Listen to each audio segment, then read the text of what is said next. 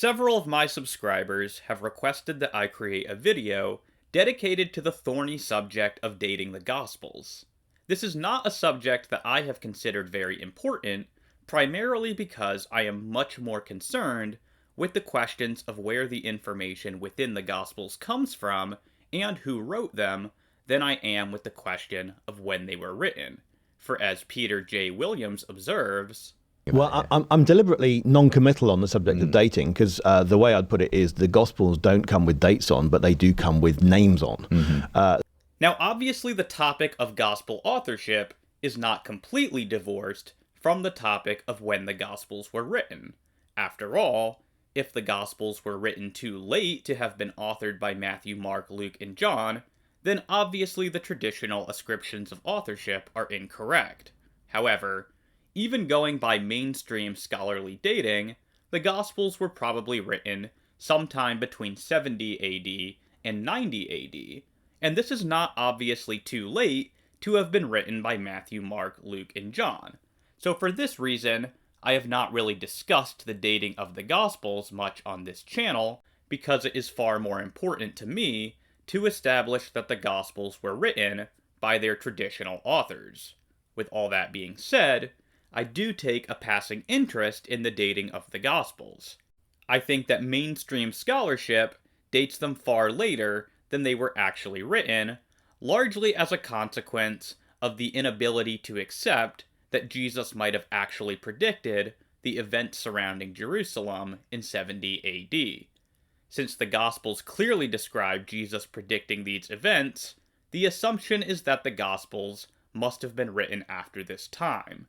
As Evan Powell says, perhaps the most significant historical event with regard to the dating of the Gospels was the siege and destruction of Jerusalem by the Romans in 70 CE.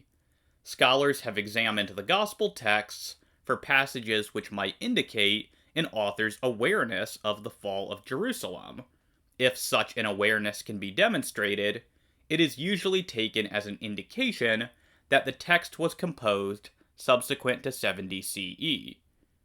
But if we are not to assume from the start that Jesus was not the Son of God, and so was not privy to God's foreknowledge, then, on pain of circular reasoning, we cannot assume that the Gospels were written after 70 AD, just because Jesus is described as predicting this event.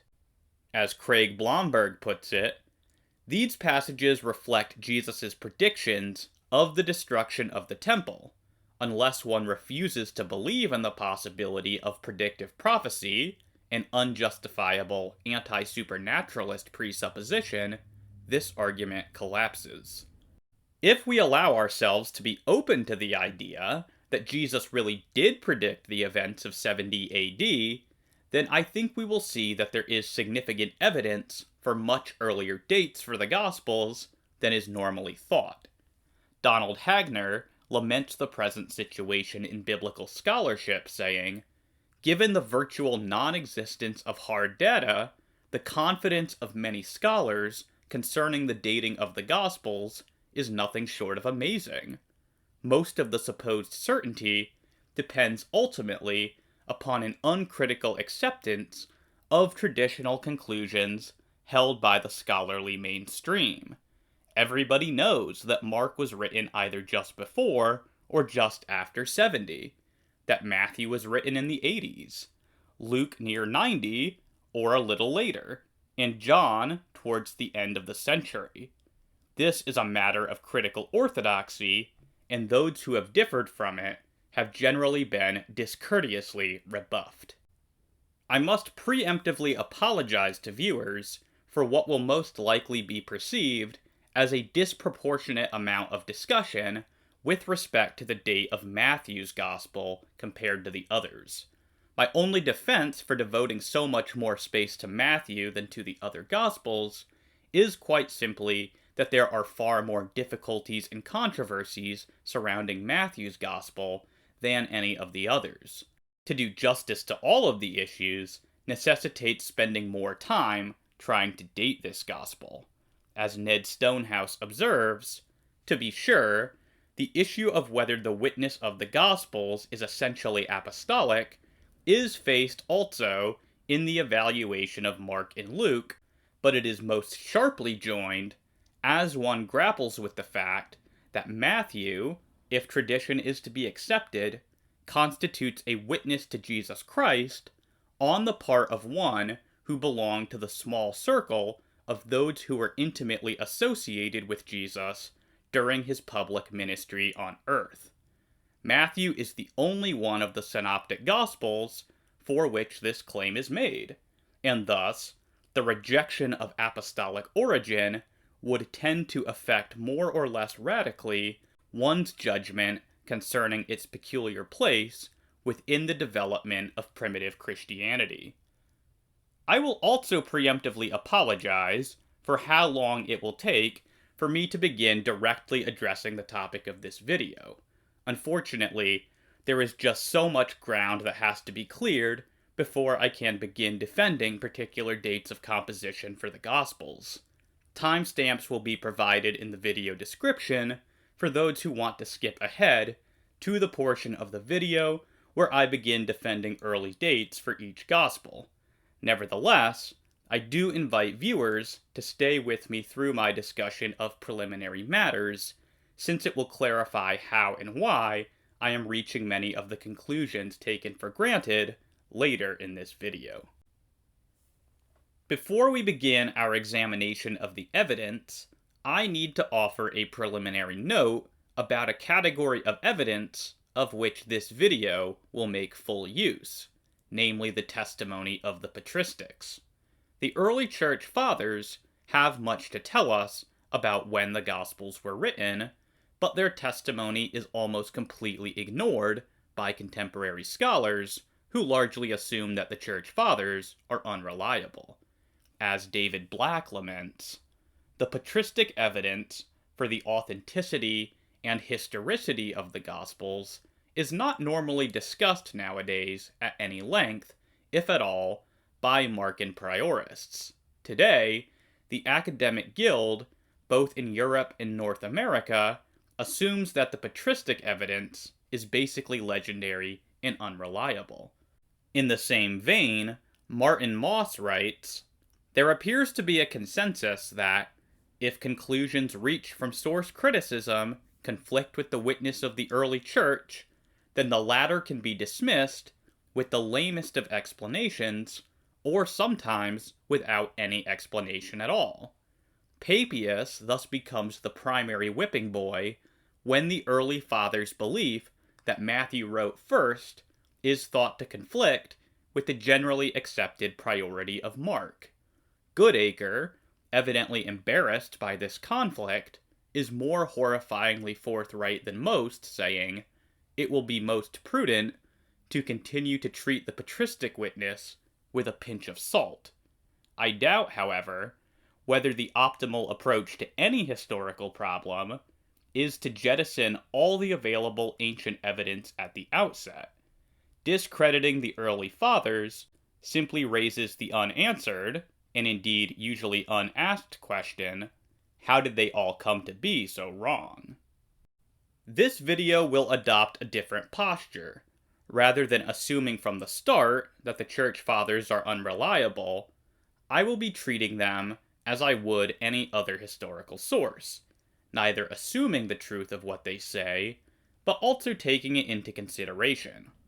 More weight will be given to earlier church fathers, as they were closer to the writing of the Gospels, and especially so when details within their narratives are independently corroborated by others. In the words of Brian Litfin, though the church fathers did not always demonstrate a critical and discerning eye, and sometimes repeated tall tales they had heard, they can still serve as valuable historical witnesses about the apostles, especially when a claim is attested by more than one church father. Likewise, I share James Edwards' sentiment when he says, "It is of course true that the fathers were pre-critical in the modern sense of that term, but were they uncritical? The formation of the gospel tradition comprises a major theme in the church fathers. It would, in fact, be difficult to overemphasize its significance in patristic literature. It is highly doubtful that a proper understanding of the synoptic tradition, and perhaps even a resolution to its formation, can be achieved by either denigrating or ignoring patristic testimony, for the fathers devoted their consideration to the problem from a historical and cultural proximity much closer than ours. When it comes to the dating of the Gospels, the three most important church fathers include Papias, Irenaeus, and Clement of Alexandria, as these are our three earliest sources, and I will suggest that they are all likely independent of each other.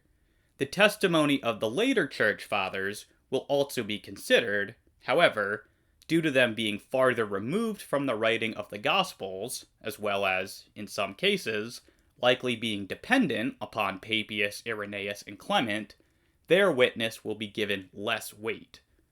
Let me state as succinctly as possible the reasons for thinking that our three earliest witnesses are independent, since this is by no means uncontroversial. Papias is uncontroversially our earliest source for the composition of both Matthew and Mark, and he tells us that he is getting this information from John the Elder, who is likely John the Apostle. Consequently, he cannot be depending on Irenaeus or Clement. Irenaeus is widely believed to be dependent upon Papias for his information concerning the Gospels due to the similarity between what they both say about the origins of Matthew and Mark. As David Sim says, it is generally agreed that Irenaeus' source for this information was Papias, the bishop of Hierapolis, who wrote about the origins of the Gospels of Mark and Matthew in the early part of the 2nd century. Similarly, Larry Chenard claims, it appears that patristic testimony subsequent to Papias was dependent upon his testimony. Since the tradition seems ultimately to rest upon the view of Papias, as cited by Eusebius, the accumulated evidence of patristic testimony, in the view of some, has very little independent worth. Likewise, Francis Watson asserts that Irenaeus is here dependent on Papias. This may seem reasonable at first glance, since we do know that Irenaeus had read the works of Papias, and he occasionally cites them.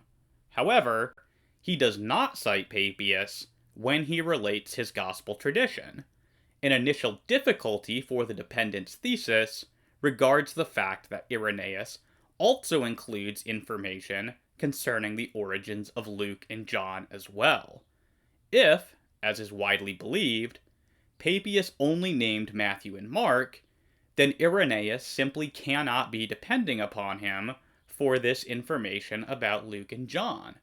In order to maintain that all of this information comes from Papias, one would essentially have to admit that Papias wrote about all four Gospels 50 to 75 years before Irenaeus, which would blow a massive hole in the popular scholarly idea that the Gospels were anonymous before the time of Irenaeus.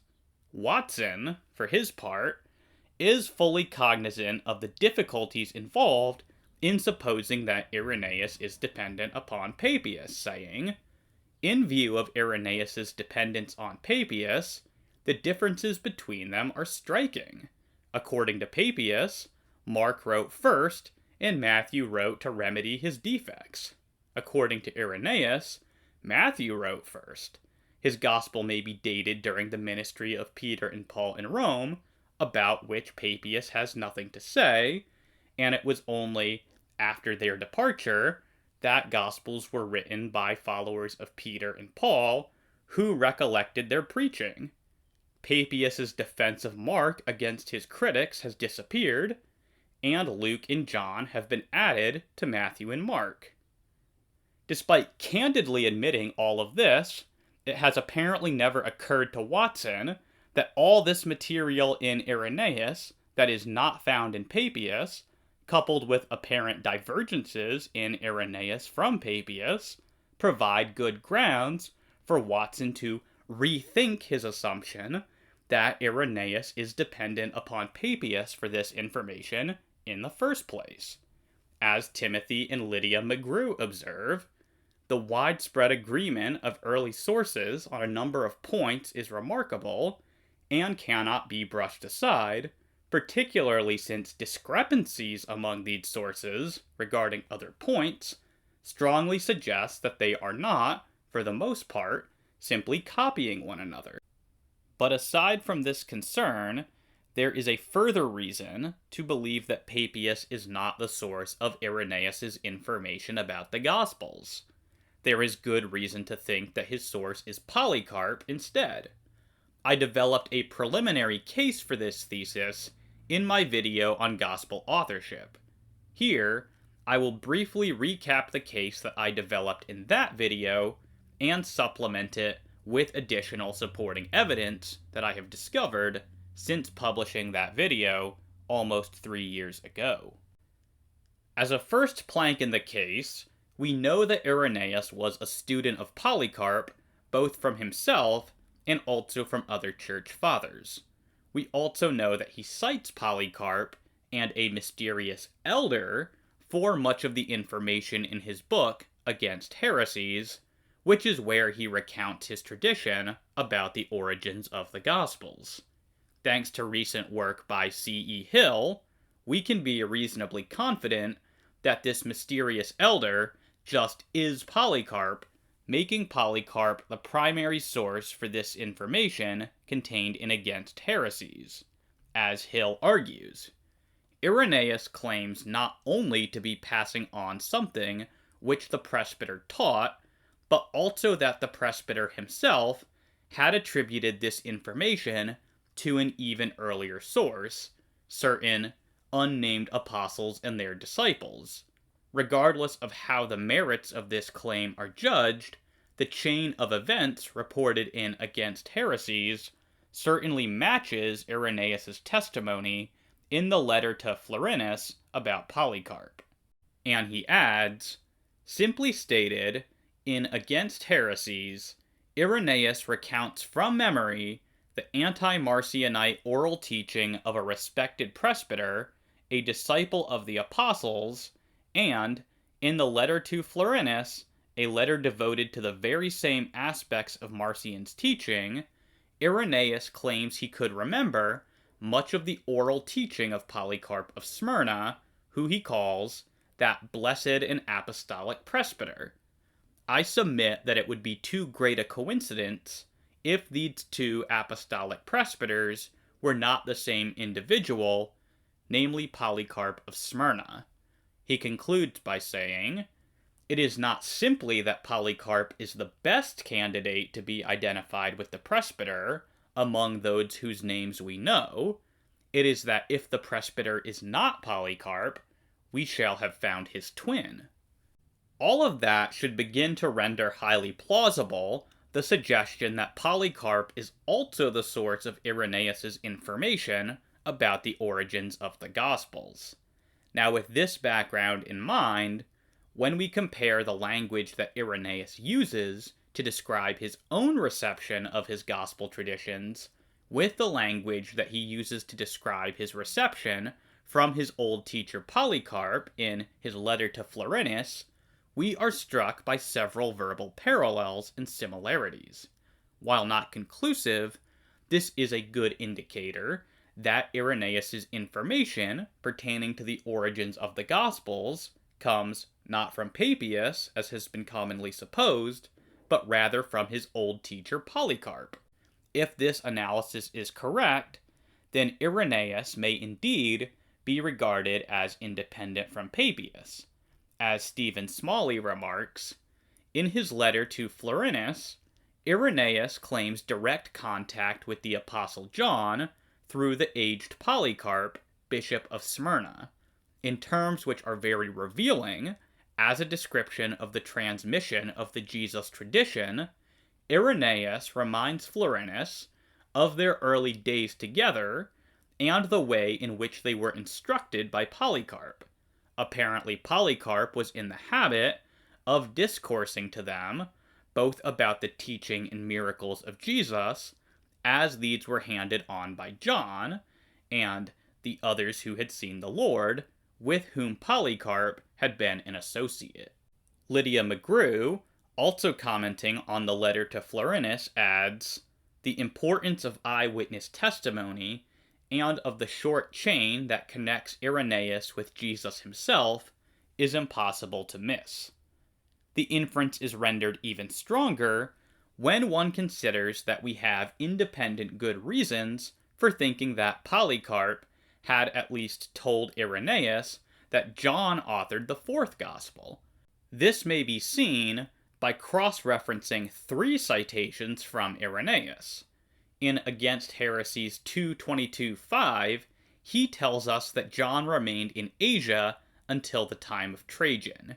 He says, "Our Lord fulfilled the office of a teacher, even as the gospel and all the elders testify, those who were conversant in Asia with John, the disciple of the Lord, affirming that John conveyed to them that information, and he remained among them up to the times of Trajan."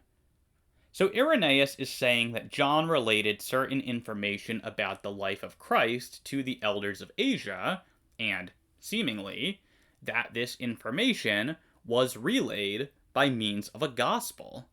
Eusebius's quotation of this passage in Ecclesiastical History 3:23-3, which is probably more accurate since it comes from the original Greek rather than the Latin translation of Against Heresies that we have today, is even more suggestive, saying, Irenaeus, in the second book of his work Against Heresies, writes as follows, "And all the elders that associated with John, the disciple of the Lord in Asia, bear witness that John delivered it to them, for he remained among them until the time of Trajan."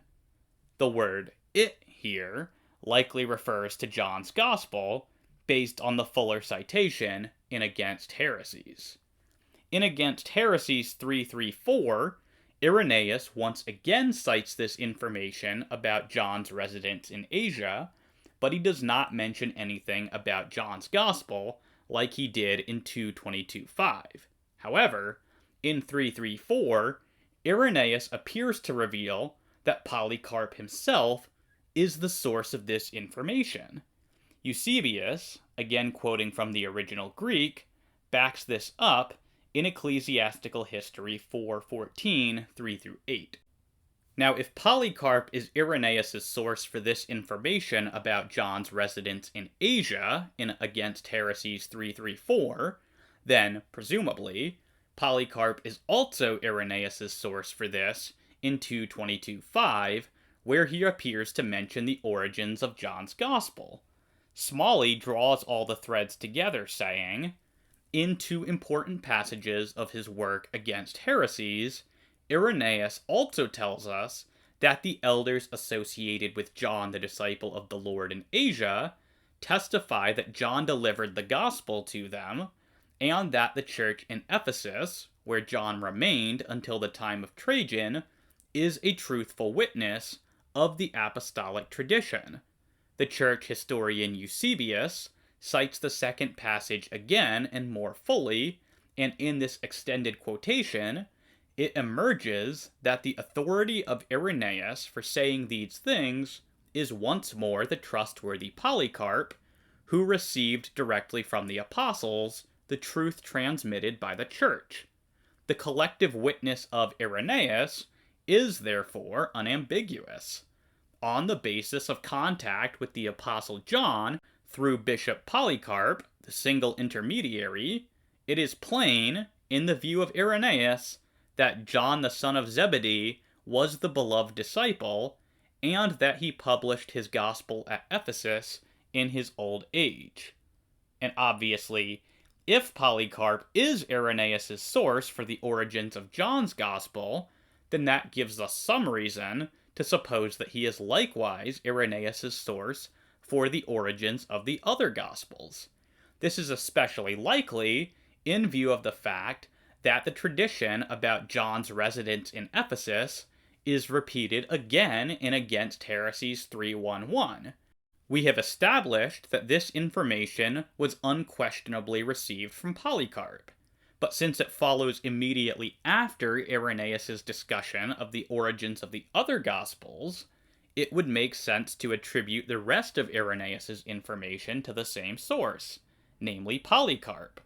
And just as a final observation, Polycarp, as Irenaeus' source for this information, fits not only with the immense influence that Polycarp obviously holds over Irenaeus' writings, but also with Irenaeus' broader theology and method. For as Kenneth Lang has demonstrated in a recent scholarly monograph, tradition is only authoritative for Irenaeus if it is connected to an apostle.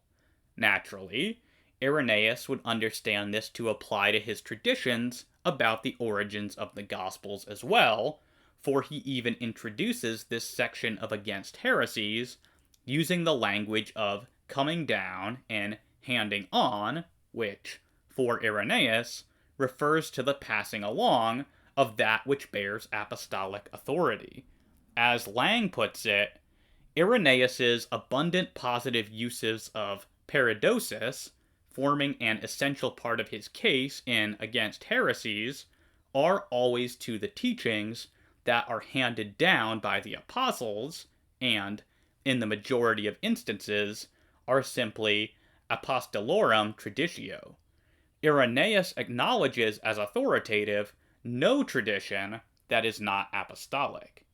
Clearly, then, Irenaeus must believe that his own traditions concerning the origins of the Gospels ultimately derive from the apostles themselves. Importantly, however, he thinks that such authoritative traditions can be relayed by way of a proxy through someone who is a close associate of the apostles. Again, Lang rightly observes, the Gospels of Mark and Luke, as well as Acts, for example, are argued at great lengths by Irenaeus to be equally as authoritative as anything written by an apostle, yet without recourse to claims of equivalent inspiration. Instead, Irenaeus argues solely on the basis of the writer's direct relationship to the apostles. Against this background, then, Polycarp emerges as the most likely person through whom Irenaeus might have received this tradition concerning the origins of the four Gospels, for Irenaeus repeatedly stresses Polycarp's connection to the apostles, and, in fact, he stresses it just 2 chapters after relaying his information about the origins of the Gospels. True, there is one place where he also connects Papias to the apostles, but he does this much less often, and in a passage that is much further removed from his discussion of the origins of the Gospels. In fact, it is not even in the same book of Against Heresies. Furthermore, even in that passage, he goes out of his way to also mention Polycarp's association with the apostles. Thus, Polycarp stands as the most likely candidate from whom Irenaeus would have been willing to receive such a tradition about the Gospels, again suggesting that his source is Polycarp and not Papias. As Hill says, those places where Irenaeus refers to the teaching of the elders, and it does not speak of any personal associations with them, are places where he is either definitely or most likely dependent on Papias, and not dependent on him personally, but on his books. On the other hand, in those places where Irenaeus does claim to be the one link away from the apostles, that link is Polycarp. Thus, I conclude that, in all likelihood, Irenaeus' information about the origins of the four Gospels is independent of Papias, and that the widespread scholarly assumption that Irenaeus' testimony may simply be written off as dependent upon Papias is wholly without merit. This is supported not only by differences and apparent divergences between their accounts, but also by Irenaeus dropping many hints that his source is in fact Polycarp of Smyrna.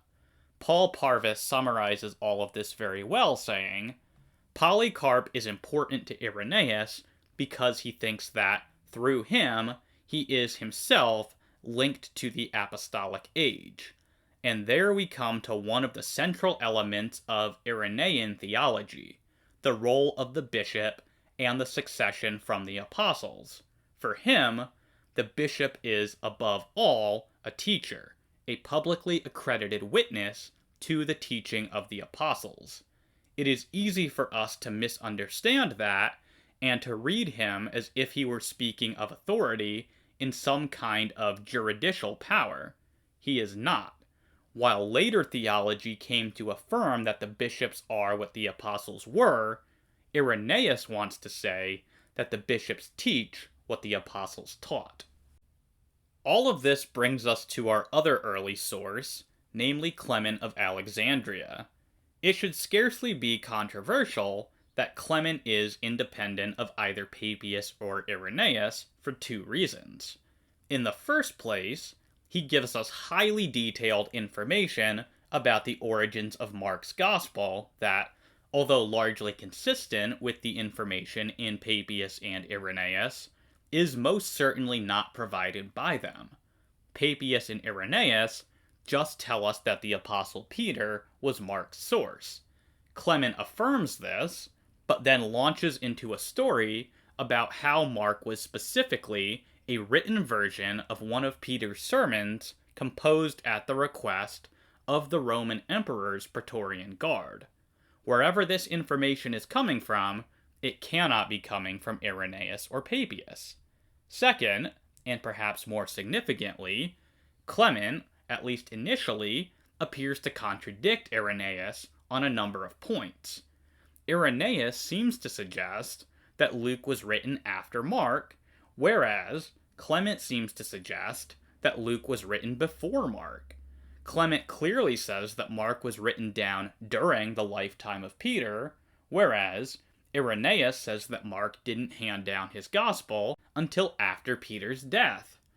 Both Papias and Irenaeus may be read as saying that Matthew was originally written in Hebrew, whereas Clement says nothing about the language of Matthew. From these facts, Ned Stonehouse concludes, when, accordingly, one examines this early evidence as a whole, and does not confine oneself to the bare question as to the order of Matthew, it is striking that the tradition on this point is far from being uniform. As I will show later, it is possible to iron out these apparent discrepancies, but the point is that the presence of even apparent discrepancies is highly unexpected if Clement simply relied upon Papias or Irenaeus for his information. The variation suggests that Clement is an independent witness. And if this were not enough, according to Eusebius, Clement himself claims that this information comes from a variety of what he calls primitive elders. Who exactly these individuals might be is not entirely clear, but it is not at all implausible that this is a reference to the apostles themselves. Certainly Clement's designation of them as being primitive elders indicates that they were among the earliest Christians. Regardless of their precise identity, for our purposes here, what is very interesting is that there is more than one of them, which indicates that Clement's account itself is based on multiple independent sources, none of which can be Irenaeus. As William Farmer points out, the reference to the plural elders should be noted. From this, it may be concluded that Clement did not know this as a tradition passed on by a single elder, but that this was a tradition that was known and received in different places in the 2nd century church. To summarize this section, then, we have seen that, although they are typically ignored by modern scholars, the Patristics can be a valuable source of information, especially when many of them independently agree on something. We have seen that there is good reason to regard our 3 earliest sources about the origins of the Gospels, Papias, Irenaeus, and Clement of Alexandria as being independent of one another. The conclusion has been that they provide multiple independent attestation to the origins of the Gospels, and, for that reason, their testimony should be given its due weight. In addition to how one weighs the patristic evidence, a further factor that will determine how one dates the Gospels regards the particular solution that they adopt towards what has been called the Synoptic Problem. Of course, it is not really a problem so much as a puzzle. The puzzle emerges as a result of the observation that the three Synoptic Gospels, Matthew, Mark, and Luke, all contain verbatim agreement in their wording, which indicates literary dependence, since it is extremely unlikely that all three Gospels would independently end up with the exact same wording so frequently. So if one thinks that Matthew and Luke, for example, depended on the Gospel of Mark, then obviously Matthew and Luke would have to be dated later than Mark. If one also thinks that Luke depended on Matthew, then Luke will also have to be dated later than Matthew. The solution one adopts towards the Synoptic Problem, in other words, will, to some extent, determine how they date the Gospels. As Evan Powell puts it, if we were able to compare the Gospels to one another and arrange them in their most probable chronological sequence, it would be a major step toward dating them accurately. In contemporary scholarship, the most widely accepted order for the Gospels is that Mark was written first. This theory is known as Markan priority, followed by Matthew, and then Luke. Some scholars also believe that Matthew and Luke utilized a lost source known as Q, but we need not concern ourselves with this hypothetical source in this video. As I indicated earlier, the patristic evidence does not agree with the order favored by modern scholars, since the patristics unanimously place Matthew first. Some scholars suggest that Papias places Mark prior to Matthew, but this suggestion is based on a very dubious interpretation of the Greek, and, as I will suggest later, new evidence confirms that Papias is in agreement with the other church fathers on the priority of Matthew. There is some apparent disagreement among the patristics regarding the order of Mark and Luke. However, I don't think that Papias or Irenaeus offer any definitive statement regarding the order of these two Gospels. Clement, at least initially, appears to say that Matthew and Luke were written before Mark. Stephen Carlson has recently questioned this interpretation of Clement, suggesting that Clement indicates that Matthew and Luke were the first Gospels to be written publicly, but not necessarily the first to be written at all.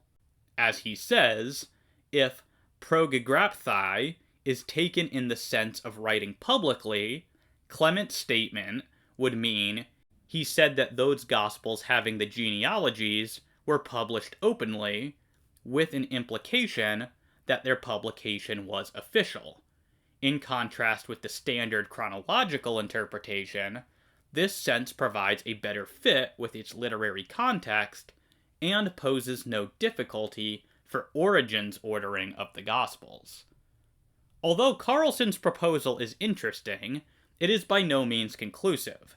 Even if it were correct, Clement's marks would remain consistent with Luke having been written prior to Mark.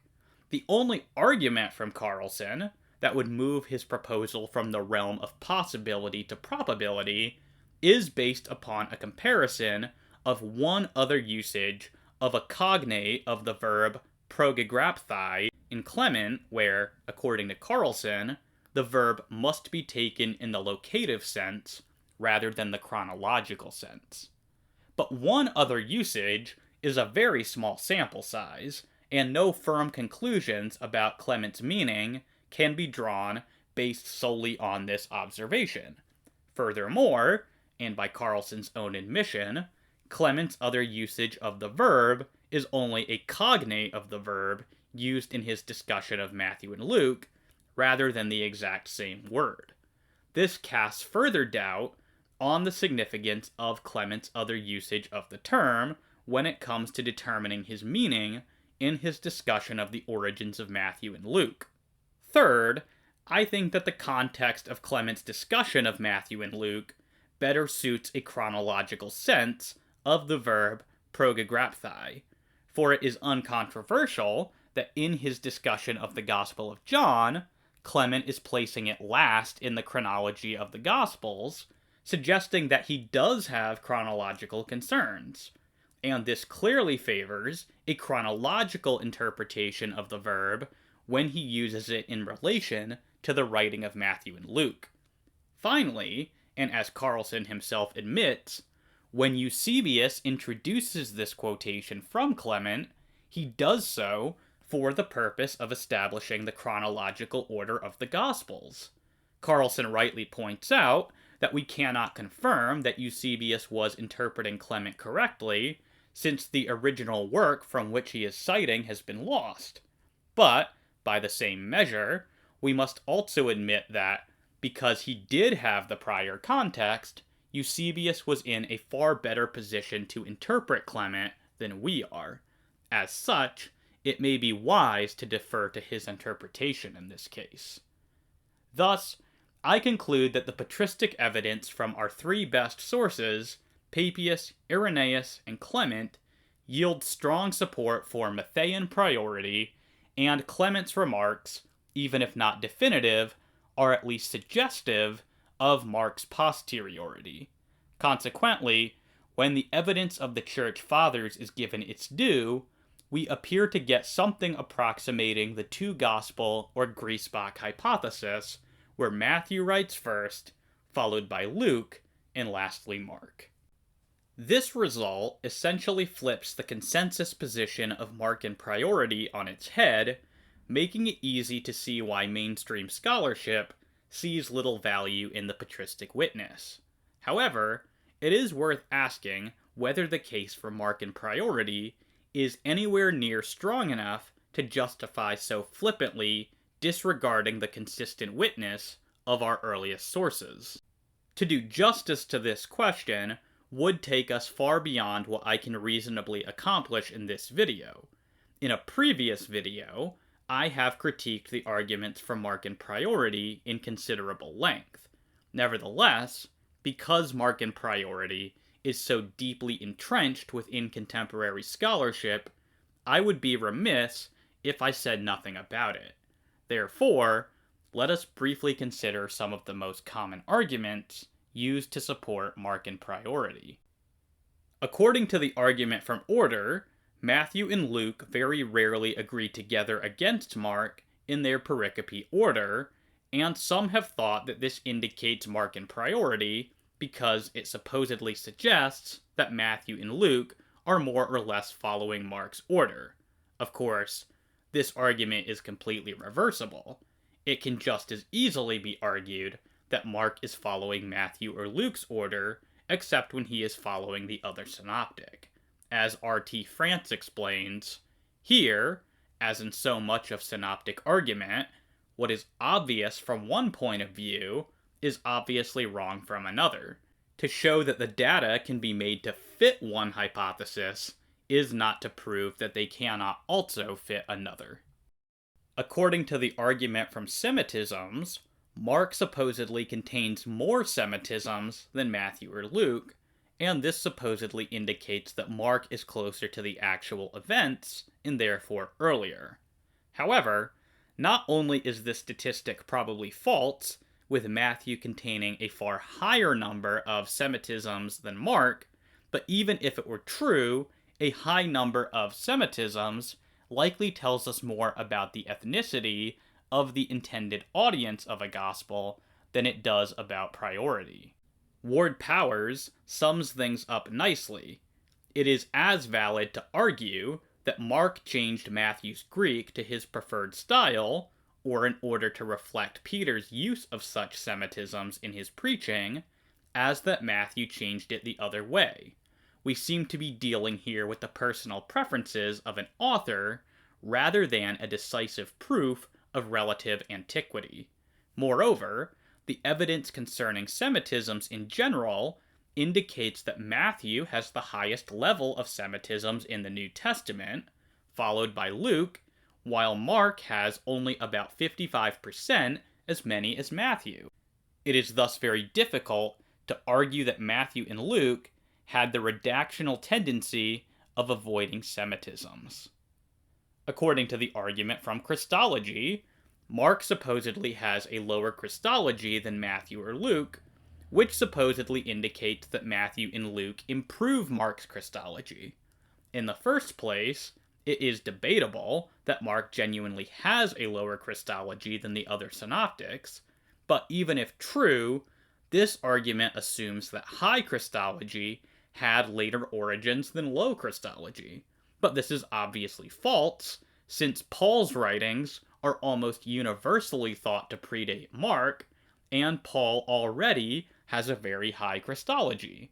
As Richard Bauckham has famously said, the earliest Christology was already the highest Christology.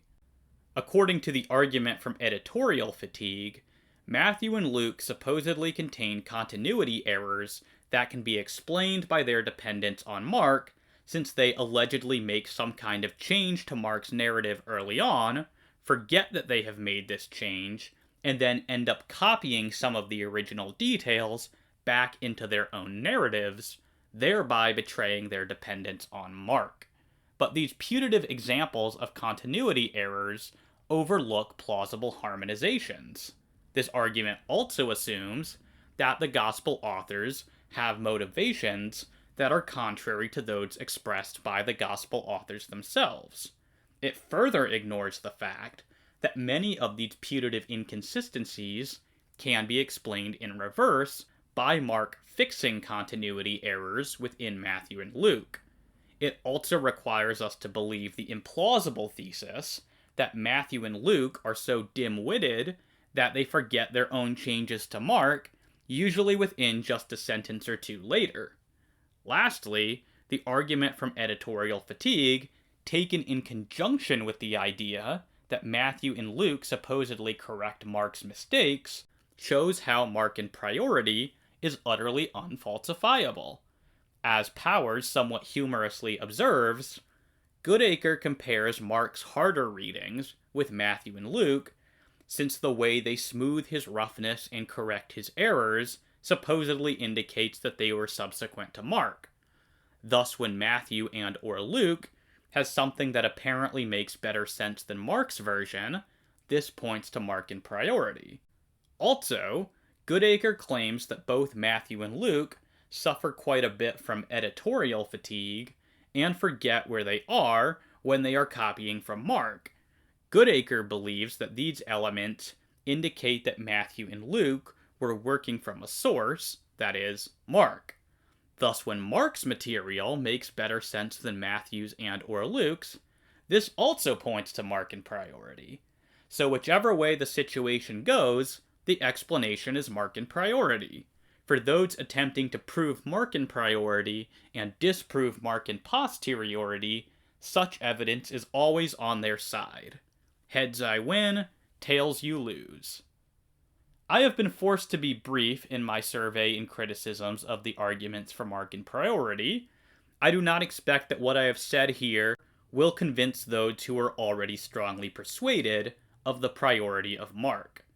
But for those who are not firmly committed either way, I hope that I have shown that the case for Markan priority is by no means conclusive, and it is certainly not so forceful as to justify carelessly jettisoning all of our earliest testimonial evidence concerning the origins of the Gospels, just because it contradicts the fashionable conclusions of modern mainstream scholarship.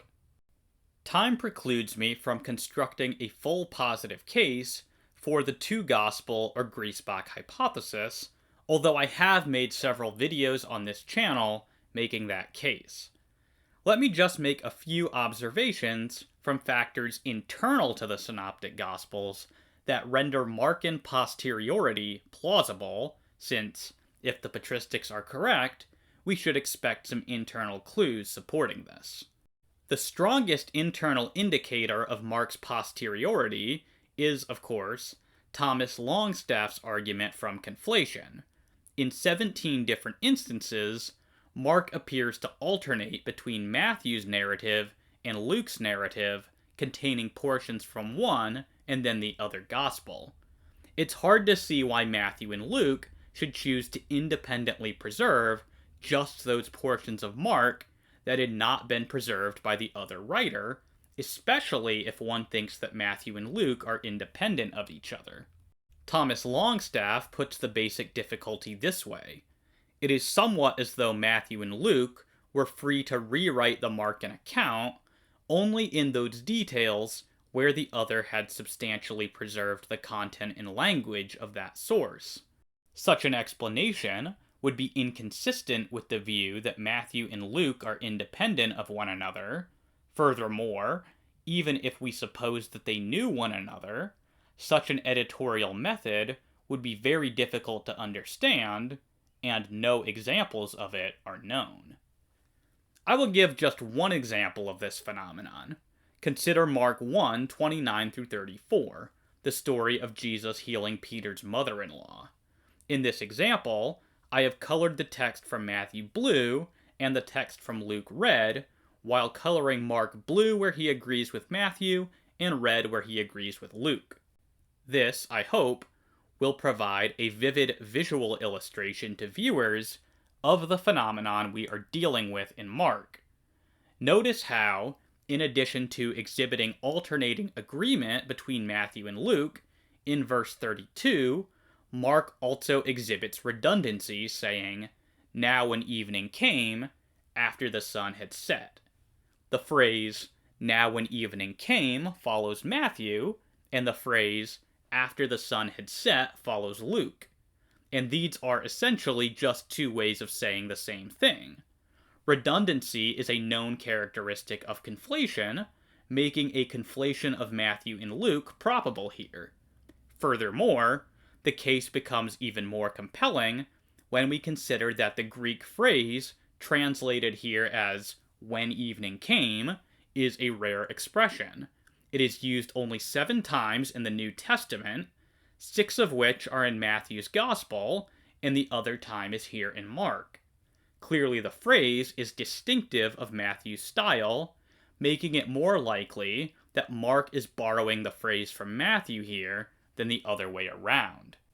As Longstaff rightly concludes, it may be concluded, therefore, that although this analysis does not prove that Mark's summary statement is in fact a conflation of those found in Matthew and Luke, such a hypothesis is a plausible one, and one which seems better to explain the complex alternation of agreement and disagreement in this pericope than does the generally accepted two-document hypothesis. Sadly, I don't have time to go through all 17 examples of this phenomenon here, but hopefully viewers get the idea. Mark looks very much like he is blending Matthew and Luke together in these places, which is much better explained on the hypothesis that he wrote last. The alternative would be to suppose that Matthew and Luke independently chose to preserve opposite halves of Mark's narrative for unknown reasons. Further evidence of Mark's dependence upon Matthew and Luke can be seen in Mark's abrupt ending. It's quite strange that, after predicting Jesus' resurrection appearances, Mark just ends without actually relaying them. It's very hard to believe that, if Mark was the first to record the life of Jesus, then he would leave out the resurrection appearances to possibly never be recorded. On the other hand, if Mark already knew that these appearances were recorded in Matthew and Luke, then at least this issue disappears. Observe also that the author of Matthew's Gospel displays a greater interest in numbers and in money than do the other synoptics. Matthew's unique material tends to include these sorts of references with much greater frequency than Mark or Luke, and yet there are a few places, such as the story of the widow who gave the 2 copper coins in Mark 12, or the reference to an ointment's worth being 300 denarii in Mark 14, where Mark makes a specific reference to money and Matthew does not. Given that Matthew is the author with the clear preference for including these sorts of details, it's not clear why he wouldn't have included this information when it was present in Mark, unless it was the case that Matthew was written prior to Mark, and so he did not have access to those details. Lastly, the extreme preference for Matthew's gospel demonstrated by the early Christians is best explained by its having been written first. As R.T. France suggests, in the first century, after the writings of our New Testament Gospels, it was Matthew which quickly established itself as the gospel par excellence, the natural place from which to expect to derive the authoritative account of the words and deeds of Jesus. By the middle of the 2nd century, the Gospel of Luke was being used more alongside Matthew, and in some circles, John was much appreciated. But neither of them ever seems to have rivaled Matthew in any part of the church for which we have documentation for the place of first gospel. A number of factors probably combined to give Matthew this place of preeminence in early Christianity. One was, no doubt, the belief, however it may have originated, that Matthew was the first gospel to be written, and, therefore, stood closest to source. Again, I defend these arguments in much more detail against critics in other videos on this channel, but hopefully I have persuaded viewers that the order of the Gospels indicated by the Patristics is at least defensible, and that therefore we should at least consider what they have to say about the time at which the Gospels were written. I now think that I have said quite enough about the Synoptic Problem for the time being, so the remainder of this video will be taking the truth of the two-gospel or Griesbach hypothesis for granted. Those who remain skeptical are still invited along for the ride. To wrap up our discussion of the Synoptic Problem, we have seen that the early church is unanimous when it comes to the priority of Matthew, and that, despite some apparent disagreement about the order of Mark and Luke, as well as some objections from Stephen Carlson, the patristic testimony still aligns best with the two-gospel or Griesbach hypothesis. We have surveyed several popular arguments for Markan priority, and shown that they are far from decisive. We have also seen that there are certain features internal to Mark, notably the phenomenon of apparent conflation, which are difficult to explain on the thesis of Markan priority. Before we move to date the Gospels, I need to offer a preliminary discussion of the timeline of the 1st and 2nd centuries, highlighting the major events so that we can more clearly see where the Gospels might have been composed in relation to these other events.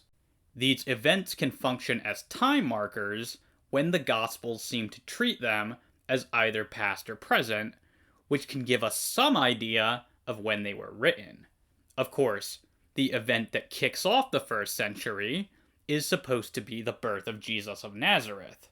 Famously, the original calculation by Dionysius Exeges is thought to be off by a few years, meaning that Jesus was likely born a little earlier than the 1st century, between 6 BC and 4 BC. This is because he is said to have been born during the reign of King Herod, who died in 4 BC. Jesus begins his ministry sometime around 30 AD, or perhaps a few years earlier. It is usually believed to have lasted about 3 years, so Jesus' crucifixion is generally placed between 30 and 33 AD. Shortly after his crucifixion, Jesus' disciples began proclaiming his resurrection and founded the Jerusalem church. We have pretty good evidence, that we will explore later, suggesting that the disciples remained in Jerusalem for 12 years, meaning that the disciples dispersed from Jerusalem around 42 AD. During this time, Paul the Apostle is converted to Christianity, probably around 36 AD. He begins writing his letters in the early 50s AD, with his earliest surviving letter, generally thought to be 1 Thessalonians, likely being written between 50 and 51 AD. Paul likely wrote the book of Romans just a few years later, between 56 and 58 AD. The existence of the book of Romans, as well as some of Paul's statements therein, indicate that a Christian church had been founded at Rome about a decade or so before. The turn of the decade brought with it new dangers for the fledgling Christian religion, as the Roman Emperor Nero began persecuting Christians in 64 AD after the Great Fire of Rome. This persecution is widely believed to have claimed the lives of both Peter and Paul no later than 67 AD. In 66 AD, the Jewish-Roman War breaks out and climaxes with the brutal fall of Jerusalem in 70 AD. At some point, Clement of Rome writes his letter to the Corinthians, which has come to be known as First Clement.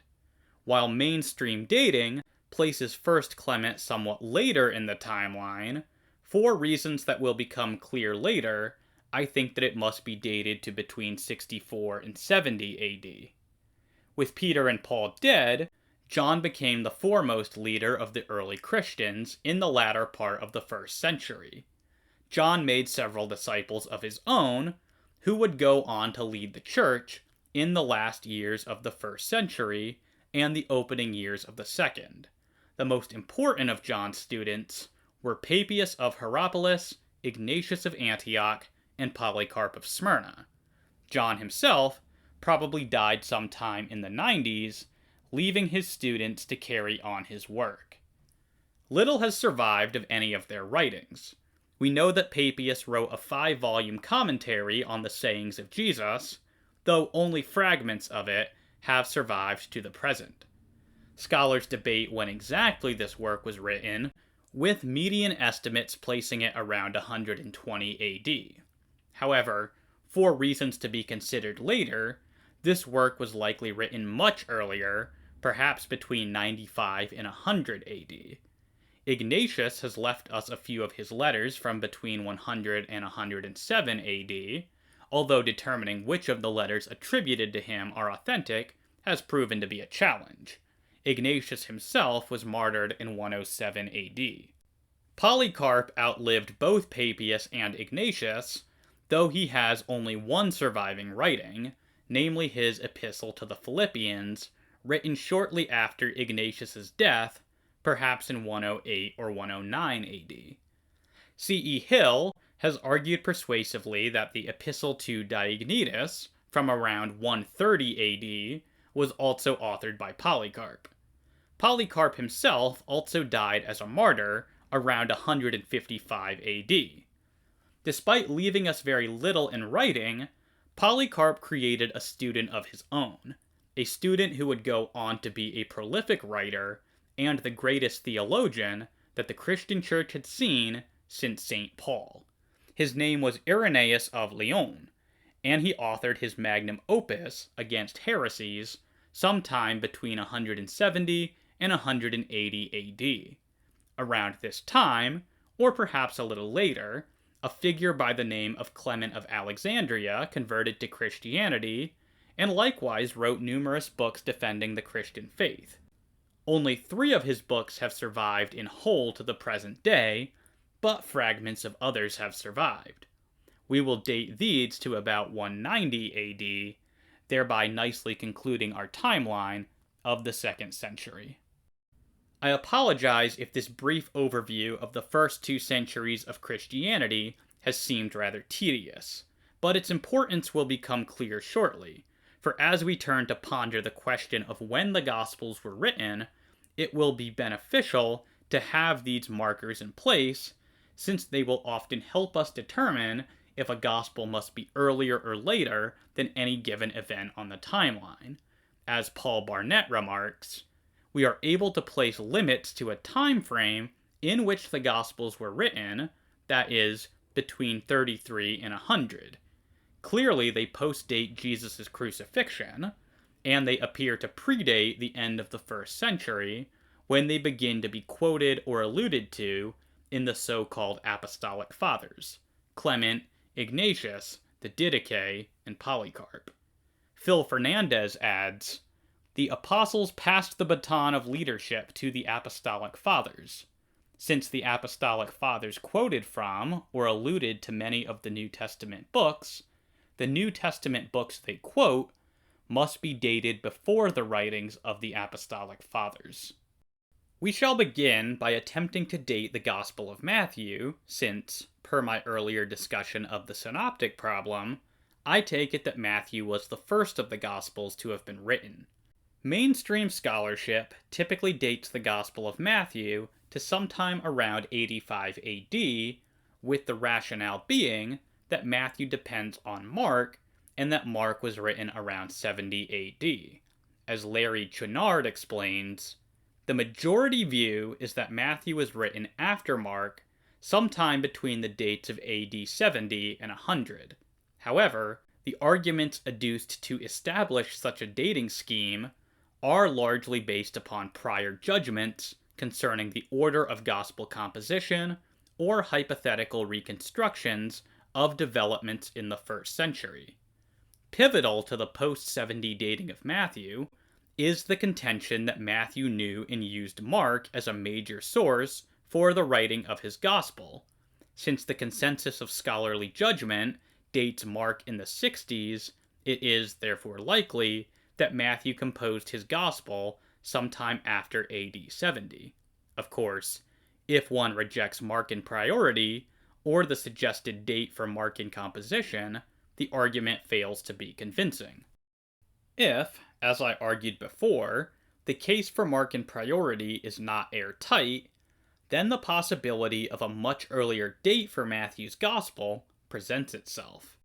As we saw, the Patristics are unanimous in affirming that Matthew was authored prior to the other Gospels. However, the Patristics also appear to tell us something else about Matthew, namely that it was written in Hebrew.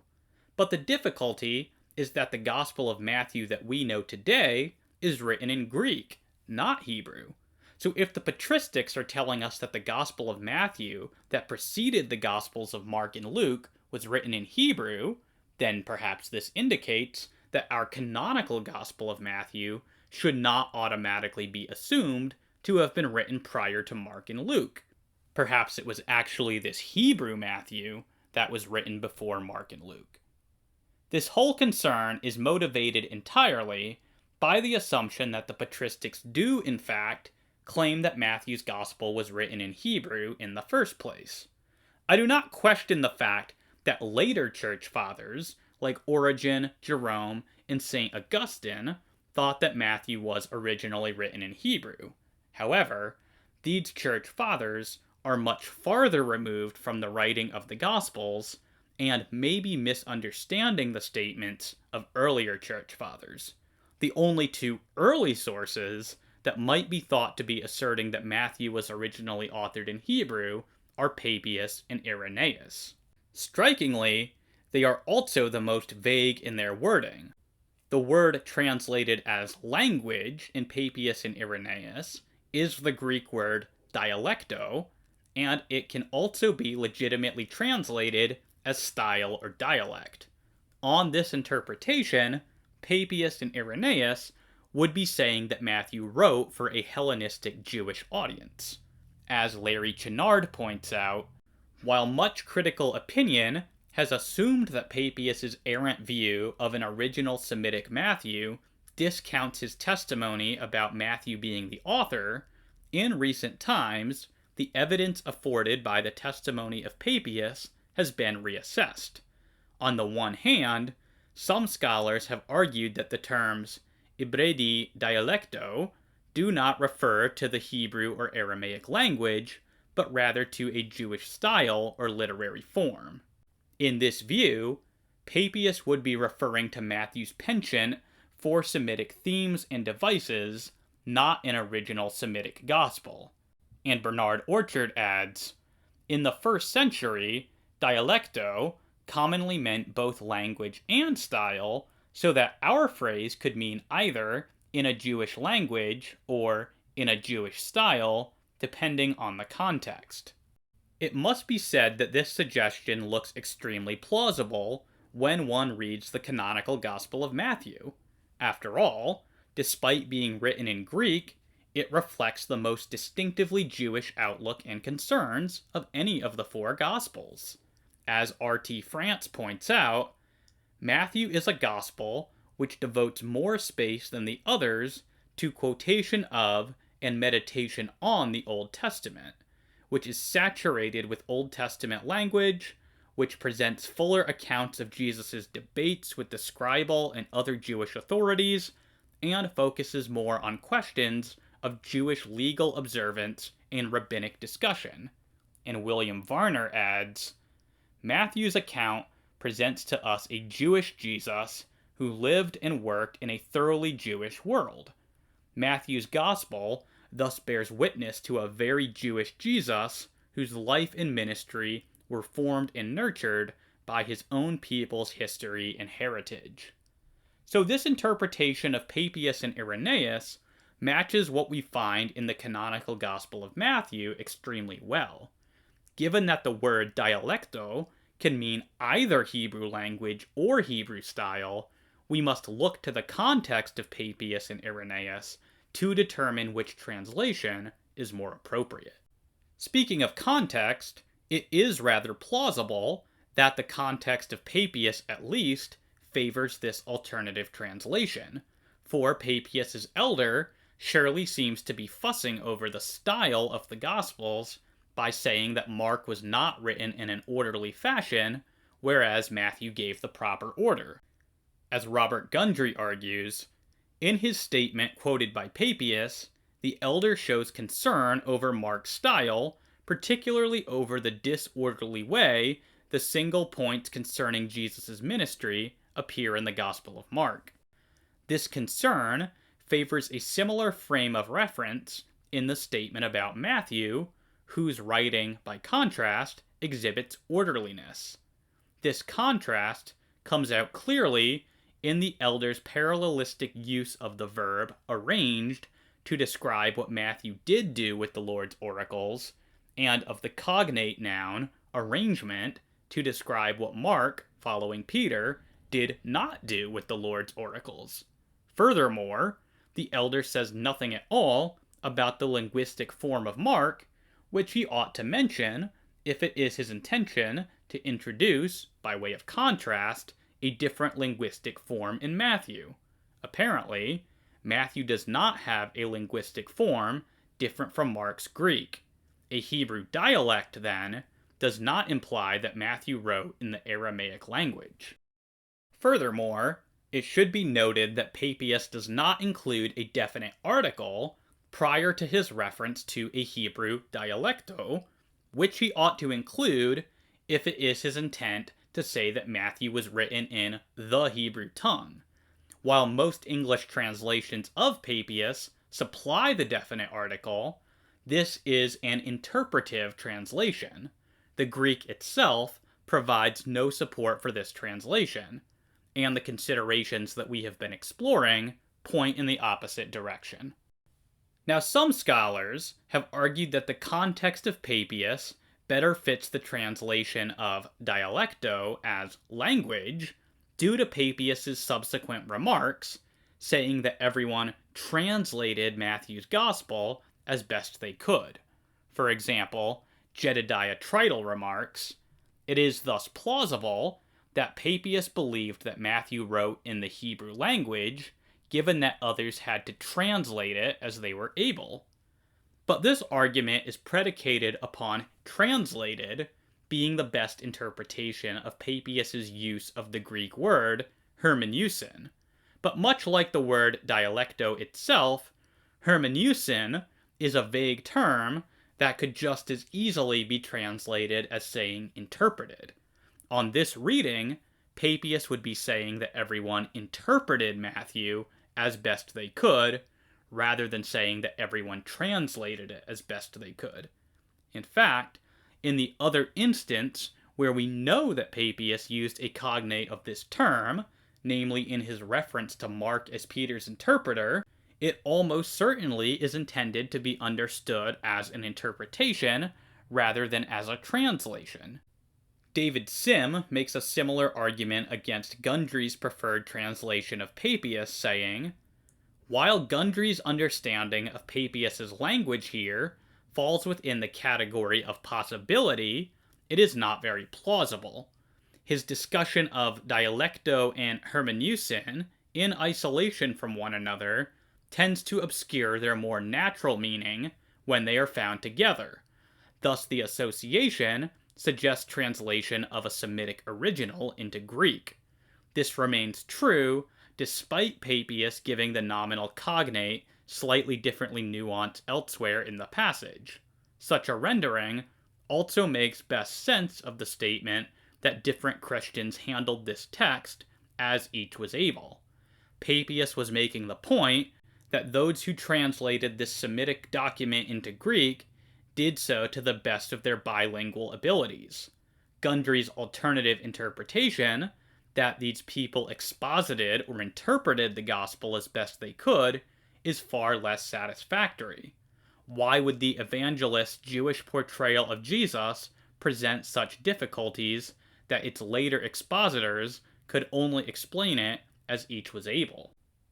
Sim's objection is more clever than Trital's, for whereas Trital had to assume a dubious reading of hermeneusin as translated, even though the term is known to refer to interpretation rather than translation elsewhere in Papias, Sim argues that the conjunction of dialecto and hermeneusin together supports translating these terms as language and translated, respectively. While Sim is right to remind us of how these terms are typically used together in literature of the time, and while this is undoubtedly the strongest point that he makes against Gundry, he neglects a very basic principle of interpretation, namely that context determines meaning.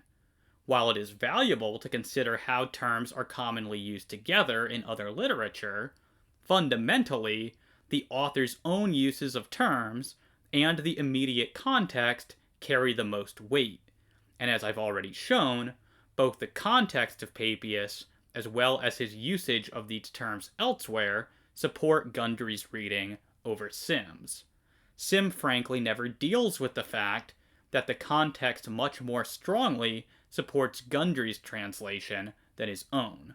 As Gundry concludes, in other connections, we should expect the conjunction of Hebrew and dialect to form a linguistic reference, but the stylistic contrast between Mark and Matthew cancels such an expectation here, and the lack of a definite article in ibridi dialecto facilitates, though it does not prove, a different reference, since dialecto always has the definite article in its 6 occurrences for language in Acts, including 3 for the Hebrew or Aramaic language.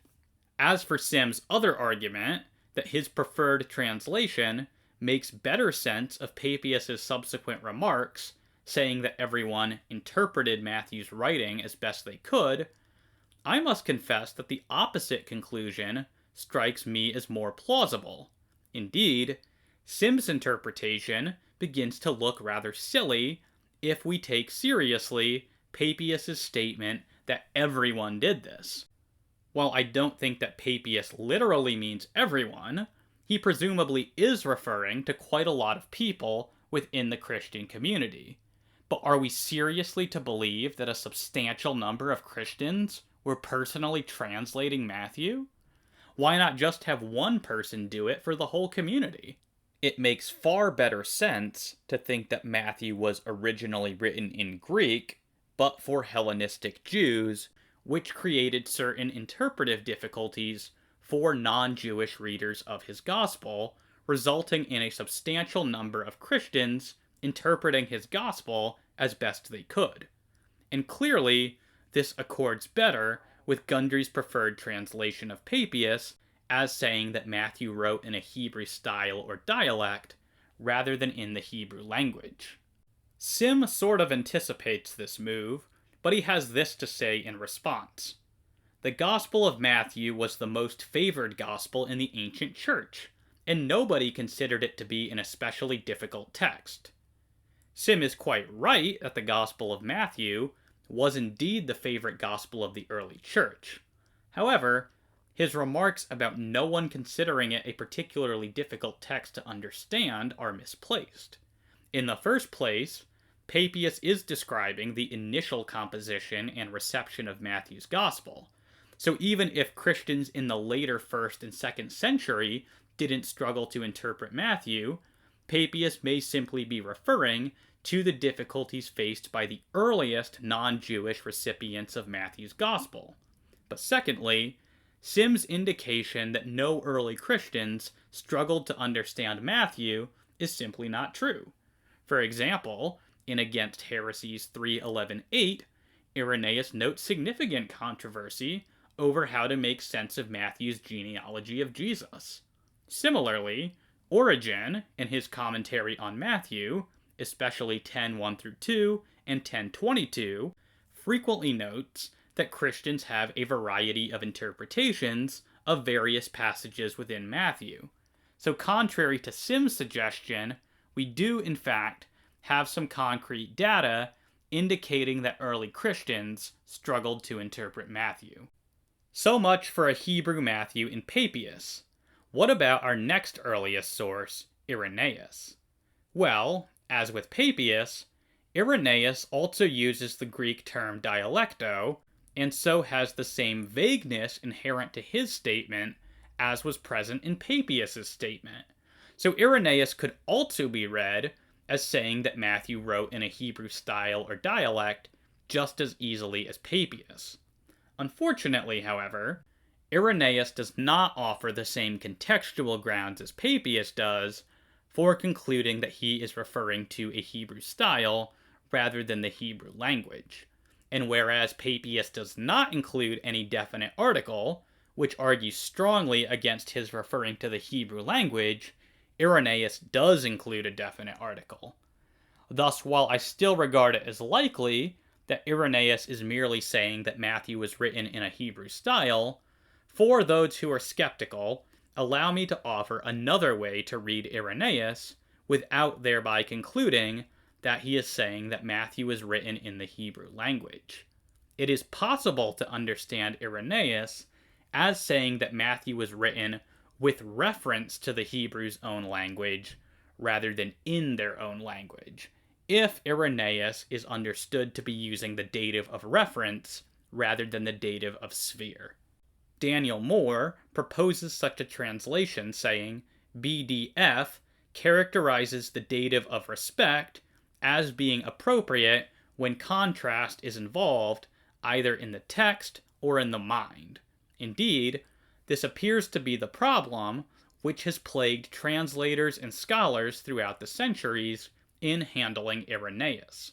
The reference-respect approach to the dative fits well in this passage if we understand the passage to be asserting that Matthew published among the Hebrews that which was in reference to their own language, but not their own language.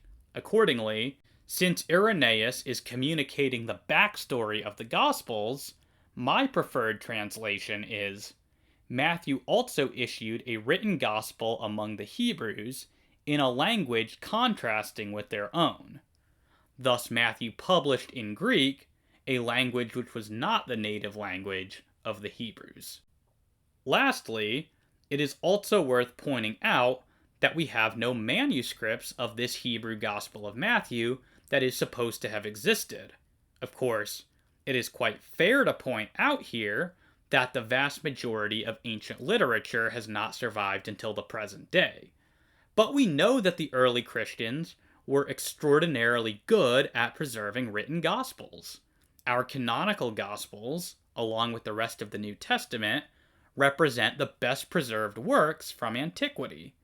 Are we really to believe that the early Christians, who took such pains to preserve the other Gospels for us, somehow completely lost this work, authored by the Apostle Matthew himself, such that no textual trace of it has survived?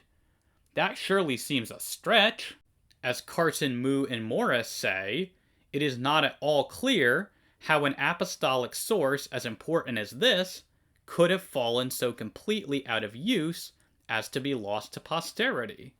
And William Varner adds, while it is possible that Papias was referring to a Gospel of Matthew written in the Hebrew language, it is hard to understand why no ancient copy of Matthew in Hebrew survives. A better approach to Papias is to recognize that the word dialect can also refer to the Hebrew style in which Matthew recorded and presented the words of Jesus. This Jewish style is evident in his gospel. But what then are we to do with later statements from church fathers like Origen and St. Augustine claiming that there was a Hebrew Gospel of Matthew? Why does Jerome think that it existed in his own day in the library of Caesarea? And why does Pantaenus think that he saw a copy among the Ebionites of India? Statements about the existence of this document abound. As James Edwards remarks, the widespread and enduring testimony in early Christianity to a Hebrew gospel is the single most important conclusion of the first two chapters. The evidence is more considerable than even specialists in the field often imagine. The tradition of an original gospel written in Hebrew is attested by 20 church fathers. As my earlier discussion has indicated, I am in the habit of taking the testimony of the Patristics seriously. However, I put the count a bit lower than Edwards, since I think the two earliest sources he includes, Papias and Irenaeus, are not saying that Matthew was written in Hebrew at all, and I think that, perhaps, this gives us some indication of how a legend may have developed. My suspicion is that these later church fathers badly misread Papias and or Irenaeus, and assumed, as many today still do, that they were saying that Matthew was written in the Hebrew language. Regarding Jerome, I suspect that what he saw and copied was the now lost Gospel to the Hebrews, which, based on his misunderstanding of Papias and Irenaeus, he assumed was Hebrew Matthew. As Donald Hagner suggests, that there was at least one, perhaps more than one, gospel in Aramaic or Hebrew known to the early church may have added to the confusion caused by Papias' statement, wrongly tempting the early church fathers to think of the Gospel of Matthew. Notably, the translations that Jerome claims come from this Hebrew Matthew bear no resemblance to the canonical Gospel of Matthew, and his own Latin Vulgate is clearly translating from the Greek Matthew that we possess today, rather than whatever Hebrew Gospel Jerome possessed. As R.T. France summarizes, Jerome frequently refers to a Gospel according to the Hebrews, which he claims to have translated himself into both Greek and Latin. He associates it with the Nazarenes, and it was the Nazarenes who he claims gave him permission to copy the Hebrew original of the Gospel of Matthew. Yet the passages he quotes from the Gospel according to the Hebrews are clearly not from the canonical Matthew. Here, then, there is good reason to suspect a confusion between the assumed original Hebrew Matthew and a separate but related Gospel according to the Hebrews, which was in fact preserved in Hebrew or Aramaic. The situation is unclear in several ways, but there is enough common ground among the various patristic references to indicate the existence of at least one Semitic gospel in use among Jewish Christian groups, Ebionites and Nazarenes, which they associated with the name of Matthew, but which was in fact different from the canonical Gospel of Matthew. In that case, it is at least possible that the tradition that the canonical Matthew was written in a Semitic language arose from a confusion such as we see in the case of Jerome. Whatever the reason, it seems that the widespread tradition of the original language of Matthew was wrong. Pantaenus' reference to a Hebrew Matthew among the Ebionites of India might similarly be explained by him confusing the Gospel to the Hebrews for a Hebrew Matthew that he mistakenly believed to exist based on his own misreading of Papias and Irenaeus. Pantaenus himself was Sicilian, and it is doubtful that he was even able to read Hebrew or Aramaic. This is perhaps why he describes this gospel as being written in Hebrew letters, potentially betraying the fact that he himself could not read the document but could only recognize the type of lettering. Pantaenus' account is further hampered by the fact that he reports the Ebionites as claiming that Bartholomew left them this Hebrew gospel, even though Thomas is the apostle who is more strongly associated with India. The likelihood of a language barrier between Pantaenus and the Ebionites renders plausible Orpah Slack's suggestion in The Jews of India that Pantaenus misunderstood the Ebionites and thought that they had claimed that Bartholomew gave them this gospel when, in reality, it was the Apostle Thomas. This is somewhat plausible when one considers that church tradition generally places Thomas rather than Bartholomew in India, and that the Aramaic term for St. Thomas, Mar Thoma, sounds somewhat similar to the Hebrew name for Bartholomew, Bar Ptolemy. If Pantaenus could not even understand the language of the Ebionites, then it is virtually certain that he could not read whatever gospel they had. This means that he could not verify that it was a Hebrew Gospel of Matthew. It might have been any Hebrew document. In short, there is just too much margin for error regarding Pantaenus' claim to have seen a Hebrew Matthew for us to have any confidence in his testimony. Furthermore, what other church fathers tell us about this Hebrew Ebionite gospel tends to confirm that it was nothing like canonical Matthew. Epiphanius tells us that it does not contain a genealogy of Jesus and contains other heretical material. This is corroborated by Irenaeus, who tells us that the Ebionites used only the Gospel of Matthew, but also that they denied the virgin birth. Presumably, this indicates that whatever gospel they had did not include the nativity story, further distinguishing it from the Gospel of Matthew that we know today.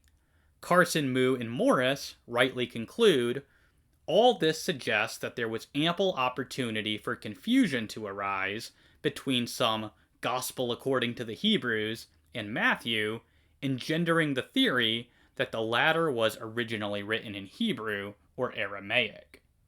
So to conclude, I do not think that we need to assume the existence of a Hebrew Gospel of Matthew. Our two earliest sources are best interpreted as saying that Matthew wrote in Greek for Hellenistic Jews. The later sources, attesting to the existence of this work, can easily be seen as misreading the earlier sources and confusing what they describe with the Gospel to the Hebrews. And this accounts for the total absence of this Hebrew Gospel of Matthew from the manuscript tradition. Consequently, I will be proceeding on the assumption that there never was a Hebrew Gospel of Matthew, and, therefore, that when our early sources claim that Matthew was the first Gospel to have been written, they are indeed placing the canonical Gospel of Matthew first in the timeline. There is a further concern about Papias' testimony, and whether it refers to the canonical Gospel of Matthew, which is distinct from the issue of the language in which Matthew is supposed to have been written. This arises from Papias' use of the term logia, or sayings, in reference to Matthew, which some have thought indicates that the text to which Papias refers is a sayings gospel, much like the Gospel of Thomas. This would mean that the Gospel of Matthew that Papias knew contained no narrative, and this would distinguish it from canonical Matthew. Now, I have dealt with this objection to identifying Papias' Gospel of Matthew with our canonical Gospel of Matthew in detail in my video on Gospel authorship, so I won't belabor the point here, but allow me to briefly summarize the problems with this objection. The major problem is that the idea that logia can only refer to sayings is certainly wrong, for Papias likewise uses the term in reference to Mark's Gospel in the very same passage. There, he is very careful to specify that logia includes both the sayings and the actions of Jesus, meaning that Papias does not use this term to exclusively refer to sayings. The other problem for this objection is that other early Christians, like Irenaeus and Origen, also use this term to refer to the Gospels, suggesting that the term logia was simply an early Christian synonym for gospel. There is also a long laundry list of more general objections to the historical reliability of Papias, ranging from Eusebius calling him a man of low intelligence to his supposedly getting the details of Judas's death wrong. This is not the place to get sidetracked by offering a full-scale defense of the reliability of Papias, though I have done that in my video on gospel authorship. Much more can be said here, but for the remainder of this video, I will be taking it to be established that Papias was indeed referring to our canonical Gospel of Matthew. To summarize this section, we have seen that the earliest sources, typically taken to attest to the existence of a Hebrew Gospel of Matthew, are better interpreted as saying that Matthew wrote in Greek, but for a Jewish audience. The later sources, testifying to the existence of a Hebrew Matthew, appear to be greatly confused, and it is noteworthy that there is no manuscript evidence for a Hebrew Gospel of Matthew. The conclusion is that there is no good reason to think that the earliest church fathers are not talking about our canonical Gospel of Matthew when they place it first in the timeline. Regrettably, there is one further obstacle to the patristic case for Matthean priority that we must now address. Many scholars, including R H Gundry, whom I cited approvingly in the previous section, believe that Papias actually claims that Mark was written prior to Matthew. As he says, when recognized as referring back to the statement about Mark, un contains an immensely important implication for synoptic studies. The word normally carries the inferential meaning, therefore. So the elder, i.e., the Apostle John, is saying that Matthew wrote his gospel for the precise purpose of bringing order out of the chaos in Mark. Thus we have astonishingly early external evidence that Mark wrote first and that Matthew knew Mark's gospel and wrote his own in view of it. Similarly, Francis Watson writes, so, un suggests that Matthew wrote after Mark and in response to the perceived deficiency in Mark. As the verb indicates, Matthew did what Mark and Peter did not do. Mark was defective through no fault of his own. Matthew wrote his gospel to make good his predecessor's deficiency. Papias and his elder consider Matthew's gospel superior to Mark's. They also presuppose Markan priority. But contrary to what Gundry and Watson indicate, this observation is far from decisive. The inference hinges entirely upon the idea that something like so, or therefore, is the best translation of the word un, which is already not certain. As Ward Powers points out, Gundry's argument, however, depends totally on the meaning of un, therefore, in Eusebius 3:39-16.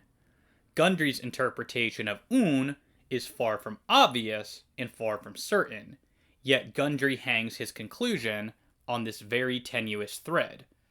Furthermore, this argument assumes that Papias' remarks about the origins of Matthew's gospel follow immediately after his remarks about the origins of Mark's gospel. That is the only way to conclude from this that Papias is tacitly affirming Markan priority. While it is true that Eusebius, our source for both of these statements from Papias, cites the tradition about Mark prior to the tradition about Matthew and in close proximity to one another, they are nevertheless two separate citations from Papias' works. We cannot be confident that the tradition about Matthew is written after the tradition about Mark in Papias' original writings, and even if it were, We certainly could not be confident that it followed immediately after the tradition about Mark. There may have been any number of things discussed in between these two statements. This is a significant vulnerability for the argument that Papias attests to the priority of Mark.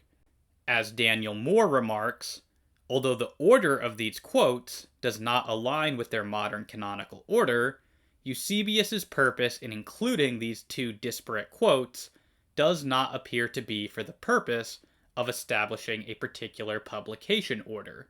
And R.T. France adds, Papias's comments on Matthew and Mark are disappointing, as he does not indicate the date of writing of either gospel, nor do we know from Eusebius's separate presentation of the two statements whether and in what way they were related to each other in their original context.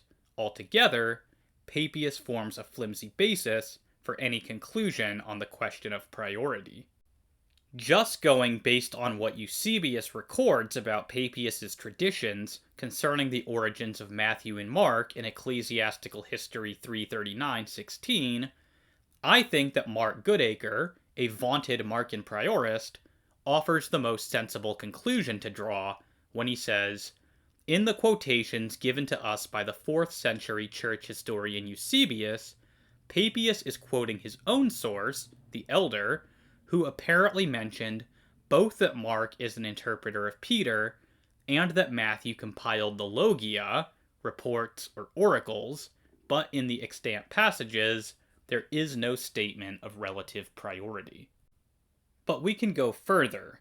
C.E. Hill has published numerous works arguing that Eusebius records a fuller statement of Papias's gospel traditions in Ecclesiastical History 3:24, 5-13. Here, Eusebius recounts an unnamed record which attests to the priority of Matthew. Hill's literary analysis of this passage finds striking similarities between what this unnamed source records about the origins of the Gospels and what Papias uncontroversially said about the origins of Matthew and Mark. I have developed Hill's case for thinking that what Eusebius records here just is Papias's fourfold gospel tradition in detail in my video on gospel authorship. Suffice it for now to say that both Papias and this unnamed source share common concerns, similar ways of speaking, similar and unusual sentence constructions, and even rare words that are known to be a part of Papias's vocabulary, but are not known to be common to Eusebius's vocabulary. As Hill points out in a detailed article on the subject, 3 times in the short space of 339:15, Papias's account of Mark, there occurs a distinctive feature of the elder's peripheristic use of poio in the middle voice with an accompanying noun. The same feature turns up here in 324:7, where Eusebius is paraphrasing his source. The elder quoted by Papias in 339:15 also has a distinctive way of speaking about the contents of the Gospels.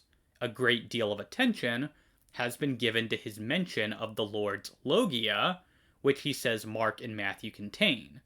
This has sometimes obscured the fact that this presbyter also speaks of Mark as recording the things said or done by the Lord, using here the aorist passive participle. The source used by Eusebius in 324 uses the same notation. The passive participle aorist, or perfect, of preso for the deeds of Jesus in the Gospels occurs no less than 4 times in Eusebius's paraphrase and summary of his source. And in another work he concludes, both accounts also stress the respective apostles' work of preaching before they wrote. What is more, after introducing the accounts of both Gospels, Eusebius follows the first excerpt about John with the words, "And the record is surely true." The record here, naturally referring to the preceding one. Eusebius is definitely presenting this account of the origins of Matthew and John as from a single written source, and, though he does not name that source, there is no credible alternative to regarding it as Papias of Hierapolis. These common elements and concerns point to a common source. From a comparison with the other Papian fragments on the Gospels in Eusebius, then, there is fairly conclusive support for regarding Eusebius's source in 324, 5-13, as being Papias's tradition about the fourth Gospel. A further point in support of Hill's thesis, though Hill himself does not make it, comes from the anti-Marcionite prologue, where we read that Papias recorded that John wrote the fourth Gospel. This would corroborate Hill's thesis that Papias did indeed have traditions about all four Gospels. Of course, the anti-Marcionite prologue is not regarded as being especially historically reliable, but even granting that it is not, it still contains a direct reference to the works of Papias, claiming that he spoke about the origins of the Gospel of John. And that would be a very odd thing to fabricate, especially at a time when Papias's writing still existed, and this claim could be fact-checked easily. Monte Shanks reminds us, there is some question regarding the credibility of the author of this fragment when handling historical material. It should be noted, however, that he was not inaccurate with respect to everything he wrote concerning Papias. He correctly noted, for example, that Papias was from Hierapolis, and that he had written a 5-volume work. While certain material contained in this fragment requires critical analysis, this fragment should not be unnecessarily marginalized as having no historical value.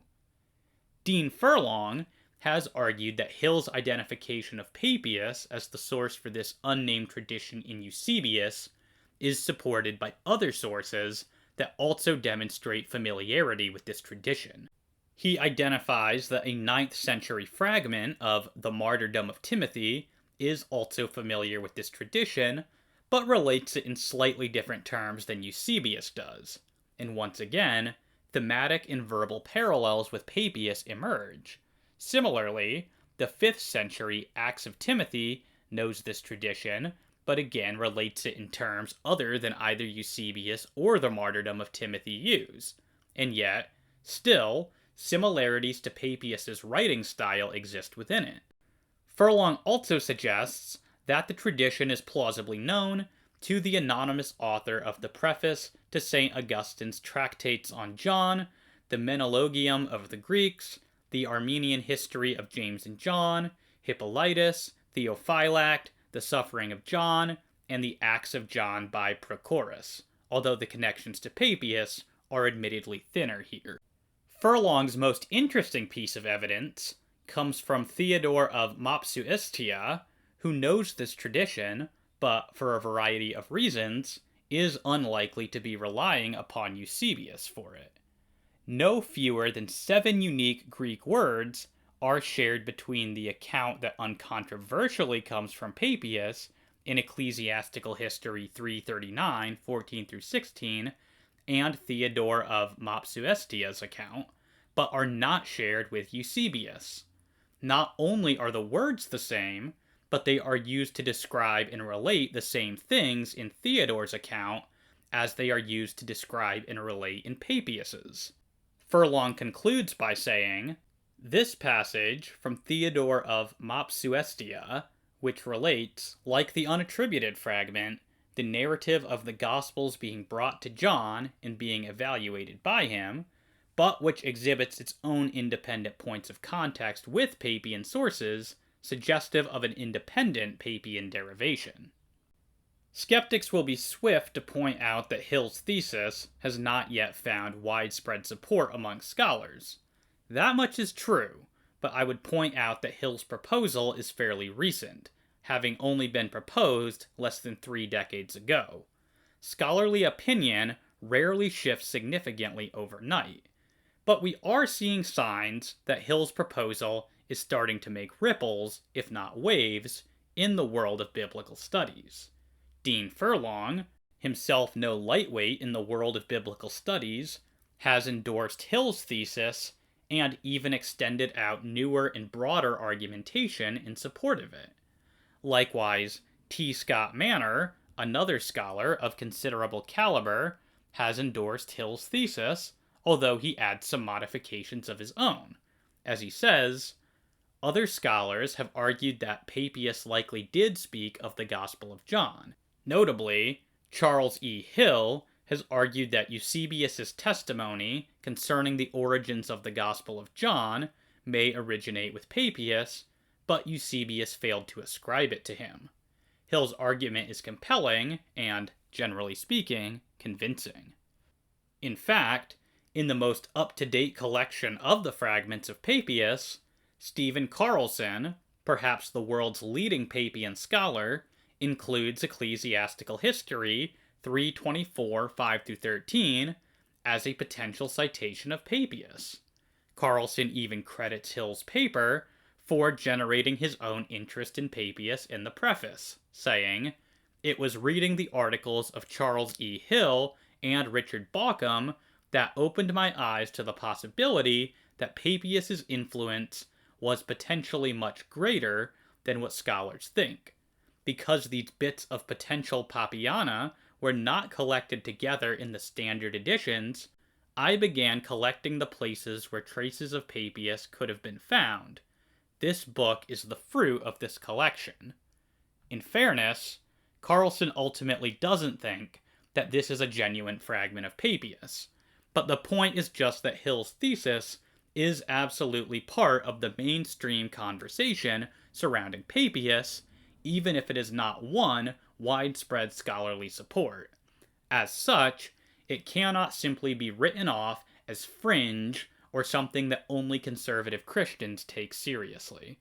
Later on, when we discuss the date of composition for Luke and Acts, I will also argue that Papias quotes from Luke's Gospel at one point, meaning that Papias did indeed know all four Gospels, and this substantially strengthens Hill's thesis.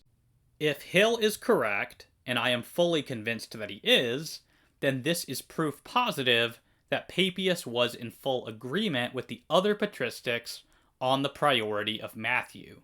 As far as I am concerned, this is the final nail in the coffin of this frankly desperate and tiresome argument that Papias affirmed Markan priority.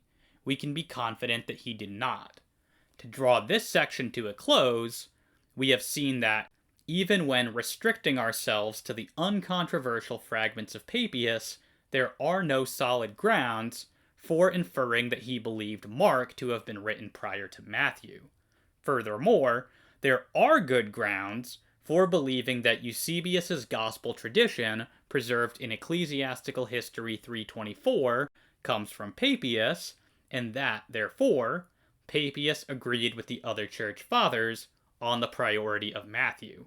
Because of these two considerations, it should no longer be claimed that Papias provides some sort of primitive knowledge of Markan priority.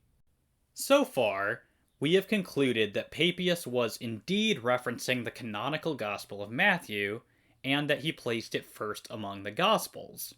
This information is helpful in dating Matthew, but just how early does Papias allow us to place Matthew in the timeline? Well, to answer that question, we must determine where Papias himself falls in the timeline.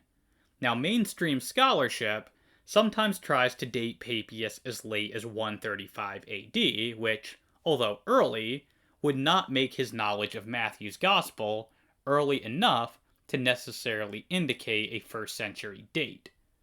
The main argument for dating Papias to 135 AD comes from a statement by the 5th century Christian historian Philip of Side. Philip claims that Papias issued an apologetic to the Roman Emperor Hadrian, wherein he claimed that people who Jesus had raised from the dead were still alive during Hadrian's reign. Now, Hadrian was emperor from 117 AD to 138 AD, so the assumption is that, if Philip is correct, then Papias had to be writing during that time. Of course, there are several problems here. The first is that, even if we were to accept Philip's statement at face value, since Hadrian's reign began in 117 AD, Papias could have been writing closer to 117 than to 138. There's no reason for assuming that Papias had to be writing towards the end of Hadrian's reign. But second, and much more seriously, as we shall see, there are good reasons in Eusebius for dating Papias' writings much earlier, perhaps as early as the end of the 1st century.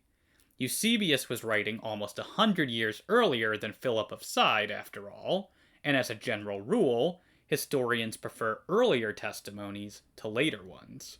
Lastly, Philip of Side is an extremely unreliable source, and it is plausible that he is depending on Eusebius for his information about Papias, while, unfortunately, confusing some of Eusebius' statements. As R H Gundry explains, the only hard evidence in favor of a late date comes in a statement of Philip of Side, who makes Papias refer to the reign of Hadrian, but we have good reasons to distrust Philip's statement. He is notoriously unreliable, and wrote approximately a century later than Eusebius did. Comparison of Philip's statement with Eusebius's favors that Philip depended on Eusebius, but garbled the information he got. Eusebius mentions a Christian writer named Quadratus, who addressed an apology to Hadrian, the very emperor during whose reign Philip puts Papias' writings. The claim of Quadratus that some of the people Jesus healed and raised from the dead have lived up to his own day sounds something like the claim of Papias to have gotten information about the Lord's commands from the living and abiding voice of the elders and other disciples of the Lord. More strikingly, however, when Philip quotes, the phraseology sounds more like Eusebius' quotations of Quadratus than of Papias. In other words, it looks as though Philip transferred what Quadratus wrote over to Papias. Thus, just as Eusebius associates Quadratus with Hadrian's reign, and quotes Quadratus as referring to people raised from the dead by Jesus and still living, so Philip associates Papias with Hadrian's reign, and writes that Papias referred to people raised from the dead by Jesus and still living. So if we place Philip to the side, pun intended, and consider what Eusebius tells us about the time of Papias' writing, we get a date much earlier than 135 AD. Eusebius discusses Papias in the 3rd book of his ecclesiastical history, but this work seems to be limited to the time prior to the close of Emperor Trajan's reign, meaning that Papias' writings would need to be written within that time period. As Robert Yarborough argues, Eusebius classes Papias with the young Polycarp, Ignatius, and even Clement, that is, with those who were the immediate successors to the apostles. Nowhere in Book 3 of Eusebius' history, in which Papias is treated, does he discuss matters later than Trajan's reign. In fact, Book 4 opens with the 12th reign of Trajan. Without question, Papias is viewed as flourishing before 109. Yarborough further points out that Eusebius offers a list of early Christians, seemingly in chronological order, which places Papias after the Apostle John, but prior to Polycarp or Ignatius, suggesting that Papias was writing earlier than either of them. As he explains, Eusebius' Chronicon furnishes a second and related clue for dating Papias. Eusebius places the aged Apostle John, Papias, Polycarp, and Ignatius, in that order, in the same entry. Next to this entry, Eusebius has, as part of his running table of dates, the year 100. With this entry, he concludes his treatment of the 1st century. Unquestionably, Eusebius here links Papias with the Apostle John as a church leader at the close of the 1st century and as a contemporary of Ignatius and the young Polycarp. And as a further point, it is noteworthy that neither Irenaeus nor Eusebius ever cite Papias in their criticisms of Gnosticism, despite a strong propensity for both of them to do this when prominent church figures spoke out against Gnosticism. This suggests that Papias was writing prior to the prominence of Gnosticism during the early and mid-2nd century, suggesting a 1st century date for his writings. Again, Yarborough says, another clue in dating Papias is that neither Irenaeus nor Eusebius adduces Papias as an anti-Gnostic witness. Now, when Irenaeus is able to cite earlier authorities, especially biblical writers, against his ideological opponents, he gladly does so. Eusebius's penchant for quoting copious portions of earlier works is well known. Yet for all the vehement opposition of these two against the early Gnostics, it appears that neither turns to Papias for support in his arguments. The most obvious explanation for this is that Papias said nothing about the Gnostics, whose teachings Irenaeus and Eusebius were trying to refute. That is, Papias wrote far too early for such Gnostics to be of concern. Speaking of Irenaeus, he refers to Papias in his own writings as an ancient man, which doesn't make much sense if Papias were writing in 135, only 40 or 50 years before Irenaeus himself was writing. It makes far better sense if Papias was writing at the end of the 1st century, which would place him 70 to 80 years prior to Irenaeus. While still not exactly ancient in the literal sense of the word, Irenaeus routinely uses the term ancient to refer to the apostolic era, and again, this would indicate that he believed that Papias was writing near the time of the apostles, namely in the 1st century. All of these considerations push me towards dating Papias's writings to sometime in the late 90s AD, or the first few years of the 2nd century at the very latest. As Stephen Carlson says, Irenaeus commended Papias as a hearer of John and a comrade of Polycarp. This puts Papias at the beginning of the 2nd century, and it makes Papias's comments about the writings of Mark and Matthew the earliest external evidence we have for the Gospels. This very antiquity is the main reason for the intense amount of scholarly interest in him. F. David Farnell adds, if Papias wrote around AD 95 to 110, then the information that he imparts reaches well back into the 1st century and is an invaluable source of information regarding the Gospels. To summarize all of that, Philip of Side provides very tenuous grounds for dating Papias's writings as late as 135 AD. By contrast, Eusebius provides far better grounds for thinking that Papias was writing on the cusp of the 2nd century, if not the very end of the 1st. And Eusebius's dating of Papias's writings is indirectly corroborated by Irenaeus's witness. The previous sections concluded both that Papias was writing near the end of the 1st century and that he joined the other church fathers in naming Matthew as the first gospel to have been written. Since Papias was plausibly writing in the late 90s, it stands to reason that Matthew must have been written before then. In fact, Papias forthrightly tells us that he got this information about Matthew from an even earlier source, an elder named John, who many scholars regard as none other than John the Apostle. As Gundry helpfully summarizes, since Papias uses the present tense concerning the elder speaking, and since the Apostle John, who is the elder, died at least by the end of the 1st century, or the first few years of the 2nd, Papias must have acquired this tradition before that time. Furthermore, if I am correct about the new Papian fragment, then Papias attests to the priority of Matthew, meaning that it would have to be written before Mark, Luke, and John. Assuming that there were at least a few years between the composition of each gospel, the Gospel of Matthew can comfortably be dated to the 70s at the latest. However, our other two primary witnesses, Irenaeus and Clement of Alexandria, clearly indicate a date of composition earlier even than this. As Donald Hagner summarizes, But Papias says nothing about when the Gospel of Matthew, if that is what he had in mind in his reference to the Logia, was written, whereas Irenaeus does, dating it during the ministries of Peter and Paul in Rome.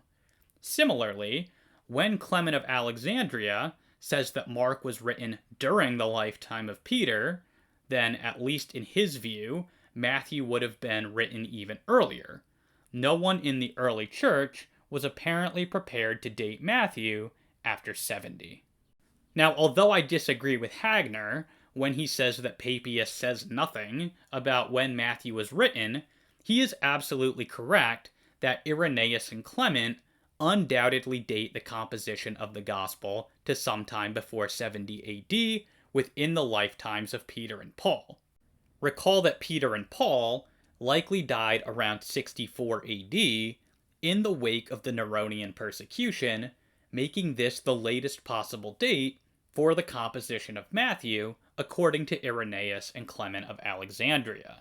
As R.T. France notes, the one specific statement of the period of Matthew's origin is that of Irenaeus, that it was while Peter and Paul were preaching the gospel and founding the church in Rome. This would place it in the early 60s at the latest, and while no other such specific statement is made in the early references to the gospel which we considered in the last chapter, their understanding of the relation of Matthew to Mark shows that they would not have envisaged a date later than Irenaeus indicates. Indeed, some would have dated it even earlier, for whereas Irenaeus dates the origin of the Gospel of Mark shortly after the death of Peter, i.e., in the mid-60s, an alternative tradition, represented particularly by Clement of Alexandria, informs us that Mark wrote his Gospel while Peter was still alive. If this latter tradition is to be believed, and if Matthew wrote before Mark, this would put the origin of Matthew even earlier than Irenaeus' dating requires. Altogether, then, the patristic evidence seems unanimous that Matthew was written no later than the early 60s. France's remarks here do raise a concern that we touched on earlier, namely an apparent contradiction between Irenaeus and Clement of Alexandria regarding the date of Mark's composition. Irenaeus appears to say that Mark was written soon after the death of Peter, whereas Clement of Alexandria is clear that it was written while Peter was still alive. Earlier, I emphasized how this supports the independence of Clement's account from Irenaeus's, meaning that we are dealing with multiple independent attestation. On the other hand, this observation might be a double-edged sword when it comes to dating the Gospels, since, apparently, at least one source cannot be correct about the origins of Mark. And if a source is wrong about the date of Mark's composition, why trust it when it comes to the date of Matthew? This whole concern is motivated by the idea that Irenaeus and Clement do in fact contradict one another on the date of Mark's composition. Superficially, I agree that they appear to contradict one another. However, a careful reading of Irenaeus' remarks reveals that he does not, in fact, say that Mark was written after Peter and Paul's deaths. He only says that Mark's gospel was handed on to Christians after their deaths. So a plausible harmonization of Irenaeus and Clement is available. One could easily maintain that Mark's gospel was written during Peter's lifetime, specifically for the Praetorian Guard, as Clement says, and that it was only handed on to believers in general after Peter and Paul's deaths, as Irenaeus says. As Bernard Orchard concludes, Irenaeus is not making any reference to the date of the composition of Mark and Luke. He is simply concerned with pointing out that, just as the traditions of Matthew and John continue to live on in their respective Gospels, so do those of Peter and Paul in the Gospels of Mark and Luke.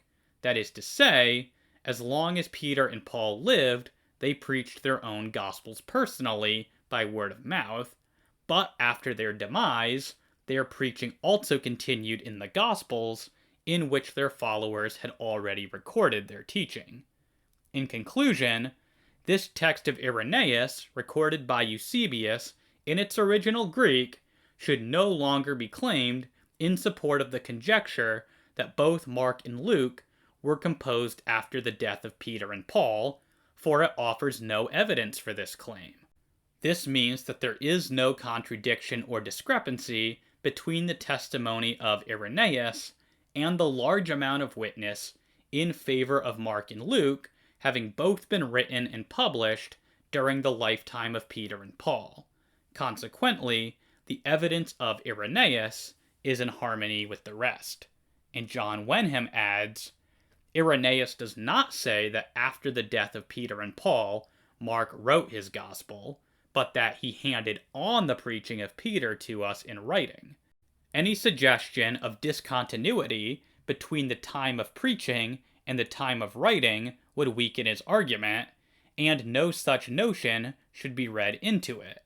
Of course, it does not preclude the possibility that the gospel was written after the death of Peter, but the important point is that the passage does not say so. One interesting development is that this harmonization of Irenaeus and Clement proposed by Orchard and Wenham is independently supported in a relatively recently discovered manuscript called the Mar Saba Letter. This letter is allegedly written by Clement of Alexandria to someone named Theodore. In this letter, it is explicitly said that Mark wrote his gospel while Peter was still alive, but only handed it on to Christians after Peter's death. The authenticity of the letter is highly controversial, and, for the record, my own judgment is that it is probably a forgery. But if it is authentic, it would provide independent confirmation for the harmonization suggested by Orchard and Wenham. As John Robinson concludes, this new fragment supports the dating of Mark during Peter's lifetime, though it could also help to explain other traditions which seem to put it after the death of Peter. James Crossley objects to this harmonization of Irenaeus and Clement, saying, "It is difficult to imagine that Mark would not have been widely disseminated if already written, not least in a relatively long established Roman community. Otherwise, this would mean the unlikely situation of a written gospel being withheld from the Roman Christians for some time. Thus, even if it were to be accepted that Mark passed on Peter's preaching in written form, surely the implication would be that this was the first time of it being put into writing. However, the difficulty is only present if one disconnects what Irenaeus says from what Clement of Alexandria says.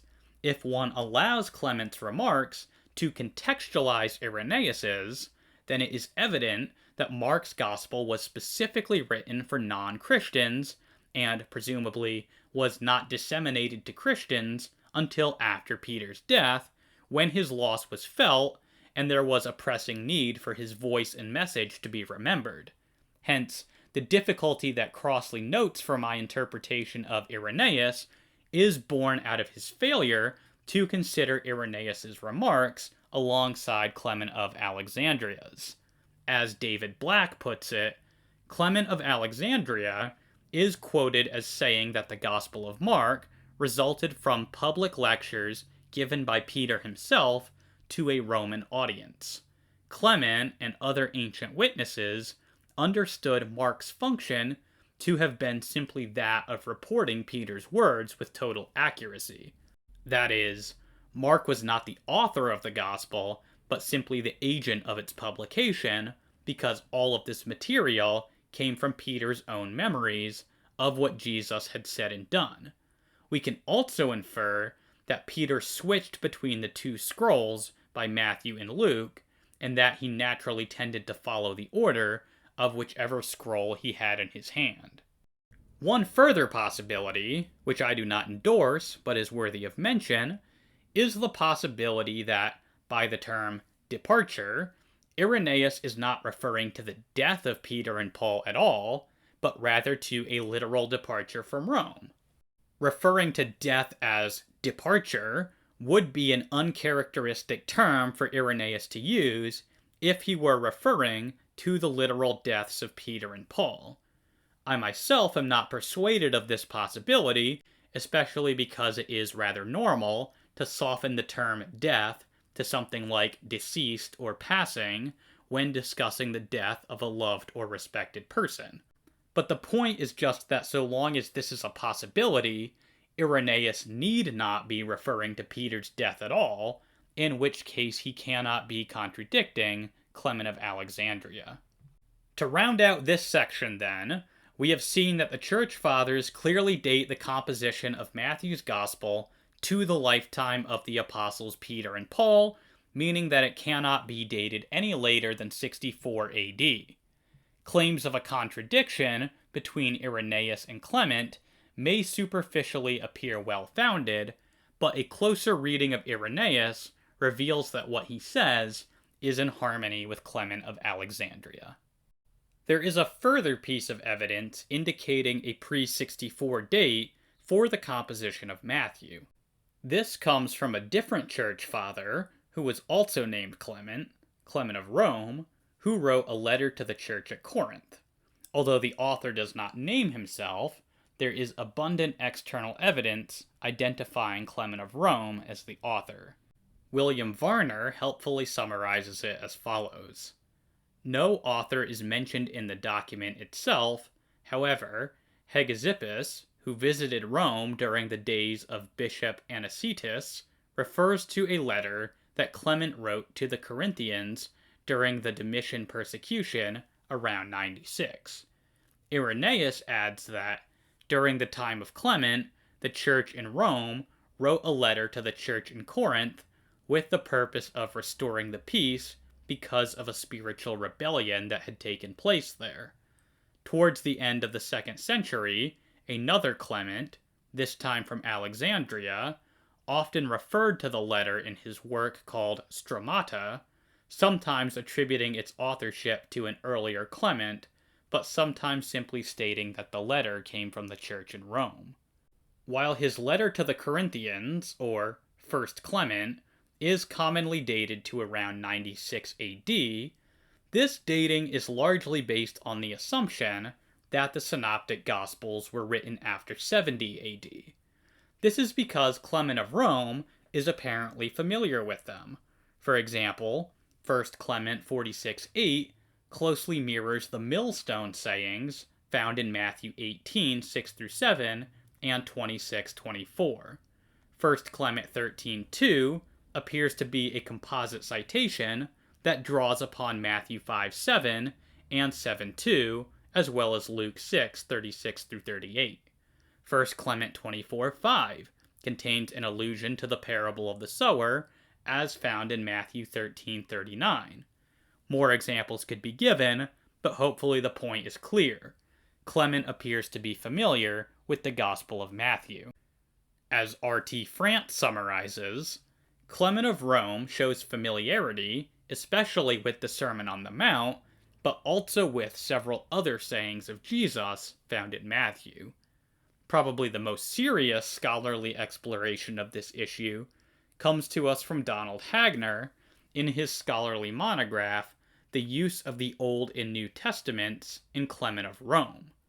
Hagner's conclusion is that there are two places in 1 Clement where literary dependence upon Matthew's Gospel is probable, as he concludes, from these Old Testament citations and allusions common to both Clement and the New Testament, it may be concluded that in only one instance does it seem at all probable that Clement betrays a knowledge of the Synoptic Gospels.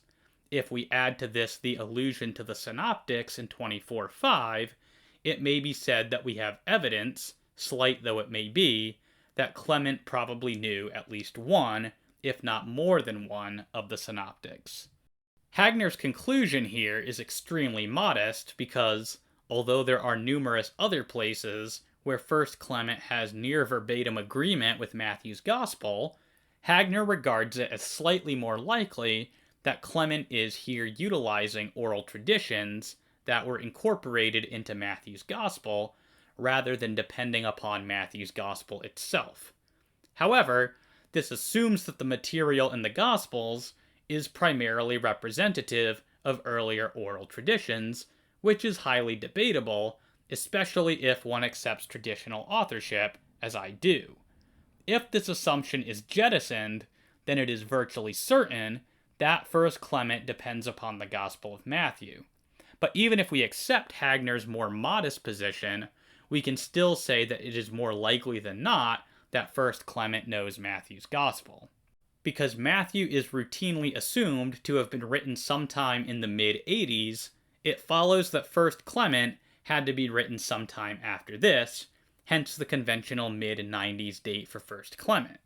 However, if we do not assume that the Gospels were written after 70 AD, the material internal to 1st Clement itself suggests a much earlier date.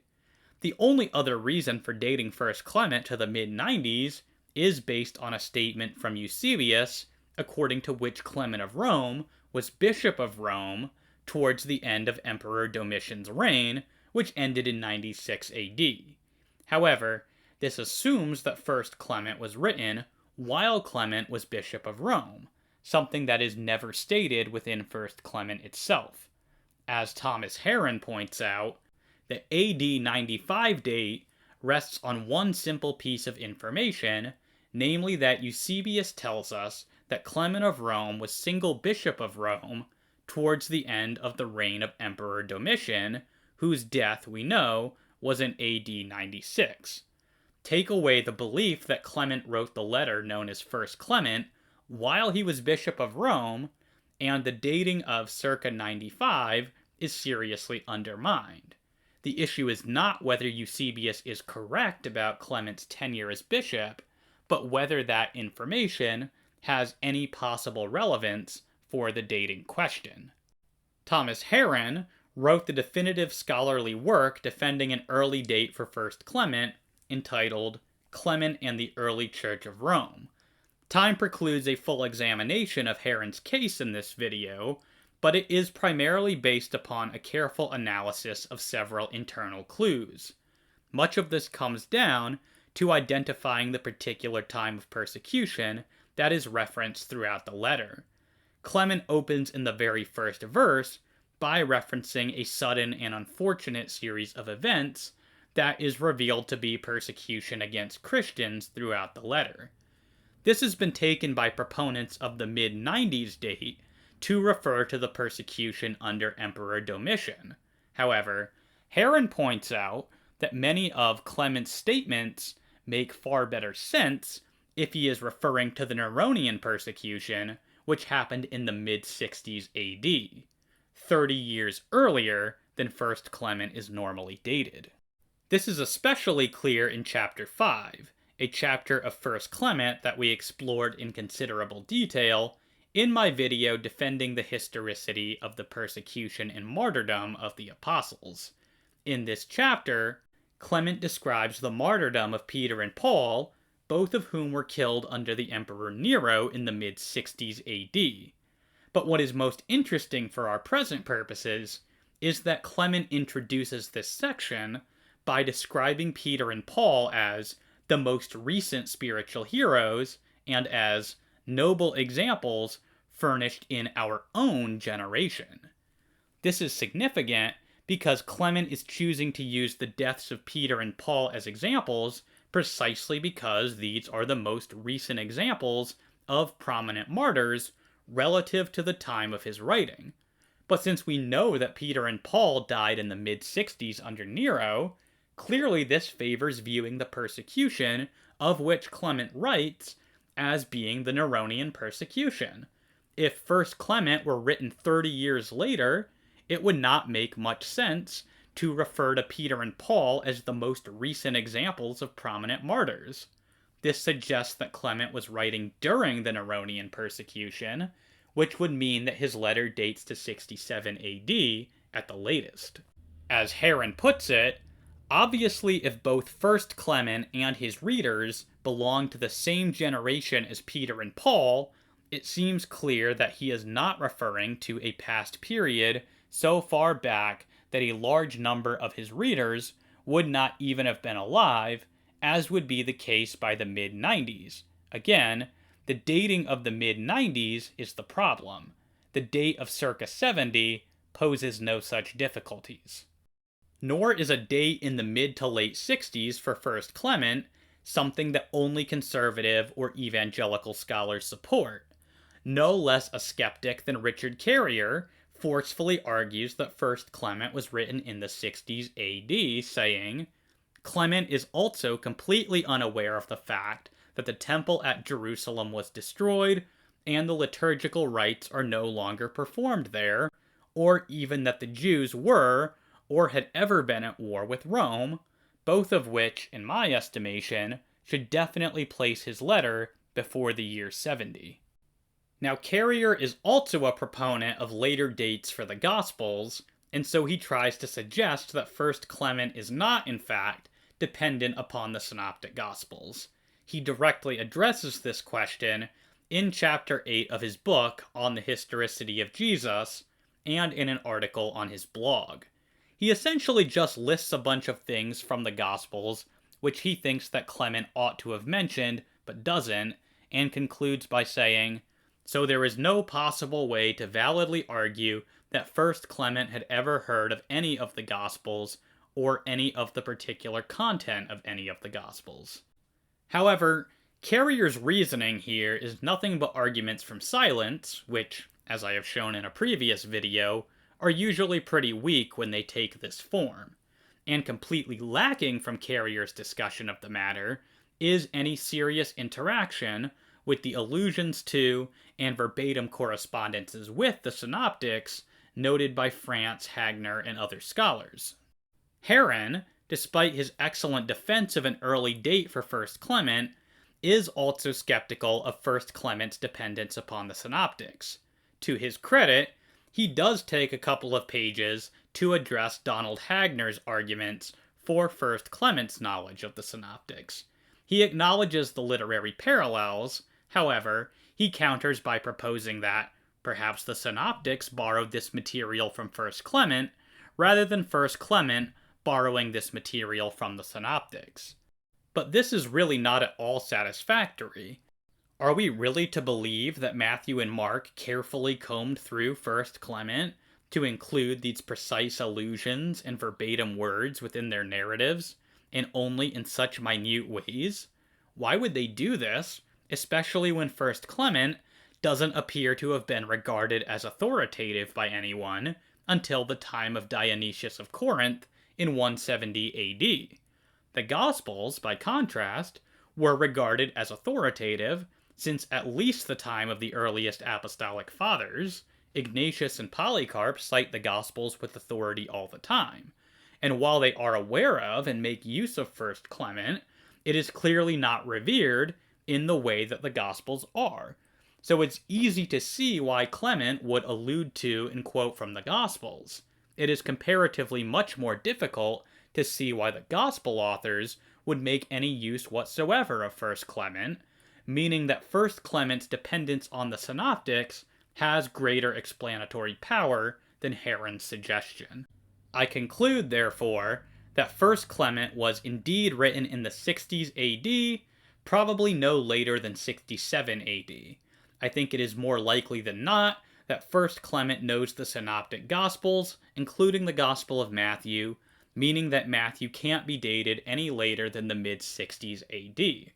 So to wrap up our discussion of First Clement, I have argued that First Clement should be dated to sometime soon after the deaths of Peter and Paul, based on Clement's claim that their deaths were recent.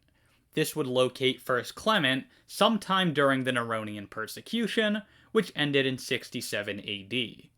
I have further shown that there is reason to believe that Clement was familiar with the Gospel of Matthew, meaning that it would have to be dated to some time before 67.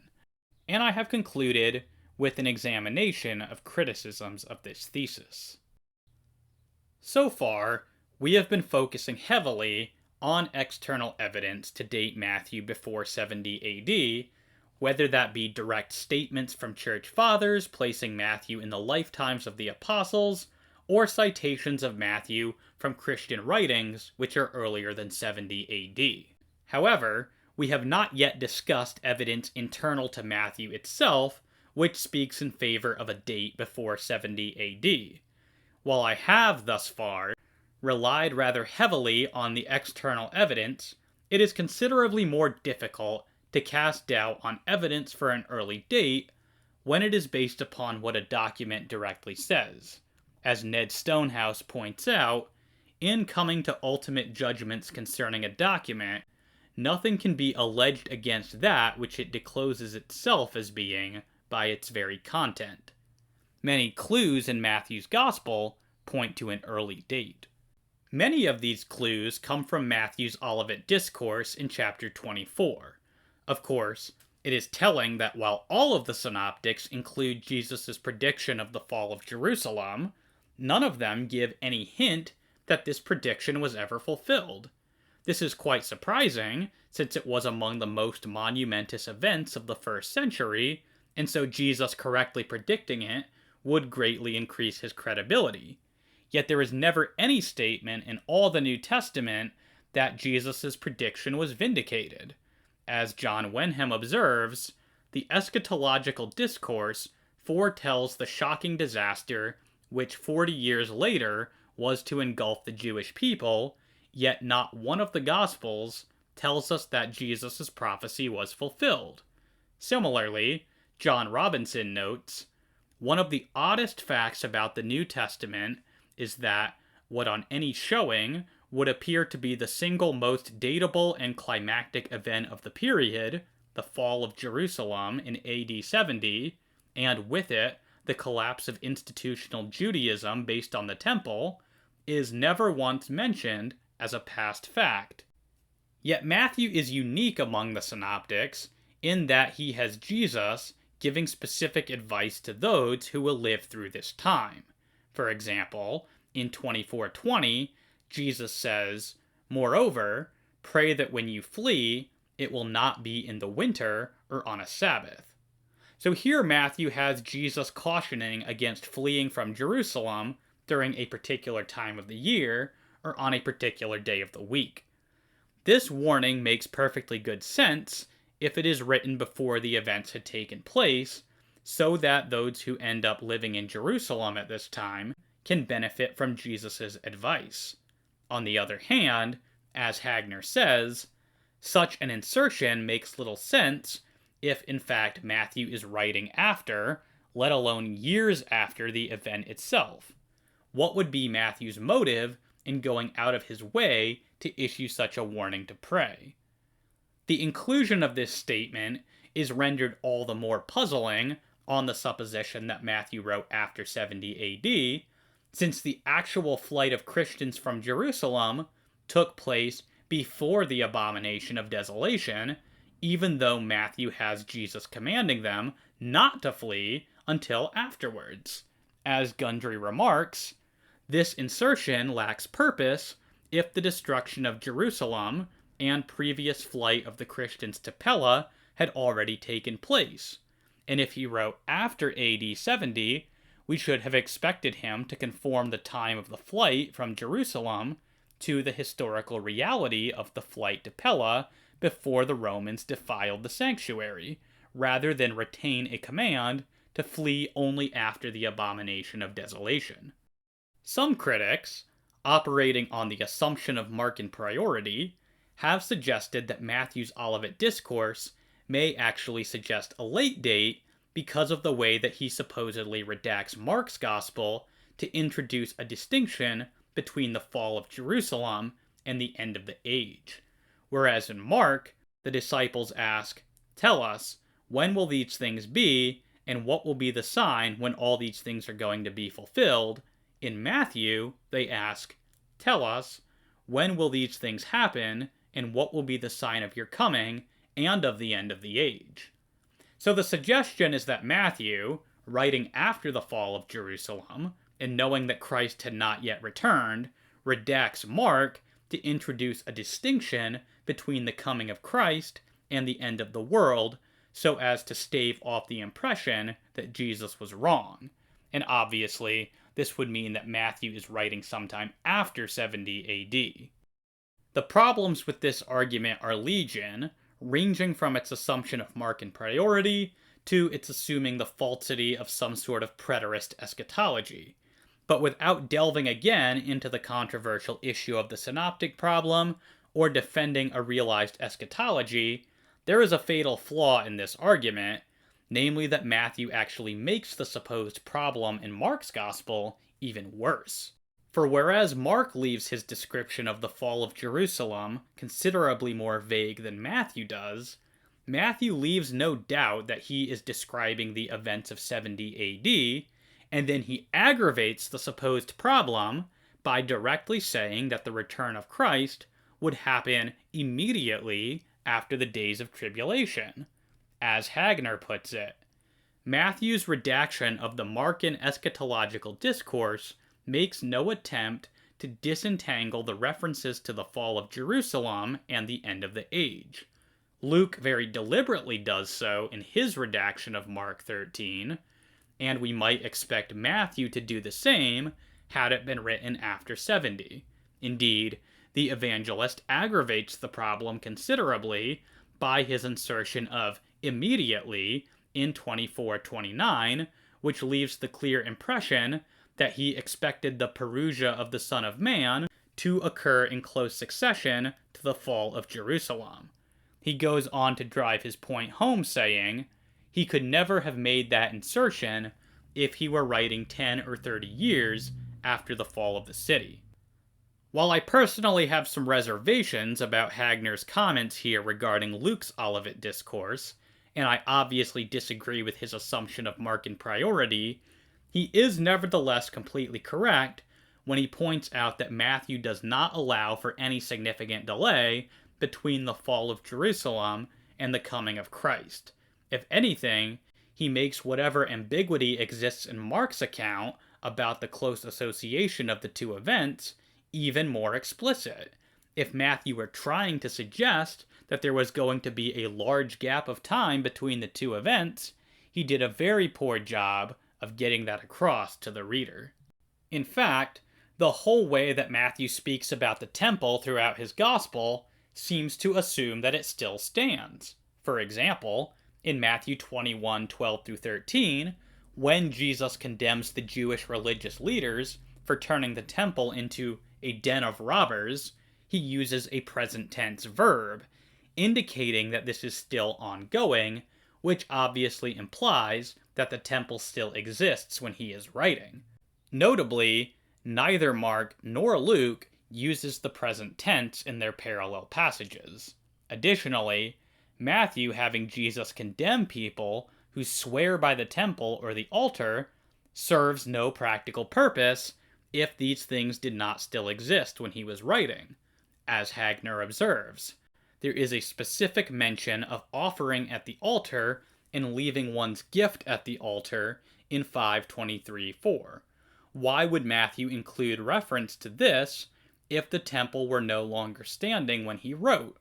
A further example of anachronism, if the temple no longer stands when Matthew writes, are the references to swearing by the temple and swearing by the altar in 23:16-22. It is, of course, possible that Matthew simply records the material because it was a part of the tradition available to him. At the same time, however, one wonders if, in that case, he would not have at least altered the material to make it relevant to his readers. Similarly, Matthew's many polemics against the Jewish sect of Sadducees seem out of place if he is writing after 70 AD, since this sect ceased to exist in any significant way after that time. Why heavily criticize a group of people who no longer exist and whose ideas no longer hold any influence? As Gundry puts it, the Sadducees lost influence after AD 70. A large proportion of them perished in the destruction of Jerusalem. Matthew's special interest in them does not make good sense then, outside the supposition of a date before 70 AD. In addition to all this, Matthew's apparent approval of the paying of the temple tax in Matthew chapter 17 is much better explained on the hypothesis that he is writing before 70 AD. As France argues, the inclusion of the story about the temple tax points more strongly to a pre-70 date, since it implicitly approves the payment of this tax. Before AD 70, this would have been a meaningful gesture of solidarity with Israel, but after 70, it would carry quite a different connotation, for the tax was not abolished when the temple was destroyed, but rather diverted to the temple of Jupiter in Rome.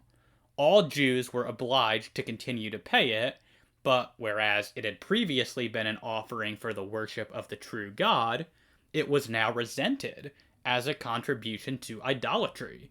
It is hard to see how Matthew, for all his desire to preserve stories of Jesus for their own sake, could have allowed this implication to stand without comment if he were writing after 70. To wrap up our discussion of the internal evidence, then, we may summarize our findings under three broad headings. First, it is telling that none of the synoptics confirm that Jesus' prediction of the destruction of Jerusalem was fulfilled, which is very surprising if it had already occurred at the time of their writing.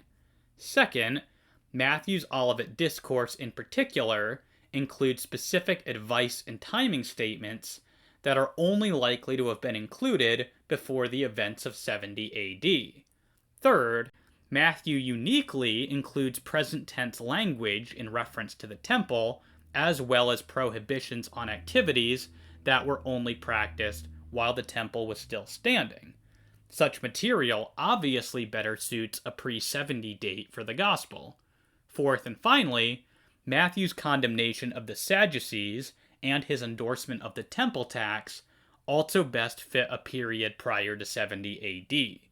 While none of these factors are decisive in and of themselves, cumulatively, they do lend credence to the testimony of the Patristics, claiming that Matthew was written during the lifetimes of Peter and Paul. I want to draw our attention to one further line of argument that potentially indicates that the Gospel of Matthew could not have been written any later than the 60s AD. This evidence comes to us from the manuscript P64, also known as the Magdalen Papyrus, which consists of 3 small scraps of papyrus that contain enough text for us to conclude that it was once a manuscript of the Gospel of Matthew. It is a matter of critical orthodoxy that the earliest surviving manuscript evidence for any of the Gospels is a fragment from the Gospel of John called P52, commonly dated to the early to mid-2nd century. But the German scholar Carsten Peter Thiede has argued that P64 is earlier, much earlier. Specifically, he argues that, based on the lettering style on the papyrus, P64 dates to 66 AD. For example, the letters in P64 often touch or almost touch one another, a feature characteristic of writing in the 1st century and before, but which was nearly abandoned by the 2nd century. As another example, the stroke of the letters in P64 remains consistent in width, regardless of whether the strokes are horizontal or vertical. This technique is virtually unknown in ancient literature, but there is at least one other clear example of this, namely the leather scroll of Leviticus found in Qumran Cave 4. The scroll dates from somewhere between 30 AD and the later 1st century, making a mid-1st century date the safest bet. But given the similarity in lettering between this scroll and P64, it would seem reasonable to date P64 to the same time frame. As Thiede explains, the leather fragment 4Q-LXX leva from Qumran Cave 4 provides us with a useful example of a Greek hand which indicates a mid-1st century date for the Magdalen Papyrus. Thiede draws several further parallels between P64 and other manuscripts known to be from the 1st century, and he draws the threads together, concluding, the comparable material yields a date of AD 66, with a distinct tendency towards an even slightly earlier date.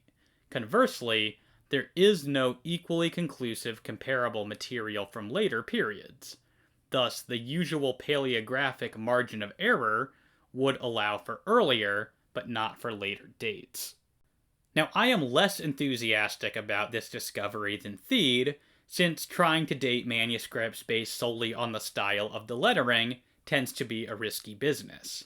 Nevertheless, this is often the only evidence we have, and I think that it is worth comparing the lettering to other manuscripts to see if there is a best fit, and I do think that Thede brings up some comparisons that are worth considering. Thede's primary critic has been the esteemed biblical scholar at Cambridge, Graham Stanton. Stanton raised two primary criticisms of Thede's thesis. The first pertained to the weakness of Thede's arguments for a first century date, and the second was an argument in support of a late 2nd century date for P64. Regarding the first contention, Stanton criticized Thede for focusing on the similarity between the lettering of P64 and other 1st century manuscripts, while ignoring differences, saying, "While there are similarities between the shape of some of the letters in P64 and their counterparts in the 1st century examples appealed to, there are also dissimilar letters which are not discussed."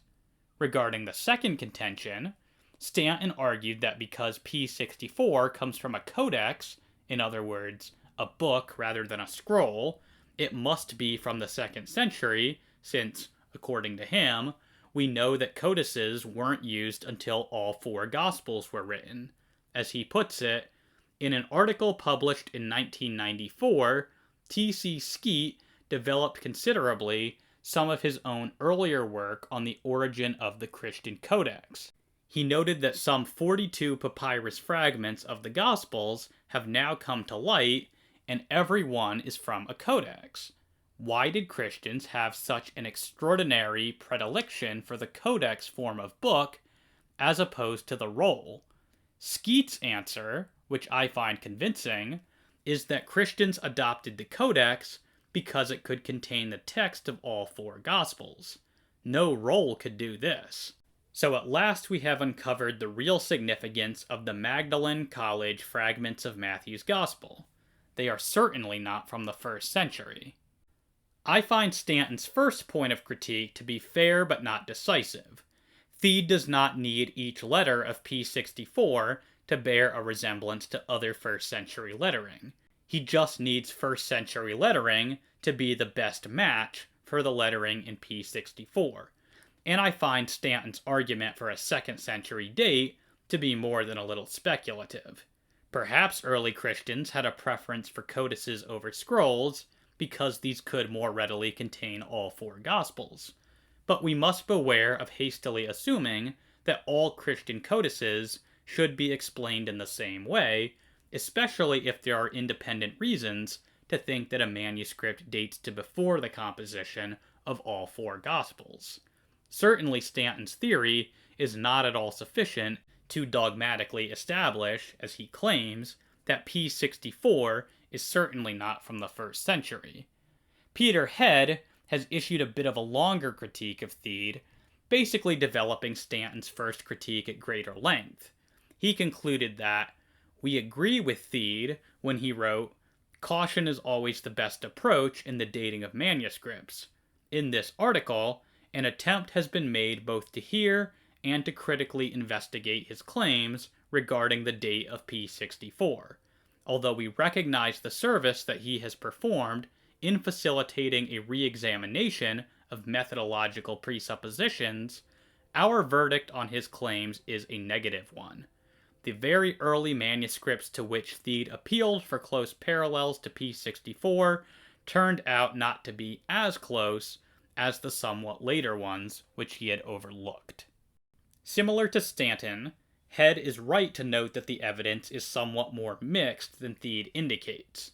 I do think that Head tends to downplay the similarities noted by Thede, and to overplay the similarities between P64 and some 2nd century papyri. My own conclusion is that we should remain open to a 1st century date for P64, since there is enough evidence to render this somewhat plausible. However, in light of some evidence potentially pointing the other way, we should not place more weight on P64 than it can bear. To be very clear, nothing about my case hinges critically upon Thede's paleography being accurate. My case for an early date for Matthew's Gospel can stand solely on the other arguments I have made heretofore, but I bring this possibility up here because, although my case for an early date is basically unaffected, even if Thede is wrong, the case for a late date for Matthew is absolutely sunk if he is right.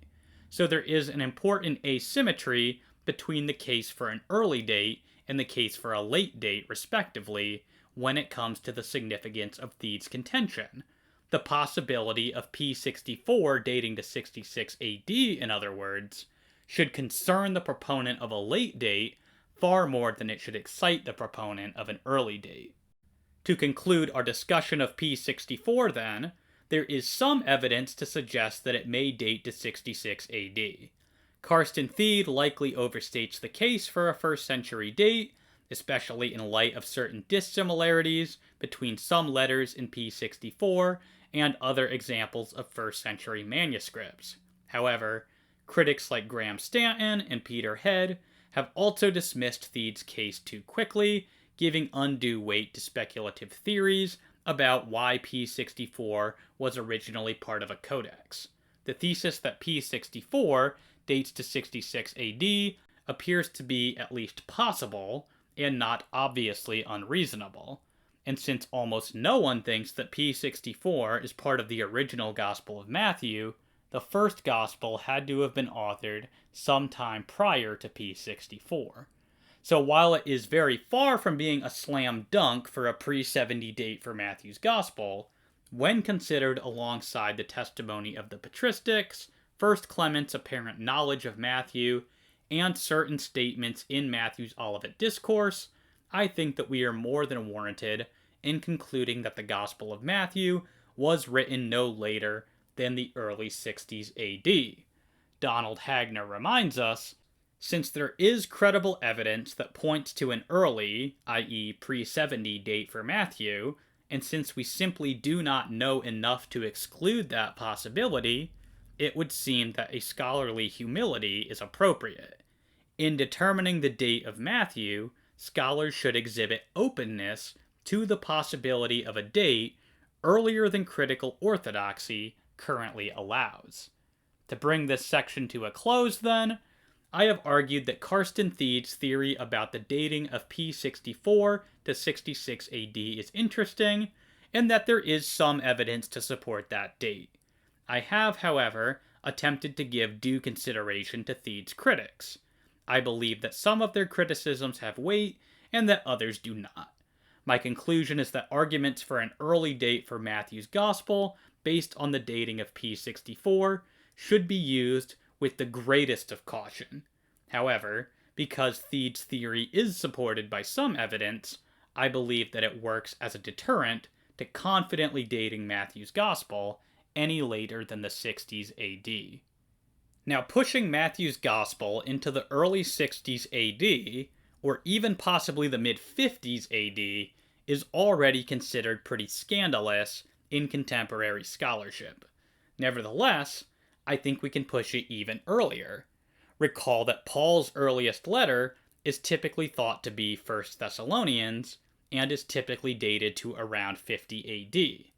But there is some evidence to suggest that Paul may be dependent upon the Gospel of Matthew in both 1st and 2nd Thessalonians.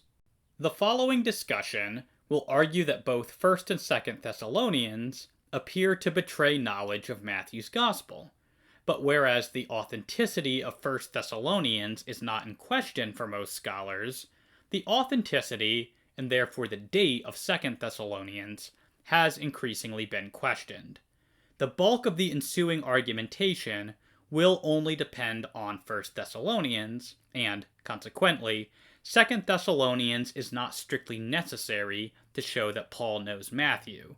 However, 2nd Thessalonians does strengthen the case for Paul's knowledge of Matthew, and, given that skepticism exists, allow me to make a brief defense of the authenticity of 2nd Thessalonians. Perhaps the most influential scholar promoting skepticism about the authenticity of 2 Thessalonians has been the German scholar William Reed. His original work was recently translated into English by Robert Ray, and this makes it easier for us to interact with his case against the authenticity of 2 Thessalonians. Reed's two main arguments for questioning authenticity come from apparent theological disagreements between 1st and 2nd Thessalonians with respect to the imminence of Christ's return in 1st Thessalonians, but a doctrine of delay in 2nd Thessalonians, and from what Reed sees as evidence of literary dependence in 2nd Thessalonians upon 1st Thessalonians. From these observations, Reed confidently concludes, the author must have been a later writer, and the letter is fiction. The most sustained recent defense of the authenticity of 2 Thessalonians comes to us from Daniel W. McDougall in his scholarly monograph, The Authenticity of 2 Thessalonians.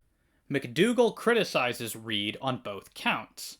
With respect to the supposed theological disagreement, he points out that a careful examination of 2 Thessalonians, however, shows that the problem is not the delay of the Parousia, but the teaching that it has already arrived. The writer's response to this false teaching does not mention a series of preliminary signs at all, but instead presents the day of the Lord as a complex event which includes the gathering of the Christians, the final rebellion, and the revelation and defeat of Satan and his followers. This is really nothing more than is found elsewhere in Paul. In fact, it is similar to Paul's sharp criticism of the Corinthians for expressing an over-realized eschatology. The author of 2 Thessalonians teaches the same eschatology as Paul, with no theology of delay. With respect to Reed's argument from literary dependence, McDougall points out that many of Reed's claimed instances of verbatim agreements between the two letters are simply not verbatim agreements. He concludes by saying, 5 of the conspicuous and particular parallels between 1st and 2nd Thessalonians are best explained not by literary dependence, but by understanding both 1st and 2nd Thessalonians as actual letters which follow certain literary conventions. 2 or more of these parallels show only that the same topic is being considered without any sign of literary dependence. The last particular parallel, the only true parallel, is best explained not as literary dependence, but as Paul applying set phraseology concerning his ministry to a particular problem. I think that enough has been said for viewers to appreciate that the authenticity of 2 Thessalonians is defensible. Those wanting a fuller defense are directed to McDougall's monograph, but since I can make my basic argument for Paul's knowledge of Matthew from 1 Thessalonians alone, I will leave my defense of the authenticity of 2 Thessalonians at that. Moving on then to the heart of my argument, Paul's eschatological statements in 1st and 2nd Thessalonians seem familiar with material that is only found in Matthew 24. Similarities in themes, as well as the phenomenon of distinctively Matthean vocabulary turning up in Paul's language, are highly suggestive. As Bernard Orchard argues, prescinding from attaching any specific dates to any of the Gospels, but being open to the possibility of early dating, the evidence will be outlined here for Paul's use of the literary tradition as found in our Greek Matthew. The case of 1st and 2nd Thessalonians offers the best and clearest example of Paul's adaptation of the eschatological teaching found chiefly in Matthew. In Matthew 23 through 25, and in the eschatological section of both letters, we find the same teaching, the same metaphors and similes, and the same key words, some exceedingly rare. Paul is seen to utilize the same key words and the same illustrations that Matthew uniquely uses with regard to the suddenness of the coming of the Lord. Like a thief in the night, like the sudden birth pangs, like the sudden arrival of the bridegroom, like the sudden coming of the flood while life was going on normally, a coming in power and glory with his angels, and with the sound of a great trumpet. Other powerful supporting reminiscences of Matthew are found in Galatians and 1 Corinthians. Of course, it is certain that Paul made full use of Old Testament eschatological imagery, but some extra details that he himself adds are found together only in Matthew and argue strongly for his first-hand knowledge of it. And in his excellent book, The Sayings of Jesus in the Churches of Paul, David Dungan argues extensively that Matthean themes can be found throughout the Pauline corpus. He suggests that the evidence here is just as strong as for supposing that various New Testament books influenced many of the patristic writers. As he explains, although a Tertullian and an Irenaeus may have succeeded most of the time in keeping their citations explicit and unscrambled, the same thing cannot be said for Justin Martyr, or 2nd Clement, or 1st Clement. In them, however, the degree of explicitness is clearly on the rise. But if we go back farther to someone like Polycarp or Ignatius or the other apostolic fathers, we can see much less explicit citation of traditional material. The argument that Paul knew only a few sayings because he only mentions a few openly falls to the ground, and the numerous verbal correspondences between his text and those of the Synoptic Gospels, as well as other more distantly related parallels in ethical exhortation, show that Paul actually cited, a considerable number of Jesus' teachings. Now, one might try to argue that the dependence goes the other way around. Perhaps Matthew copied this material into his Gospel from 1st and 2nd Thessalonians, rather than Paul borrowing this material from Matthew. However, there are a couple of observations that favor viewing this material as being original to Matthew. In the first place, this material is all uniquely concentrated together within his Gospel. It's much easier to see Paul borrowing bits and pieces from Matthew than to envision Matthew combing through Paul's letters with painstaking precision to bring all of this material together into a cohesive narrative. Second, and perhaps more importantly, Paul is using Greek words that are a part of Matthew's natural vocabulary rather than his own. For example, the term Gregorio, meaning be watchful, is a regular feature of Matthew's vocabulary, used a total of 6 times. Paul only uses this term once in his undisputed epistles outside of 1 Thessalonians. Similarly, episonago, meaning to gather together, is an exceptionally rare Greek word. Matthew uses the term twice, once in Matthew 24 and once in a completely different context.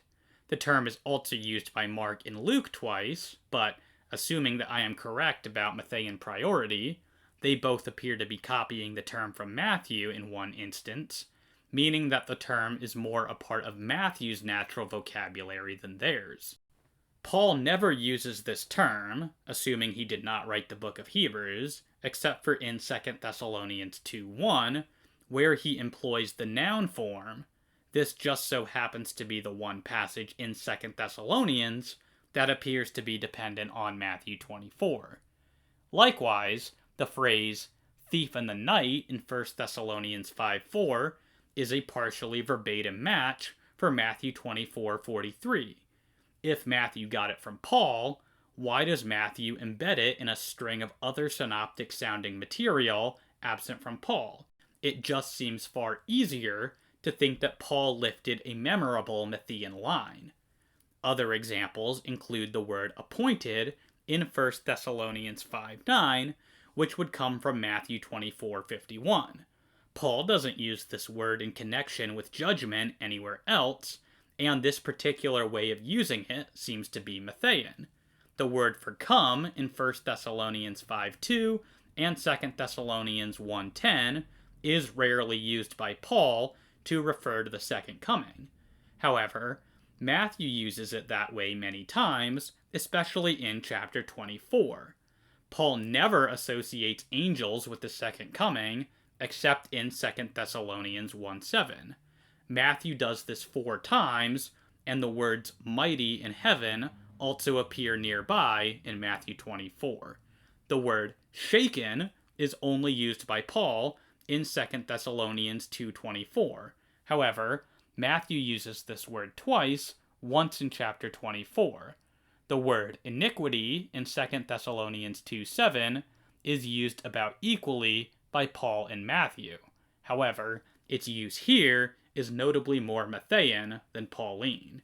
John A.T. Robinson admits to being drawn to this same conclusion by his own study of the parallels between 1st and 2nd Thessalonians and Matthew's Gospel, saying, "In a study of the parallels between the apocalyptic material in Thessalonians and the Synoptic Gospels, I recorded what seemed to me the bizarre conclusion that the closest connections were between what appeared to be the earliest material in the epistles and the latest developments in the synoptic tradition, the material in Matthew." Examples could be multiplied, but I hope that viewers get the point. Much of the verbiage common to both Matthew 24 and Paul's eschatological teachings in 1st and 2nd Thessalonians is distinctively Matthean. This suggests that Paul is borrowing the terms from Matthew, rather than Matthew borrowing from Paul.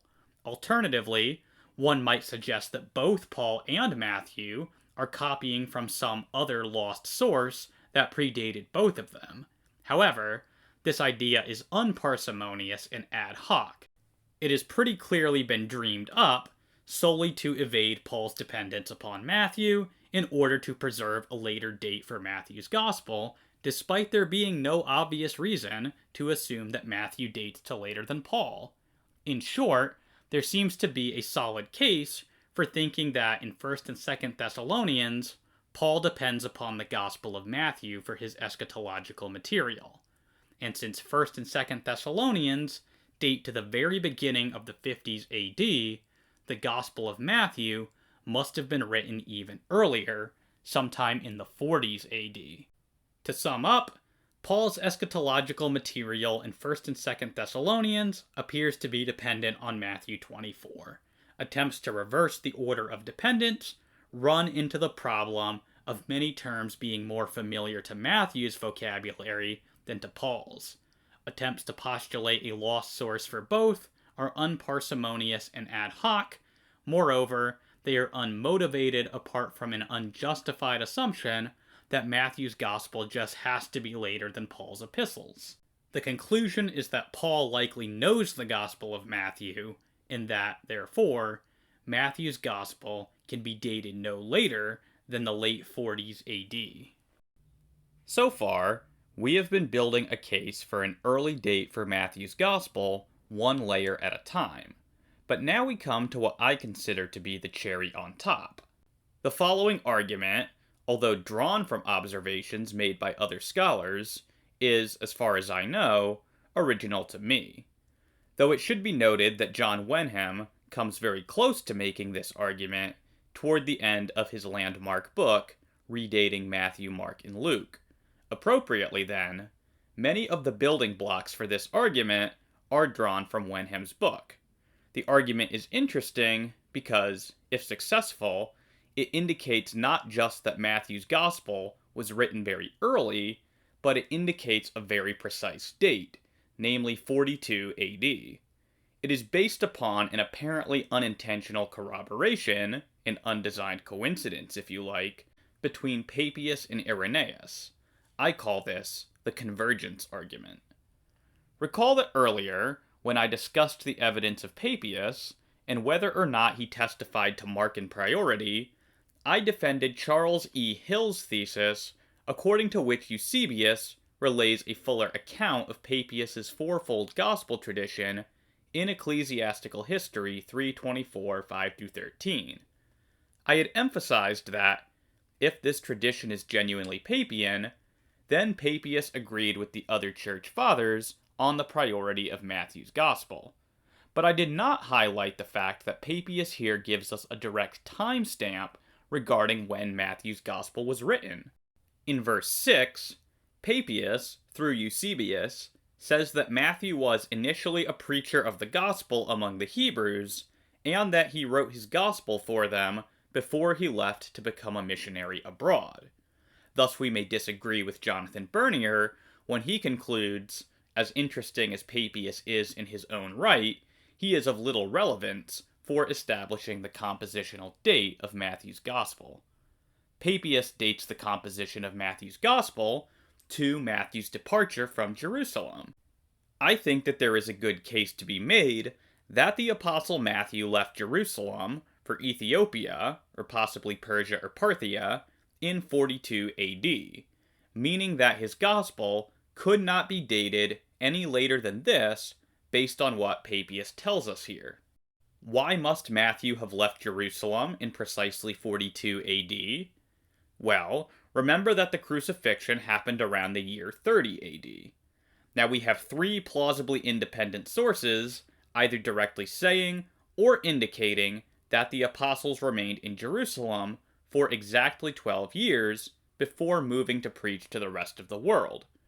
As John Wenham says, our direct early evidence consists of three statements. 1. Eusebius refers to a book against the Montanists, written about 200, by Apollonius.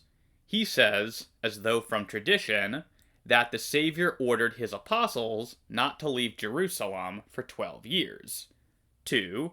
Acts of Peter, also to be dated perhaps 180 to 190, tells of a vision given to Peter in Jerusalem in which he is told to set sail for Rome in pursuit of Simon the sorcerer, now that 12 years in Jerusalem, which the Lord Christ had enjoined on him, were completed.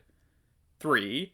Clement of Alexandria, in his Stromateus, of about the same date, quotes the lost preaching of Peter. Peter records that the Lord had said to the disciples, "If now anyone of Israel wishes to repent, and through my name to believe in God, his sins will be forgiven him. And after 12 years, go ye out into the world, that no one may say, we have not heard it."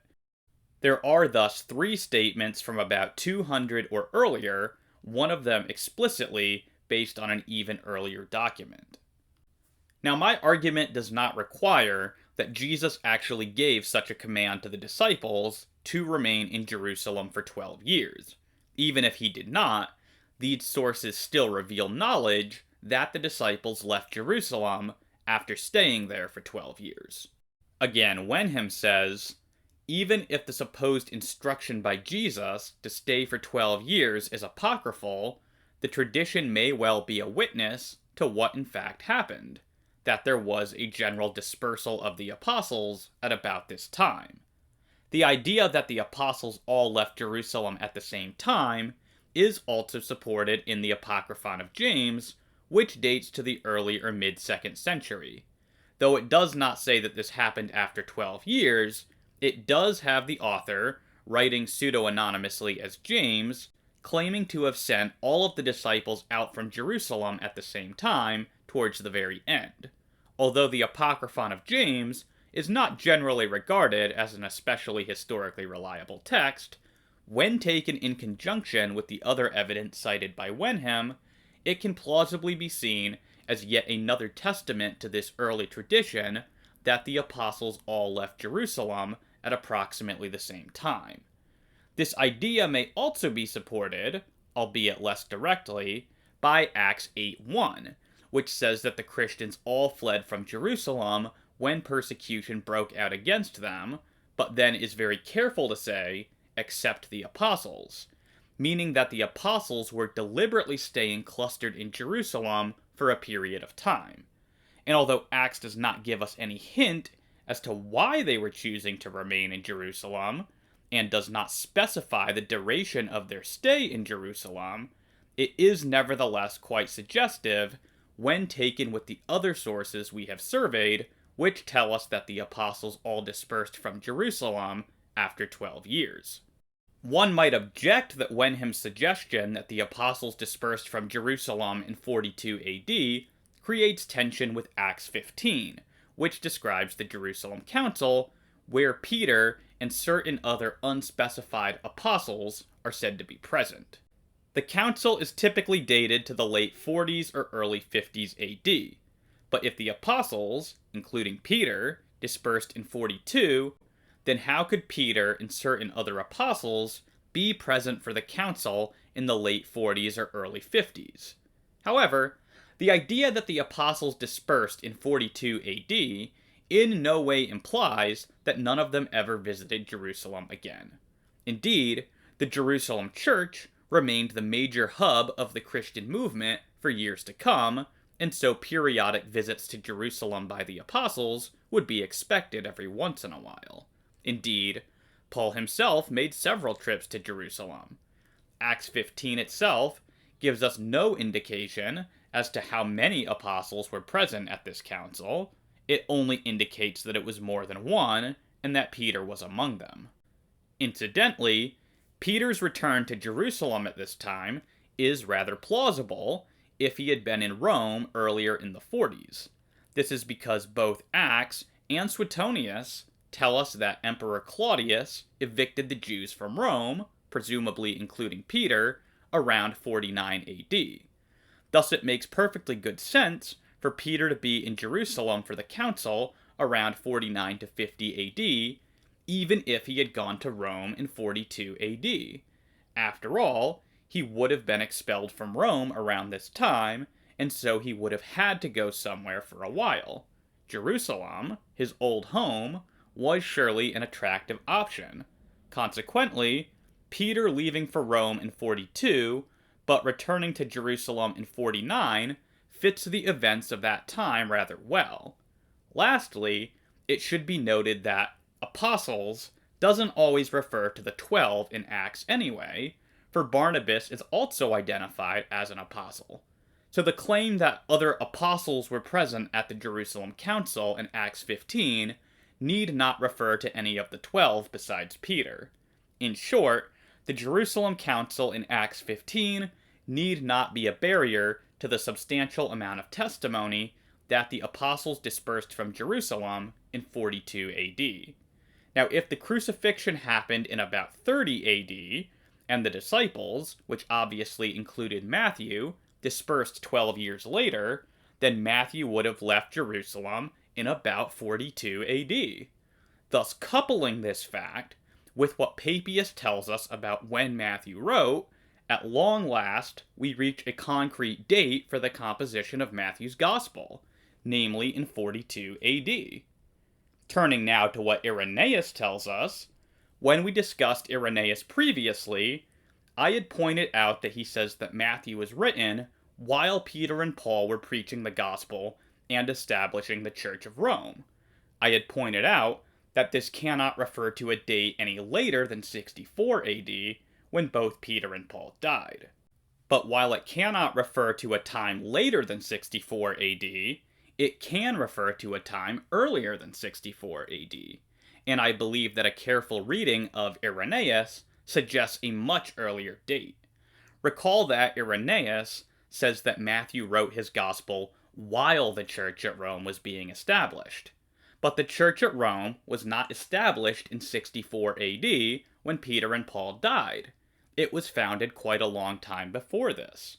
Paul even wrote the book of Romans as a letter to this church around 57 AD. In Romans 1:8, Paul mentions that the faith of the believers from this church is reported all over the world, and that he had been planning to visit them for years, which implies that it had been founded quite some time before he was writing. Wenham sums this up well, saying, Paul's knowledge of the church is not something recently acquired. I have longed for many years to come to you.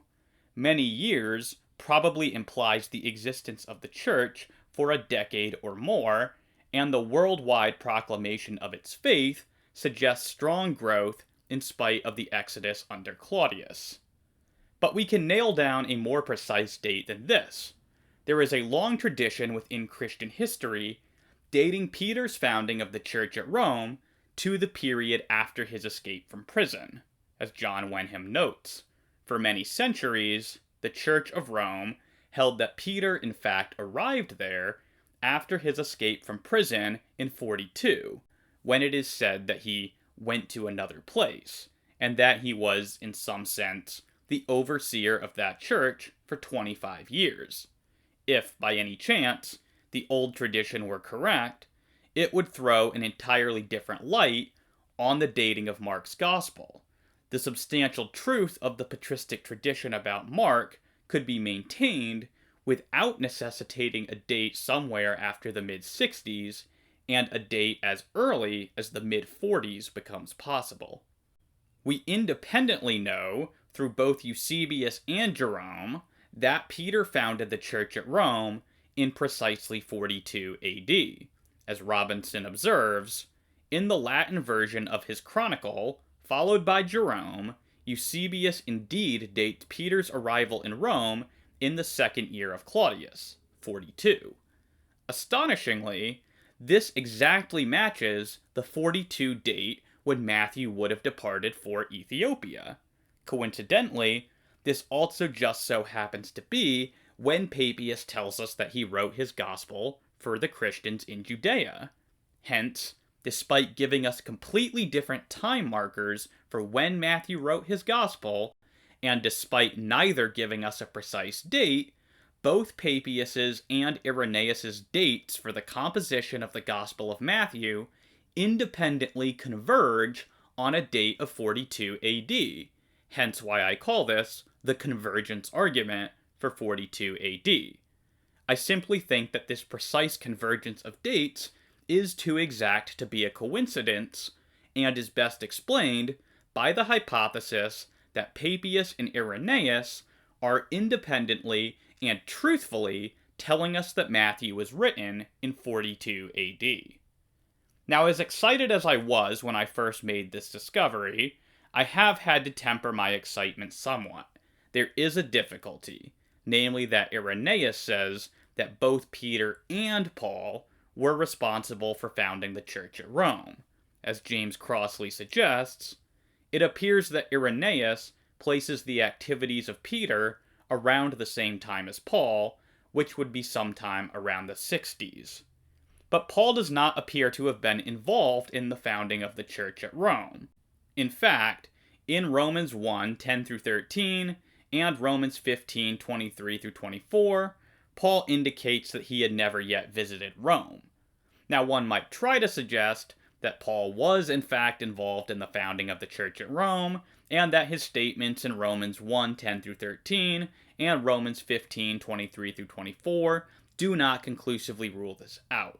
However, such a reading of Romans appears rather forced, and placing Paul in Rome in 42 AD creates other difficulties with the timeline of Acts. In short, trying to defend Irenaeus on this point creates more problems than it solves. So the other option is to admit that Irenaeus is wrong about Paul's involvement in the founding of the church at Rome. But even so, we are still struck by an impressive convergence between Papias and Irenaeus on the precise year of 42 AD for the date of Matthew's Gospel. However, the worry is that if Irenaeus is wrong about Paul being in Rome at this time, does this imply that more of his testimony, including his testimony about the date of Matthew's writing, is also wrong?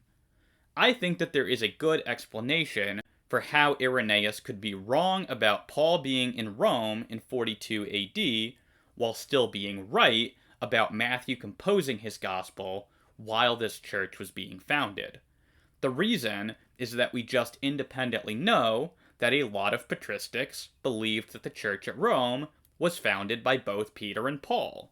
No fewer than 4 other sources besides Irenaeus make this claim.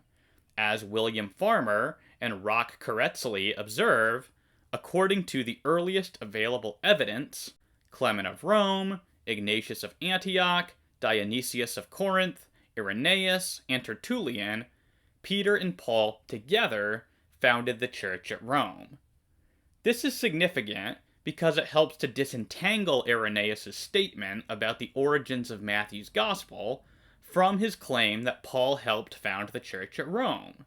In other words, the idea that Paul was in Rome in 42 AD need not be part of the information received from Irenaeus' source, who I previously argued was Polycarp, and he instead included this detail because it was a logical consequence of his belief, which was common to Christians of that time, that Paul had also helped to found the church at Rome. The upshot of this consideration is that Irenaeus' information about the date of Matthew need not be tainted by the fact that he included a mistaken claim about Paul's activities in 42 AD alongside it. Daniel Moore proposes an alternative understanding of Irenaeus' statement. He proposes that, based on how the term Rome is used within Greco-Roman literature of the day, the term need not refer exclusively to the city of Rome, but could be used more broadly to refer to the Roman Empire. He offers some examples of this in other literature before saying, with reference to Irenaeus' challenging statement, I suggest that to preach at Rome, or in Rome, was not to preach exclusively in the capital, but within the empire. Roman colonies in particular were considered extensions of Rome itself, and Caesarea Maritima would later gain that revered status under Vespasian well before Irenaeus wrote. Therefore, insofar as these Roman bastions represented Rome, preaching even in a city like Caesarea Maritima was akin to preaching in Rome. It is also helpful to recognize that the same Greek prepositional word en stands at the head of both prepositional phrases in Irenaeus, among en the Jews, at en Rome. While among and at are both legitimate translations for en, it is unusual to select different English words for translating the same Greek word within adjacent phrases which are employing contrasting parallelism. Therefore, the modern English reader must not allow these disparate word choices to drive the understanding of the passage. Perhaps the more balanced translation might have been, Matthew also issued a written gospel amidst the Hebrews in their own dialect, while Peter and Paul were preaching amidst Rome. Moore's proposal is interesting, and it presents both a benefit and a problem for my argument from the convergence of Papias and Irenaeus on the date of 42 AD for the composition of Matthew's Gospel. The benefit is that it removes any possible error on Irenaeus' part with respect to his information about Paul's involvement in founding the church at Rome. The problem is that it depends on broadening Irenaeus' understanding of Rome so much that this statement here can no longer be definitively taken to refer to the founding of the church at Rome in 42 AD. If we choose to adopt Moore's proposal, then I will lose my argument from Papias' and Irenaeus' convergence on the date of 42. Nevertheless, Irenaeus would still be telling us that Matthew was written sometime in the 40s AD, which obviously harmonizes nicely with Papias' testimony, even if we don't get the admittedly far more exciting, unintentional agreement on a precise year. In the end, my judgment is that we should just accept that Irenaeus is probably mistaken about Paul's involvement in founding the church at Rome, especially since he seems to say this elsewhere. Furthermore, we know from other patristic sources that this belief about the church at Rome being founded by both Peter and Paul was widespread among early Christians. However, because of this fact, we can easily explain why Irenaeus might have mistakenly believed that Paul was involved in founding the church at Rome, without in any way impugning the reliability of his information about the date of Matthew's Gospel. Hence, we keep the convergence argument for a 42 AD date for Matthew, while admitting that Irenaeus was wrong about Paul's involvement in the founding of the Roman Church. Regardless of which conclusion one adopts with respect to Irenaeus' statement, both he and Papias are unquestionably placing Matthew in the 40s AD. Thus my final verdict is that Matthew was written in the 40s and most likely in 42 AD. This date has been reached by a careful consideration of the evidence, both internal and external, which has forced us to push the date of composition further and further back to within about a decade of Jesus' crucifixion. This conclusion is remarkable, and it is earlier even than I had thought that I would end up dating the Gospel of Matthew when I first embarked upon this study. Nevertheless, I find myself compelled to affirm such an early date by the overwhelming preponderance of the evidence. To briefly review all of the evidence that I have brought to bear on the question of the date of Matthew's Gospel, we have seen that the Patristics allow a date no later than 64 AD. We have seen that 1st Clement likely dates to no later than 67 AD, and also likely knows Matthew's Gospel. I have argued that much of the material in Matthew's Gospel is very out of place if it were written after 70 AD. I have pointed out that P64, the earliest fragment from Matthew's Gospel, may date to 66 AD. All of these lines of evidence pushed Matthew into the 60s AD at the latest. I have also defended the idea that 1 Thessalonians is literarily dependent upon the 24th chapter of Matthew's Gospel, which would force Matthew into the 40s AD. And lastly, I have suggested that an undesigned coincidence between Papias and Irenaeus settles quite surprisingly on the precise date of 42 AD for the composition of Matthew. We come now to the date of Luke's Gospel.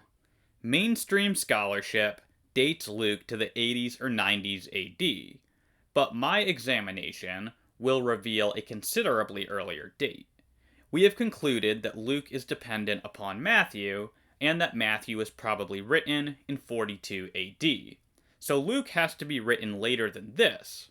But beyond saying that it was written later than Matthew, the Patristics do not give us a lot of information that would enable us to arrive at a more precise date.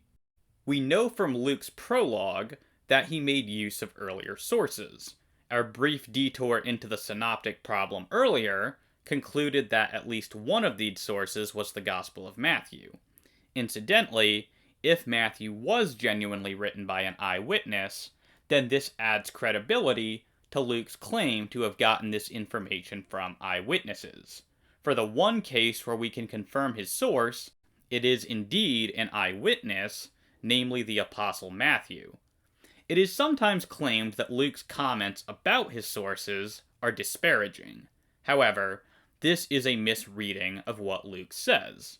As I. Howard Marshall points out, this is undoubtedly a false reading of what Luke says. In itself, the verb does not imply the success or failure of an attempt. Moreover, Luke appears to place himself alongside his predecessors rather than over against them, and the way in which he speaks of Theophilus receiving fresh confirmation of the accuracy of what he has already learned suggests that he had a high regard for his predecessors. Luke is using the work of previous writers positively to justify his own further attempt, rather than stating that he is writing although they have been written. Dating the book of Acts may be of some help in establishing a latest possible date of composition for Luke, for it is widely accepted among scholars that Luke and Acts have the same author, and that Acts is the later of the two works. Greg Boyd explains the basic rationale behind this conclusion, saying, "It is almost beyond doubt that the author of Acts is the same as the author of the third Gospel. His opening reference to his former book, and his renaming of his primary reader as Theophilus, is itself almost enough to establish as much. The close similarity in style of both works also points to the same conclusion, and the overall distinctive outlook of the two works are essentially the same. Both works, for example, share a distinctive universal scope, a sympathetic treatment of women, a concern for Gentiles, a similar apologetic tendency, and an identical Christology. A host of other more incidental considerations also indicate that one author wrote the two works as a two-volume set. So if we can establish a latest possible date for Acts, then we can confidently place Luke's Gospel before Acts and after Matthew. I'll argue in the next section that Acts was written before 64 AD, probably in the very early 60s. If that's right, Luke has to be completed somewhere between 42 AD and 60 AD. While I don't think that it is as decisive as many Christian apologists seem to think, the classical argument for dating Acts so early is its failure to mention Paul's death. Given that the happenings at Jerusalem are of interest to the author of Acts, and that the ministry and sufferings of Paul form the central plot of Acts, had the author of Acts been aware of his execution in 64 AD, it seems unlikely that he would have failed to mention it.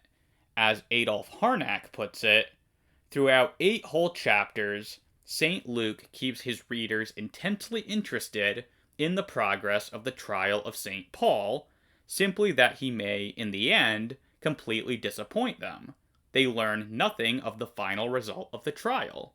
Such a procedure is scarcely less indefensible than that of the one who might relate the history of our Lord and close the narrative with his delivery to Pilate, because Jesus had now been brought up to Jerusalem and made his appearance before the chief magistrate in the capital city. Indeed, the execution of Paul is certainly where the plot of Acts appears to be leading us before it just abruptly ends with Paul in Rome. So one straightforward explanation for why the author doesn't mention Paul's death is that this event had not yet happened when he wrote Acts. As Boyd argues, one fact that strongly impressed a number of scholars is that the narrative of Acts breaks off abruptly with the trial of Paul at Rome. Given the centrality of Paul to this work, this is difficult to explain, except on the supposition that Paul had not yet been martyred when Luke wrote his narrative. It is sometimes responded that such a happy ending fits Luke's apologetic purposes, but it is certainly difficult to suppose that Theophilus, or any later reader, would have been very impressed with Luke's intentional glossing over the obvious truth that Paul, along with a vast multitude of believers, were mercilessly martyred under Nero. Another response has been to argue that, while Luke doesn't end his work with Paul's martyrdom, the prediction of Acts 20:25 shows that he is nevertheless aware of it. But it is not at all clear that 20:25 is a prediction of Paul's death, or just an indication of Paul's missionary resolution. And even if it were the former, this does nothing to explain why Luke would omit the fulfillment of this prophecy in his own work. The less frequent responses, that the original ending of Luke has been lost, or that Luke had intended a third volume, are even weaker. In reality, they only serve to demonstrate how desperately some explanation for Acts' abrupt ending is called for. Now, in a recent debate on the topic, Derek Lambert of Myth Vision attempted an explanation for why Paul's death is not mentioned. So the number one argument for an early date goes like this. If Luke knew about the outcome of Paul's trial, the deaths of Paul and Peter, and the Neronian persecution, he surely would have included them. Since he didn't, he must have been writing before they happened. Michael Jones from Inspiring Philosophy has called the missing trial of Paul the biggest argument, the central pillar for every early dating Luke Acts, every person who's early dating Luke Acts. I want to give this argument its full weight because it sounds compelling. And I want to show you why it falls apart once you understand how the book of Acts is actually constructed. Switch slides. The author tells us his plan Change slides, Neil. The author tells us his plan in the first chapter. Acts 1:8. It's not switching. Let me switch it for you. Okay. The author tells us his plan in the first chapter, Acts 1:8. You will be my witnesses. Oh, I'm sorry. I thought you were doing it yourself now. Okay, so you want me to switch it for you? If you don't mind changing the slides, but if not, okay. The author tells us his plan in the chapter Acts 1:8. You will be my witnesses in Jerusalem, in all Judea, in Samaria, and to the ends of the earth. That's the roadmap of the entire book. The narrative dramatizes the spread of Christianity from Jerusalem outward until it reaches Rome, the center of the known world, the heart of the empire. Next slide, Neil. Paul's journey to Rome is foreshadowed again and again throughout Acts. And when Paul arrives in Rome in Acts 28, the final verse says he proclaimed the kingdom of God with all boldness and without hindrance. That's not a cliffhanger. It's a victory statement. The author is planting a flag in the capital of the empire. The gospel made it. The mission from Acts 1:8 is fulfilled and being fulfilled. This also explains why the Romans are constantly portrayed so positively throughout Acts. Roman officials are reasonable, fair, and they repeatedly declare Paul innocent. Opposition comes from Jewish authorities. Luke is telling a story about the gospel moving away from rejection and towards acceptance toward Rome. Next slide. Now think about what happens if you tack on the Neronian persecution. If Luke writes, oh, by the way, right after this, Nero went insane, burned Rome, blamed the Christians, and brutally executed Peter and Paul. What happens to the book? It collapses. The positive portrayal of Rome, gone. The theme of unstoppable expansion, destroyed. The triumphant ending, meaningless. Suddenly, Rome becomes violently hostile. The apostles are executed, and the movement is crushed at the very place it was supposed to triumph. That contradicts everything the story has been building toward. The beloved musical, The Sound of Music, ends with Von Trapp family hiking over the Austrian Alps toward freedom, uplifting and triumphant. But historically, after fleeing Austria, the real family spent years as homeless refugees. The kids grew to resent Maria. The father died before seeing them succeed. Would anyone argue the musical was written in 1938 just because it doesn't include what happened next? Of course not. The story ends where it has to end, including the rest would destroy that story. Acts works the same way. The author couldn't include the Neronian persecution, not because he didn't know it, because it would be narrative suicide, as you could see on the graph. So essentially, for Lambert, to mention Paul's death or the Neronian persecution would contradict Luke's desire to have a happy ending in which Paul is successful. Rather than ending with Paul successfully bringing the gospel to Rome, as Acts does, mentioning Paul's death would make the story end in failure. Superficially, Lambert's proposal may sound reasonable, but it falls apart under scrutiny.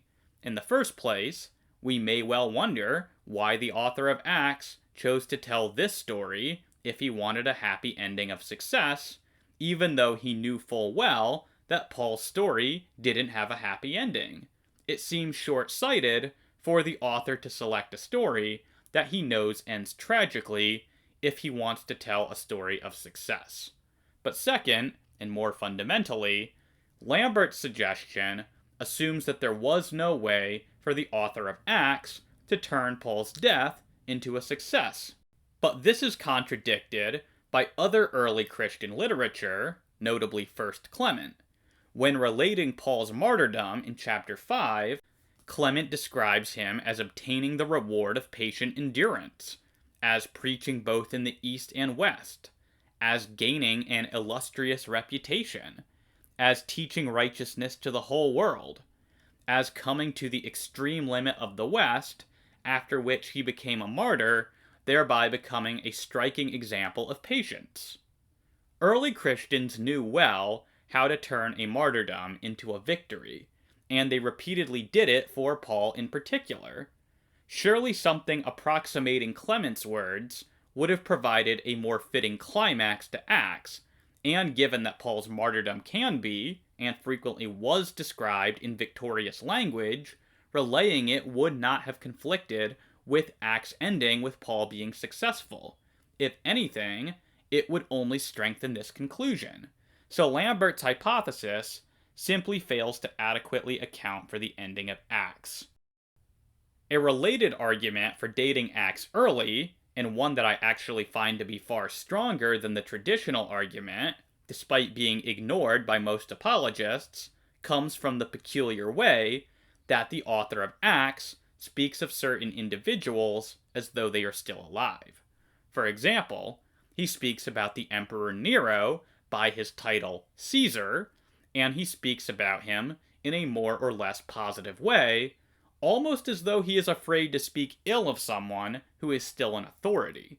This very respectful way of speaking about Nero is all the more surprising when one considers that Nero was the one who ultimately had Paul executed. Given the author's evident respect for the Apostle Paul, it is curious that he should treat the man who executed him with such respect, unless Nero had not yet executed Paul at the time that Acts was composed. As Martin Mosse observes, references to Nero in Acts appeared to indicate that he is still alive, though he was universally damned after his death, and spoken of as Nero by Pliny the Elder, Josephus, Martial, Juvenal, Tacitus, Suetonius, and others, rather than as Caesar. Acts had a habit of referring to Nero vividly, politely, hopefully, and deferentially as Caesar. This would have been proper and natural if Nero were still alive, and unlikely if he were dead and universally vilified. It would incidentally indicate in the present reign. After his death, we would expect him to be called by name at least once. It has to be emphasized that if Acts was written after 67 AD, then it is genuinely anomalous when it comes to its descriptions of Nero among ancient works, especially those of Christians. Indeed, the whole way that Acts speaks about the Romans more generally fits better with a date before the Neronian persecution of 64 AD. The Romans are routinely contrasted with the Jews throughout the book, and they are depicted as having a superior sense of justice and virtue. The author presents Paul's appeal to Caesar as a smart move. Such a perspective from a Christian author, writing before the outbreak of the Neronian persecution, would be understandable. However, it is nearly unthinkable that a Christian author should have written about the Romans so positively once the Romans began trying to kill them. The perspective of Acts on Roman justice, therefore, fits far better with the perspective that Christians would have had prior to 64 AD. This suggests that Acts was written while Nero was still in power, but before his persecution of Christians in 64 AD. As another example, indicative of an early date, consider the way the author of Acts casually refers to Lucius Annaeus Gallio as just Gallio in Acts 18. He seems to assume that his audience will be familiar with this rather obscure figure, which is less surprising if Gallio were still someone within living memory when Acts was composed. It's much less likely that the author would have felt free to reference Gallio in this way without further explanation to the reader if he was writing a long time after Gallio's tenure. Again, Mosse says, Gallio is referred to as though readily identifiable to Luke's readers.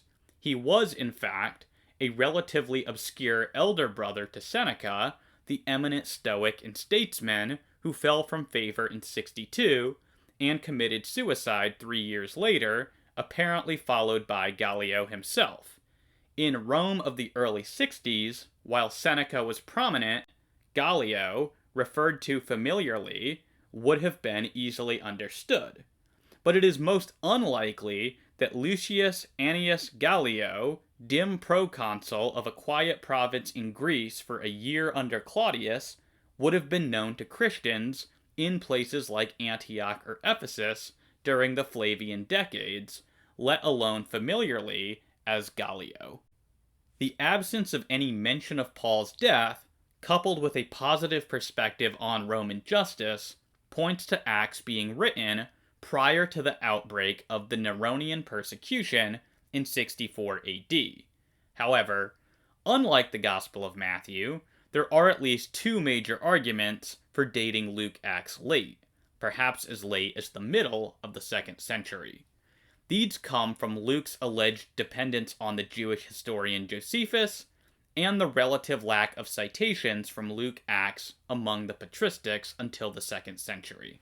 Clearly, one cannot champion an early date for the composition of Luke Acts without addressing these objections. Consequently, we will take each one in turn. Josephus published his work Antiquities of the Jews around 93 AD. If Luke knows it, then Luke must be dated to the very late 1st century at the earliest. The idea that Luke Acts is dependent upon the writings of the Jewish historian Josephus was fairly popular in the late 19th and early 20th century. However, the idea waned in popularity throughout the 20th century to the point that it was virtually dead only a few decades ago. So much so that in 1975, John Robinson was able to say, "We may note in passing that one argument, namely the supposed dependence of Acts on Josephus's Antiquities, which would require a date after 93, seems to have been almost totally abandoned." However, this idea is making a comeback in contemporary scholarship and is growing in popularity, and no one has done more to revive this idea's popularity than Josephus scholar Steve Mason in his 1992 book, Josephus and the New Testament. Mason's argument is essentially that there are too many points of similarity between Luke, Acts, and Josephus to plausibly be construed as mere coincidence. He argues as follows: "I cannot prove beyond doubt that Luke knew the writings of Josephus. If he did not, however, we have a nearly incredible series of coincidences which require that Luke knew something that closely approximated Josephus's narrative in several distinct ways. This source, or these sources, spoke of Agrippa's death after his robe shone, the extramarital affairs of both Felix and Agrippa II, the harshness of the Sadducees towards Christianity, the census under Quirinius, as a watershed event in Palestine, Judas the Galilean, as an arch-rebel at the time of the census, Judah, Theudas, and the unnamed Egyptian as 3 rebels in the Jerusalem area worthy of special mention among a host of others, Theudas and Judas in the same piece of narrative, Judaism as a philosophical system, the Pharisees and Sadducees as philosophical schools, and the Pharisees as the most precise of the schools. We know of no other work that even remotely approximated Josephus's presentation on such a wide range of issues. I find it easier to believe that Luke knew something of Josephus's work than that he independently arrived at these points of agreement. Nevertheless, further study may provide alternatives. For the most part, these coincidences noted by Mason are fairly nonspecific generalities, which are easy to explain given that both Josephus and the author of Luke Acts were well acquainted with the culture and politics of the mid-1st century. As John Polhill points out, none of these passages, however, shows the least literary dependence on Josephus, and at most, they reflect commonly known Jewish events.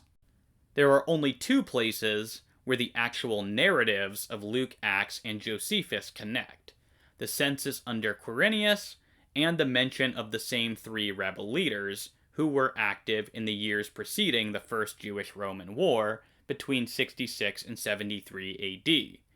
The first of these is an unlikely candidate for establishing Luke Acts' dependence upon Josephus, given that the 2 accounts are incompatible with one another.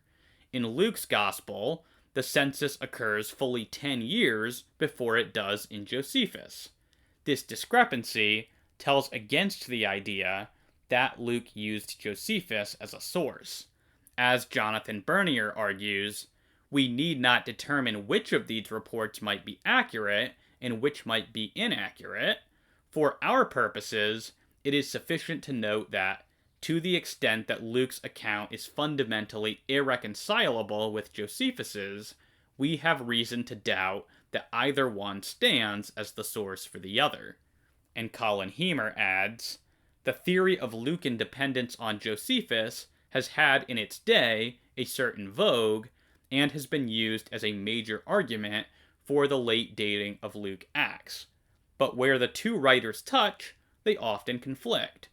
This scarcely favors the first hypothesis, unless we assume that Luke was singularly careless or prejudiced to contradict his source gratuitously. In other contexts, scholars are widely cautious to posit knowledge or dependence, even where verbal resemblances exist. Regarding both authors mentioning Judas the Galilean, Theudas, and the Egyptian, Mason's argument depends wholly upon Luke, Acts, and Josephus naming these individuals in exactly the same way. But such an argument is terribly weak just on its face. Even if we assume a literary explanation for the sake of argument, there is no obvious reason to prefer the idea that Luke is drawing from Josephus than that Josephus is drawing from Luke, or that both are drawing from a common source, which has since been lost. Furthermore, it is more than clear that these three individuals could be identified by the same titles without any appeal to literary dependence whatsoever.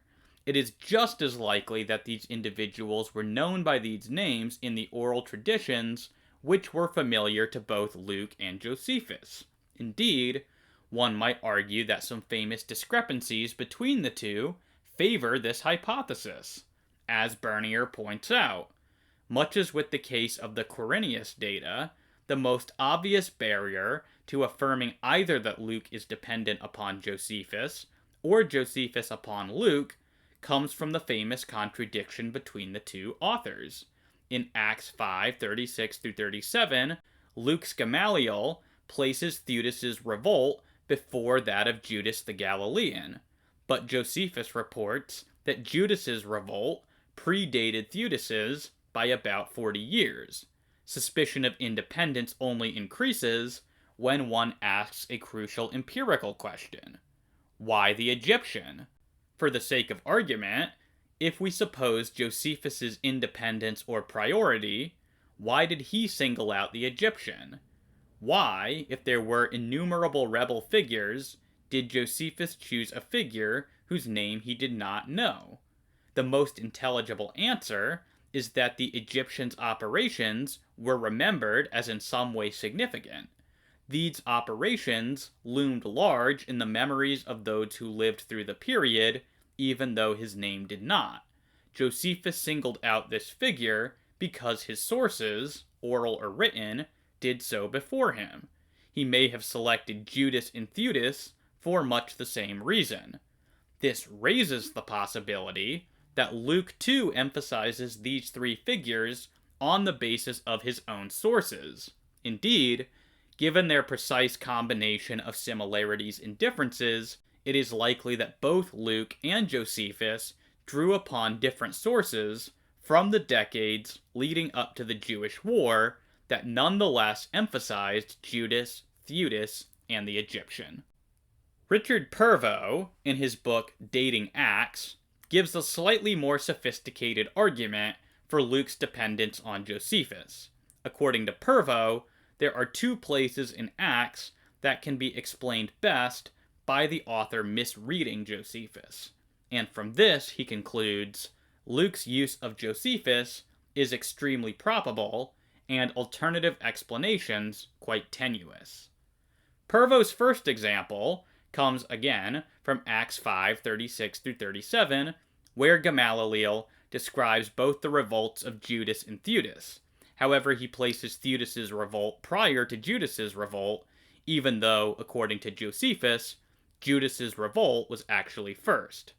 The disagreement in chronology might seem to indicate that Josephus is not Luke's source, as Bernier suggests. However, Purvo contends that it's easy to see how someone might get the chronology wrong if they were not reading Josephus carefully, because in Antiquities 2097, Josephus mentions the death of Theudas, and then, just a few verses later, in 2102, he mentions the deaths of Judas's sons. So the idea is that Luke was not being careful and mistakenly thought that Josephus was saying that Judas himself was killed after Theudas, rather than just the sons of Judas being killed after Theudas. And that's why Gamaliel gives the wrong order, at least according to Purvo. So according to Mason, when Luke follows the same order as Josephus when listing Judas, Theudas, and the Egyptian, this is evidence that he was depending on Josephus. Yet according to Purvo, when Luke does not follow the same order as Josephus, when he mentions Judas's revolt in relation to Theudas's revolt, this is also taken as evidence that he was depending on Josephus. Again, we see a heads I win, tails you lose sort of mentality for those seeking to establish Luke's dependence on Josephus.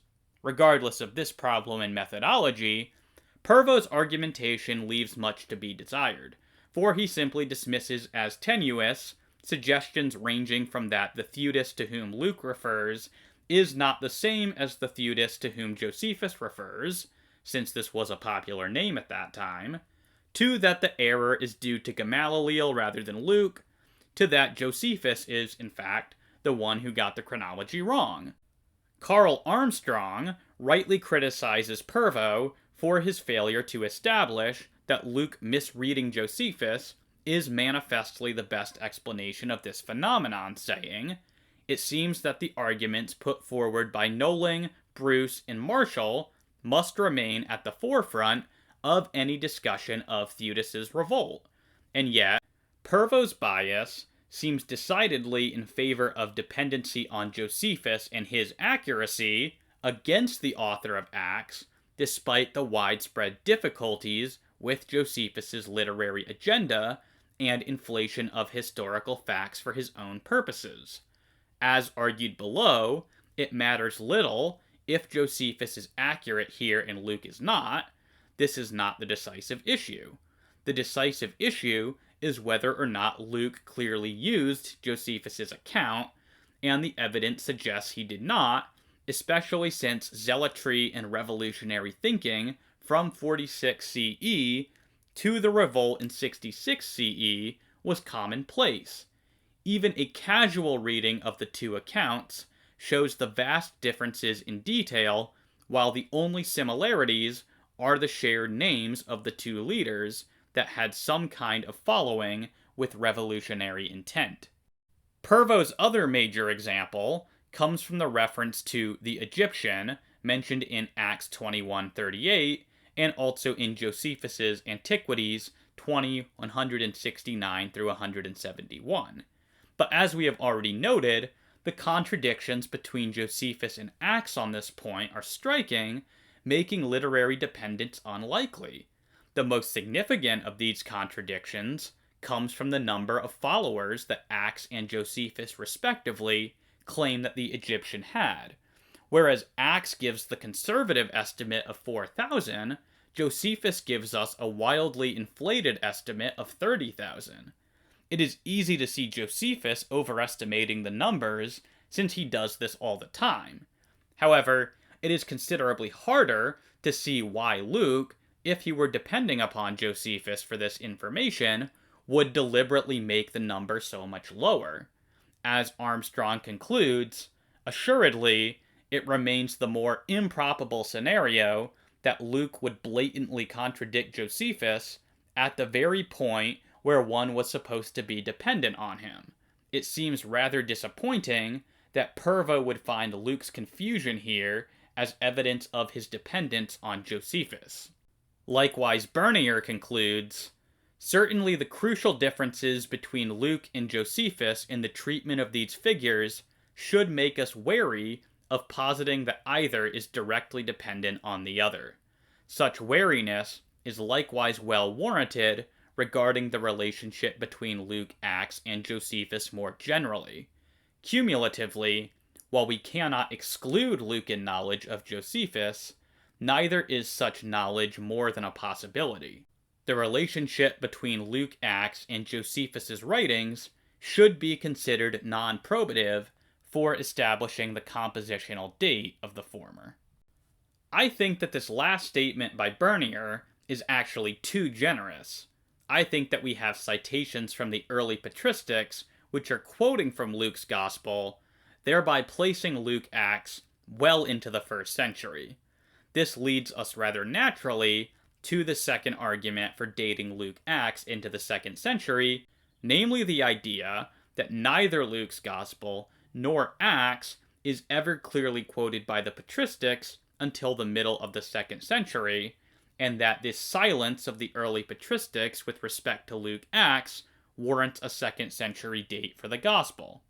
Arthur Bellanzoni sums up the current scholarly opinion when it comes to patristic usage of Luke Acts, saying, "In examining the Apostolic Fathers, it was found that there was very little use of the Lucan Gospel.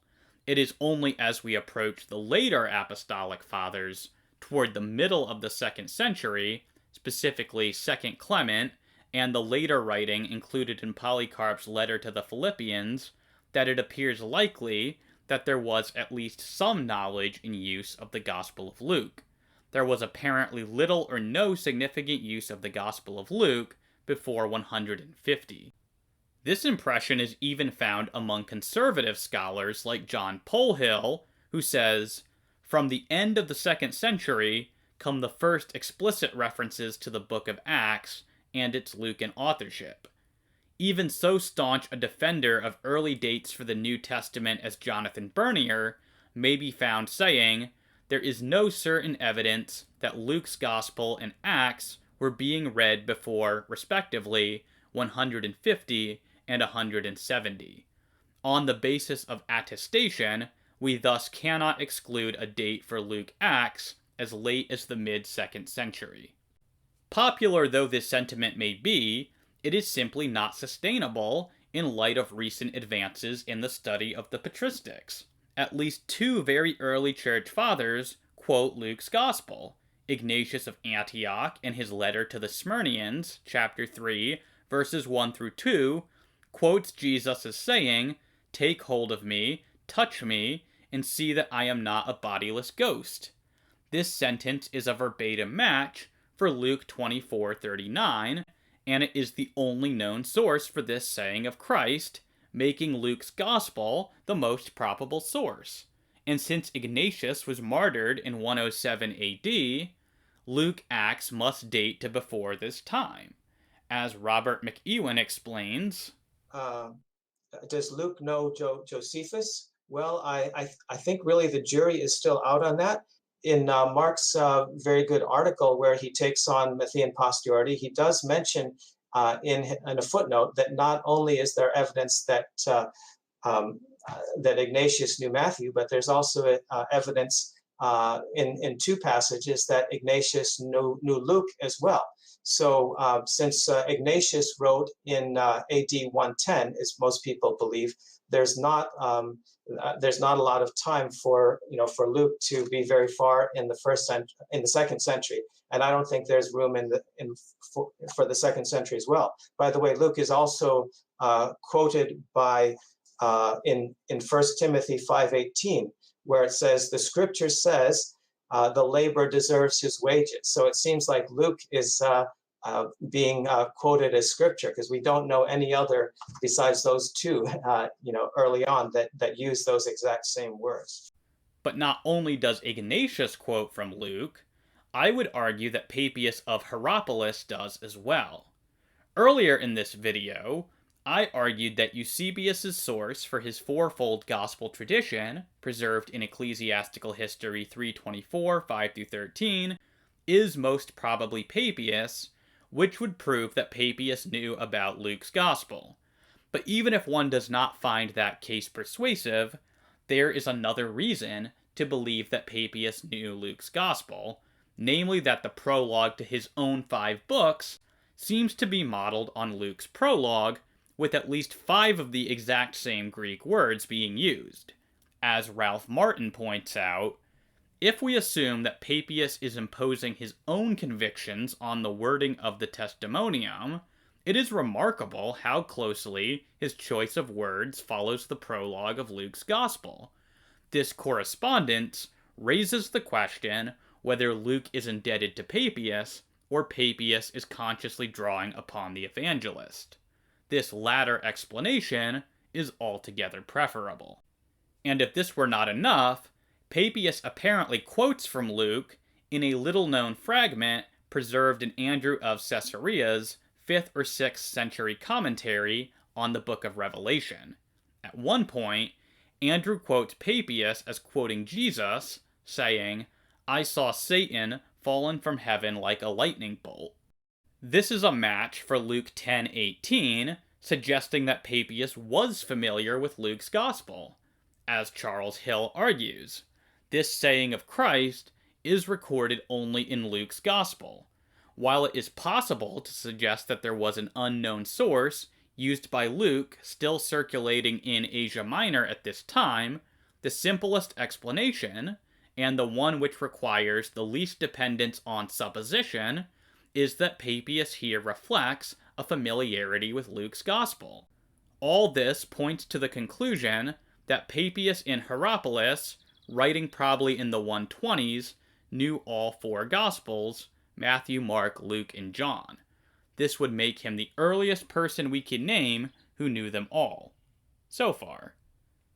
As I explained in my earlier discussions of Papias, when attempting to date Matthew's Gospel, I think that Hill's estimated date for Papias' writings in the 120s, though very early, is still far too late.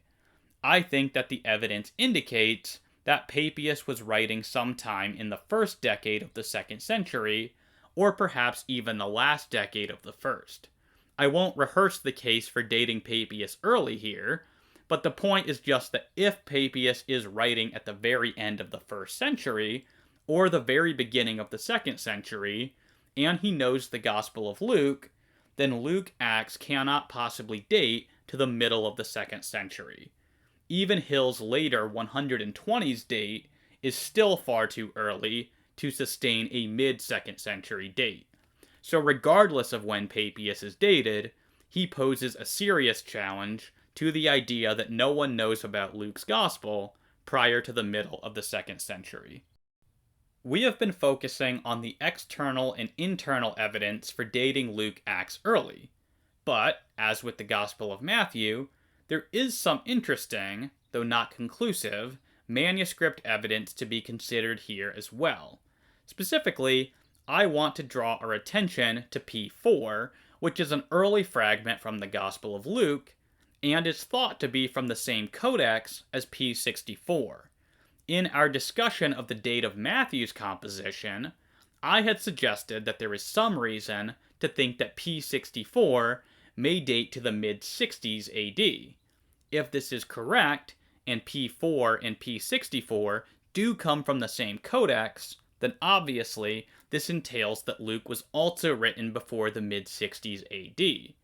Now, as I noted previously, this date for P64, and by extension P4, is far from certain, but for the sake of completeness, it should be taken into consideration when attempting to date Luke's Gospel.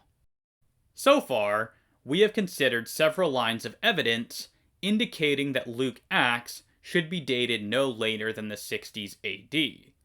Now I move beyond this, and beyond what even many conservative and evangelical scholars are willing to defend, and I will suggest that the Gospel of Luke is earlier than some of the writings of the Apostle Paul. This is suggested most strongly in 1 Corinthians 11, 23 through 25, where Paul says, "For I received from the Lord that which I also delivered to you, that the Lord Jesus, on the night when he was betrayed, took bread, and when he had given thanks, he broke it, and said, 'This is my body which is for you. Do this in remembrance of me.' In the same way, he also took the cup after supper, saying, "This cup is the new covenant in my blood. Do this, as often as you drink it, in remembrance of me." These words closely match Jesus' words as recorded in Luke 22:18-20. It is not difficult to suppose that Paul is here directly quoting from Luke's Gospel. He does, after all, claim to have received this information from somewhere prior to teaching it to the Corinthian church. As Greg Boyd and Paul Eddy observe, no one disputes that Paul's words here strongly parallel the account of the Last Supper found in all four Gospels, especially Luke's. The text itself suggests Paul is relying on traditional material. He introduces his material with standard Jewish terminology for receiving and handing over sacred tradition. This suggests that Paul was passing on material that had been passed on to him by others. In this light, when Paul says he received from the Lord this teaching, it seems most natural to take him to be referring to his conviction that this traditional material goes back to the Lord's own words and actions. Through the tradition now being mediated through Paul, the Corinthians were receiving from the Lord the teaching about the Last Supper. This conclusion is confirmed by the fact that Paul's words betray a wholly fixed verbal form, as is seen when compared with Luke 22:19-20. Now, one might ask why we should think that this comes from Luke's Gospel, as opposed to some lost common source, or perhaps from Luke drawing this material from Paul. I think we have a ready answer to this question, given some of the conclusions that I argued for in my discussion of the dating of Matthew. There I outlined numerous reasons to think that Paul knew Matthew's Gospel when he wrote 1 Thessalonians. Furthermore, per my synoptic theory, Luke also knows Matthew's Gospel. Now, both Matthew and Luke contain the story of the Last Supper. However, Luke's version is markedly different from Matthew's, and, as I noted, Paul's version aligns with Luke's. So I think we know that they did have a common source, Matthew, and yet neither of them chose to follow it for the story of the Last Supper. Consequently, their common source cannot account for the similarity. The question then becomes, is Paul or Luke more likely to have differed from the account they had in Matthew? And it seems to me that Luke is the more probable candidate here, for although he clearly used Matthew as a source, he says in his prologue that he had many other sources. And when we read his Gospel, we can plainly see that he frequently diverges from Matthew's order, includes his own unique material, and gives his own commentary. So it's not especially surprising that Luke would have chosen to include a different account of the Last Supper than Matthew. By contrast, it's hard to think of any reason for Paul to use anything other than Matthew's account, unless, in the 6 years between the composition of 1 Thessalonians and 1 Corinthians, he gained access to Luke, a gospel composed by his own traveling companion and under his own apostolic authority. This is all the more plausible if, as some scholars have suggested, Paul is referring to the Gospel of Luke when he uses the phrase, "according to my gospel," throughout his epistles.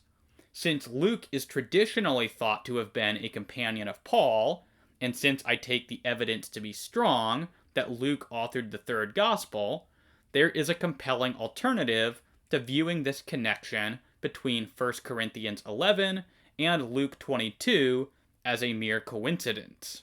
This conclusion is only strengthened if we take into account Paul's claim in 2 Corinthians 8:18 that he is sending the Corinthian congregation a brother whose fame in the things of the gospel has spread through all the churches. This is almost certainly a reference to Luke, and Paul's claim that he had become famous for the things of the gospel might reasonably be read as a tacit acknowledgement that Luke was famous for writing a gospel. As a final point, 1 Timothy 5:18 directly quotes Luke 10:7 and refers to it as Scripture. Of course, most skeptics do not accept the authenticity of 1 Timothy. This is not the place to defend the Pauline authorship of 1 Timothy, but suffice it to say that if this letter is authentic, then Paul certainly knew the Gospel of Luke.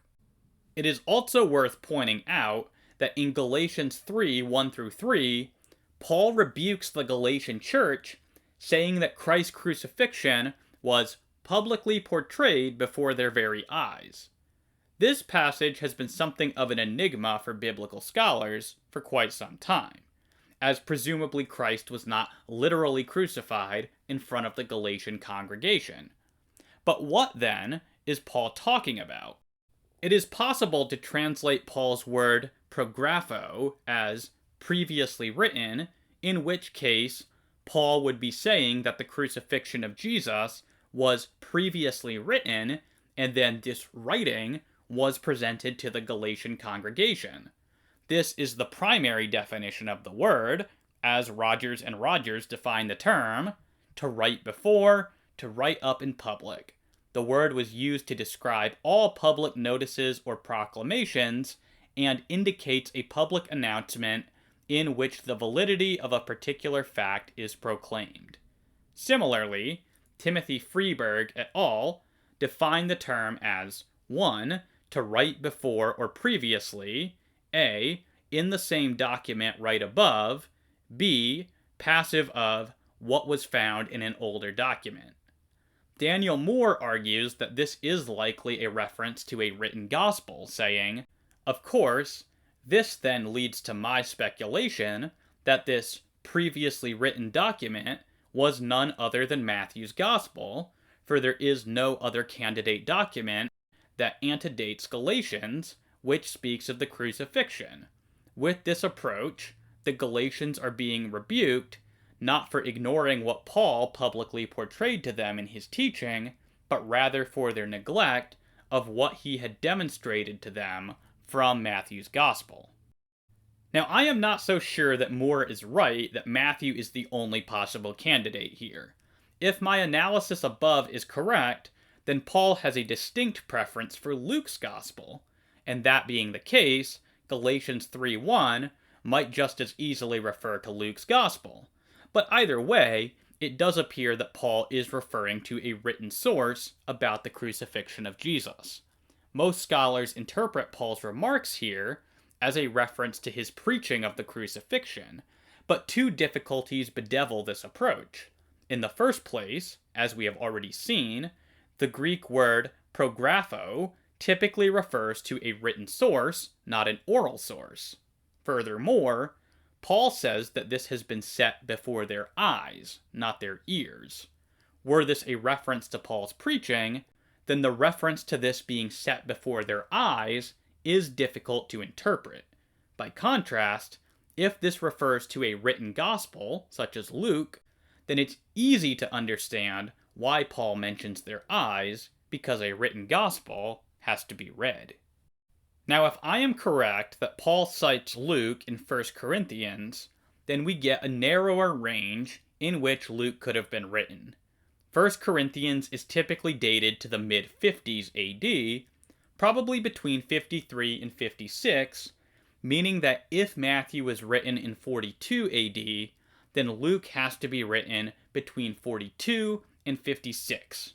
This range may become narrower still if Galatians tacitly confirms the existence of Luke's gospel, since Galatians may be earlier than 1 Corinthians, perhaps as early as 49 AD.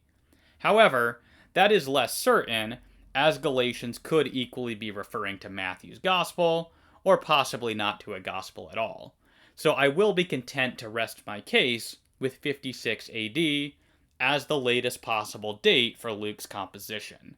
Hence, I conclude that Luke was written sometime between 42 AD and 56 AD.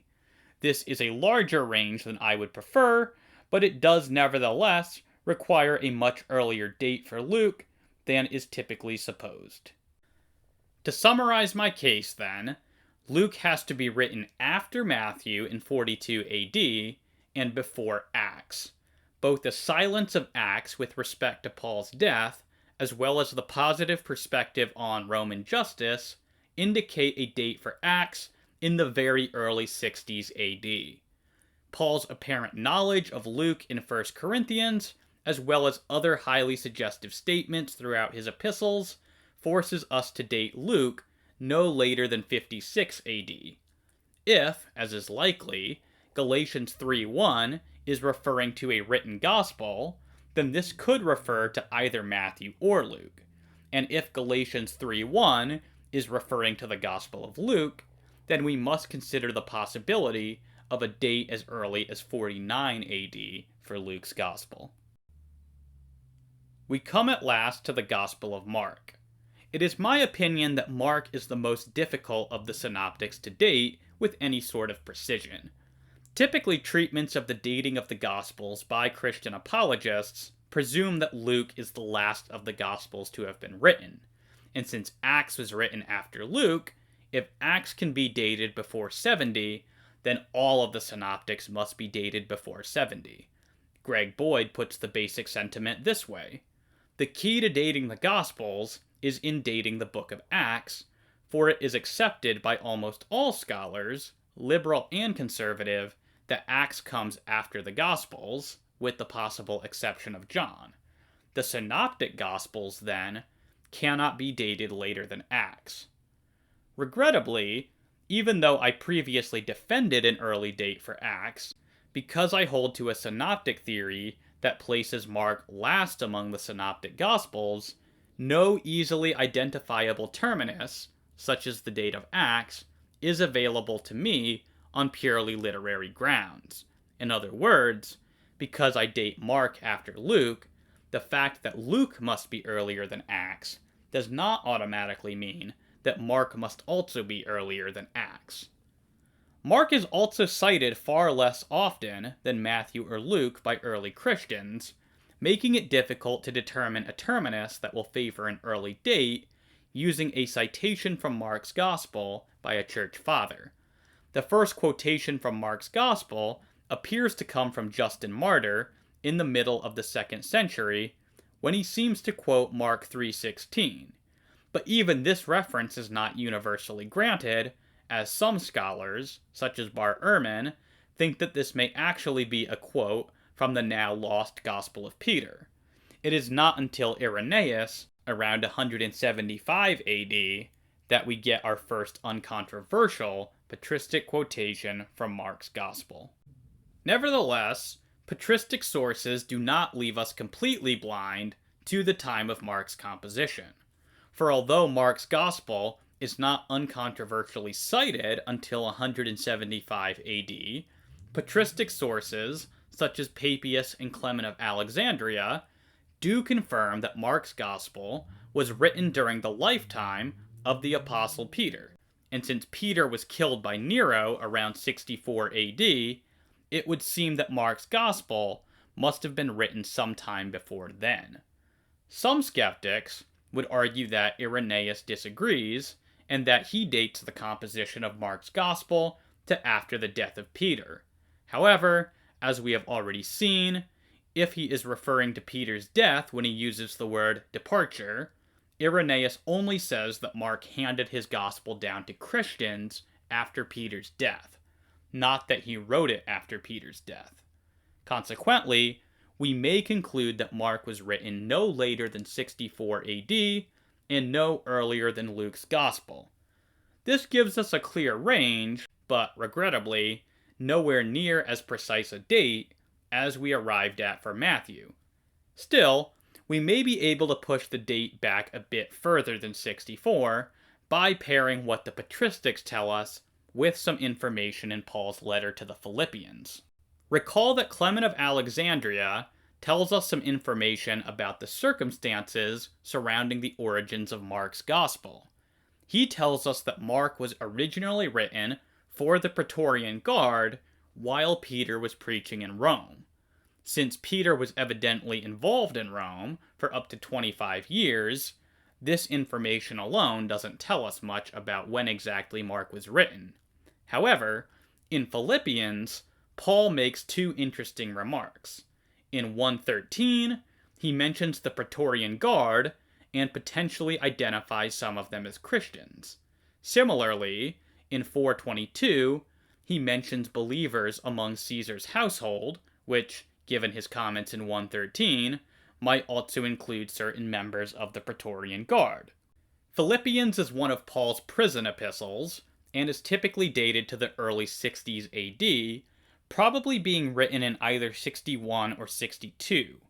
Now, if Clement is telling us the truth about Mark's Gospel being written for the Praetorian Guard, presumably before any of them had yet converted, given the evangelistic motives of Mark's Gospel, then Paul here may indirectly be confirming that Mark's efforts had paid off.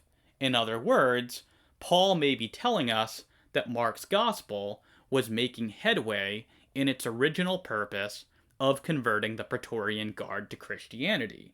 Of course, this is a bit speculative, but if this speculation is correct, then Mark would have to be dated to sometime before Philippians, which would secure a pre-62 date for Mark. As with Matthew and Luke, there is some manuscript evidence that may speak in favor of an early date for Mark's Gospel. In this case, the relevant fragment is 7Q5, discovered in Qumran Cave 7. But whereas the controversy surrounding the earliest fragments of Matthew and Luke, P64 and P4, pertains to the date of the manuscripts, the date of 7Q5 is relatively secure, namely between the 50s BC and the 50s AD. Rather than the date of the fragment being controversial, the controversy with respect to 7Q5 pertains to whether or not it is in fact a fragment of the Gospel of Mark at all. When the fragment was first published in 1962, it was regarded as belonging to an unknown, possibly lost work. However, 10 years later, in 1972, a Spanish papyrologist by the name of Jose O'Callaghan proposed that 7Q5 was in fact a fragment of the Gospel of Mark, specifically a fragment of Mark 6, 52 through 53. O'Callaghan's analysis was based on the precise combination of 18 Greek letters preserved in 7Q5, not corresponding to any known piece of literature besides Mark 6, 53 through 54. Other scholars have pushed back on O'Callaghan's argument, pointing out that it depends on some dubious judgments regarding the identification of certain letters that are poorly preserved in 7Q5. If we do not restrict ourselves to O'Callaghan's conclusions regarding the identity of certain letters, and instead entertain other possibilities, then there may be up to 16 other known ancient texts that exhibit this precise combination of letters. O'Callaghan's proposal would further require some minor textual variants between 7Q5 and all other extant copies of Mark's Gospel, which, although possible, is not very plausible. None of these objections are decisive, but collectively they do raise sufficient doubt that it is probably prudent not to place much weight on 7Q5 when dating the Gospel of Mark. 2 decades after O'Callaghan, Carsten Thiede took up the case for identifying 7Q5 as a fragment of Mark's Gospel. Thiede made a noble effort to rebut these objections to O'Callaghan's proposal. He concludes by triumphantly declaring, "Some scholars have complained that 7Q5 is a small fragment with only 20 letters, some of them disputed, on a mere 5 lines. Apart from the fact that this is not the smallest Greek papyrus fragment safely identified, we have already seen that an identification of 7Q5 as Mark 6, 52 through 53 would be possible on the basis of a mere 9 letters on 3 lines. Their evidence is so unequivocal that the rest of the fragment must be scrutinized, not with a view to making an initial identification, but in order to make sure that none of the remaining traces contradicts the identification based on the nucleus of the papyrus, and as we have seen, no such contradiction exists. On the contrary, there is considerable corroborative evidence. Fairness, therefore, demands that we admit J. O'Callaghan was right as early as 1972. 7Q5 is Mark 6, 52 through 53. I must confess that I lack the technical expertise to adjudicate who is correct in this debate. Prudence dictates that I don't make 7Q5 a critical building block of my case for an early date for Mark's Gospel. Nevertheless, I do think that Theed is absolutely correct when he points out that skeptics of 7Q5's identification with Mark do appear to be far more motivated to deny that it is a fragment of Mark than they are to make any positive identification of their own. It is notable that, despite over 50 years of debate at this point, no more plausible alternative to Mark has been suggested for 7Q5. Thus, while I am unwilling to rely on this fragment to support an early date for Mark, I think that the value in this fragment is that an inference identifying it with Mark's Gospel is plausible enough that no skeptic can be confident in claiming that Mark definitely dates to after 70 AD. In other words, the apologetic value of 7Q5 is that, although it does not prove an early date for Mark's Gospel, it prevents anyone from saying that Mark must be late. Until a more secure identification can be made, 7Q5 forces us to remain open to the possibility of an exceptionally early date for Mark's Gospel. As Phil Fernandez concludes, though these fragments are tiny and identification can be disputed, the acknowledgement that they are copies from the New Testament should not be dismissed merely for a priori reasons. Regrettably, I don't have much more to offer by way of a defense for an early date for Mark's Gospel. Fortunately, Mark's Gospel is the one Gospel for which contemporary scholarship is more willing to entertain a date prior to 70 AD. Even in mainstream introductions to the New Testament textbooks, one can find statements affirming that Mark dates to around 70 or perhaps slightly before. However, there is one argument for a late date for Mark's Gospel that has gained traction over the past 10 years. As far as I know, this argument was put forward by Christopher B. Zeichmann in his 2017 paper, The Date of Mark's Gospel, Apart from the Temple and Rumors of War. As such, a thorough defense of the early dates of the Synoptics would not be complete without a discussion of Zeichmann's argument. Zeichmann's objection hinges on an alleged anachronism in Mark 12:13-17.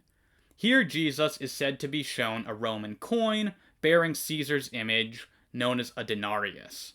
Zeichmann argues that this coin was not widely used in Judea prior to 71 AD, and that, therefore, Mark's reference to it betrays that he was writing at a time after 71 AD.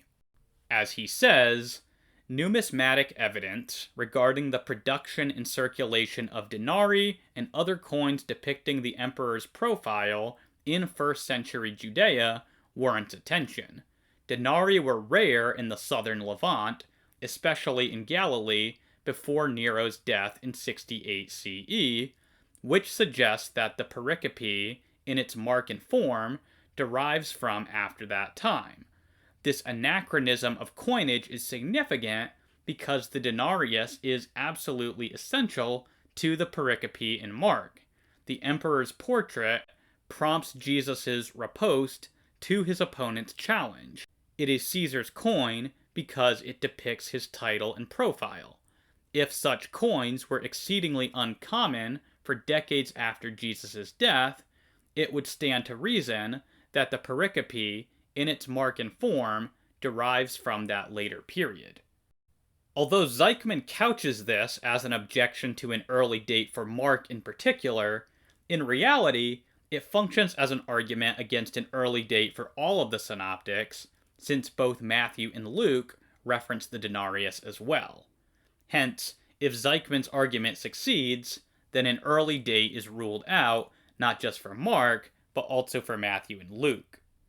Fortunately, there are gaping holes in Zechman's argument. In the first place, his evidence for the use of the denarius being rare in Judea is pretty thin. This conclusion is based on the fact that archaeology has not found as many denarii in Judea from the time prior to 70 as it has afterwards. But at best, that only establishes that the use of the denarius became even more common after this time. It surely does not establish that the use of the denarius was rare prior to that time. As Lydia McGrew points out, the argument would be somewhat weak even if they had found none of these coins, since often things aren't found later in archaeological digs, but nonetheless existed. But in this case, the argument for such a strong conclusion is based merely on their finding relatively few. Zechman concludes that denarii were extremely rare in Judea and Galilee before the Jewish War, but this is itself a dubious extrapolation from coin hoards. He makes a big deal out of the fact that, of those hoards we have found, where the hoard itself is believed to have been deposited before the war, it's unclear how they know that, none contain denarii. He seems to be assuming that, if they were not extremely rare, more of them would have been found in coin hoards, and, in particular, they would have been found in hoards where the hoards themselves can be independently confirmed to have been deposited prior to the Jewish War. This seems like an extremely shaky argument. More than this, Zechman overlooks numismatic evidence that challenges his thesis. His whole argument for the denarius being rare or unheard of in Judea depends upon coin hoards that were discovered from before 70 AD, with no denarii being discovered among them. However, he conveniently does not discuss a coin hoard discovered in 1960 at Isphia on Mount Carmel, where, among 3,400 Tyrian shekels and 1,000 half shekels, 160 Roman denarii from the reign of Augustus were discovered. Recall that Augustus was emperor before Tiberius, so if the denarius was already being used in Judea during the reign of Augustus, it would have only been more widespread by the time of Tiberius. Zechman's thesis is also challenged by the discovery of the Nero deed, or the Caesar Neron papyrus. This is a loan document from the second year of Nero's reign, meaning that it dates to before the Jewish-Roman War. It is written in Aramaic, which presumably means that the loan was between two Jewish parties living in Judea. The loan is recorded as being for 20 denarii, which obviously implies that the denarius was in fact in use throughout Judea prior to the 70s AD. Zechman also conveniently ignores this textual data that contradicts his thesis. As Oliver Hoover concludes, all told, I think Zechman didn't cover his bases and relied on mainly numismatics who gave him what he was looking for, and so he thought the issue was concluded. But even if we were to grant Zechman's premise that the use of the denarius was somewhat rare in Judea prior to 71, by his own admission, it was still used in Judea prior to that time. Nothing in Mark's account, or indeed any of the synoptics, requires us to think that the denarius was used commonly prior to 71 AD. As McGrew says, the story relies on the idea that Jesus was sufficiently familiar with a denarius to know what it would look like, hence his request to bring him one, that he could expect one to be available at the time of the conversation, and that the tax was at least sometimes paid in the form of this coin. Nothing about the relative rarity of denarii in coin hoards prior to the Jewish War makes any of this impossible, or even particularly improbable, especially since this same archaeological work confirms that such coins were in existence in the region prior to the Jewish War. In other words, the mere mention of the denarius is not an anachronism in the literal sense, because the coin did indeed exist in that part of the world at that time. At best, it would only be an anachronism if Mark suggested that the use of the coin was widespread, yet nothing in Mark, or indeed in the other synoptics, suggests this. Zechman goes on to speculate that taxes were not collected in coins at all, except for in emergencies. But this truly is speculation on his part, for as McGrew again observes, Zechman argues that, before the Jewish War, taxes were collected in coin only in emergencies from an incident Josephus tells us about in AD 66, during the time of Agrippa II, when the taxes to Rome had remained unpaid for a while as a form of protest against the rule of Florus. Agrippa II hastily collected the taxes in coin in order to ward off war with Rome. In this incident, Josephus says that they soon got together 40 talents. This shows not only that the taxes would be collected in coins, but also that coins were widely enough available to collect a large amount in back taxes hastily in coin. That this was only done due to an emergency is not indicated at all in the Josephus passage. This is just Zechman's ad hoc construct to explain away the passage, which is otherwise a counterexample to his sweeping generalization that taxes to Rome were paid only in kind, not in coins. To conclude our discussion of Mark, then, we have seen that it is probably the most difficult of the Gospels to date. The Patristics date it to within the lifetime of Peter. Clement of Alexandria, in particular, tells us that it was written for the Praetorian Guard. Taken in conjunction with some of Paul's suggestive statements in Philippians, Mark might date to the very late 50s AD or before.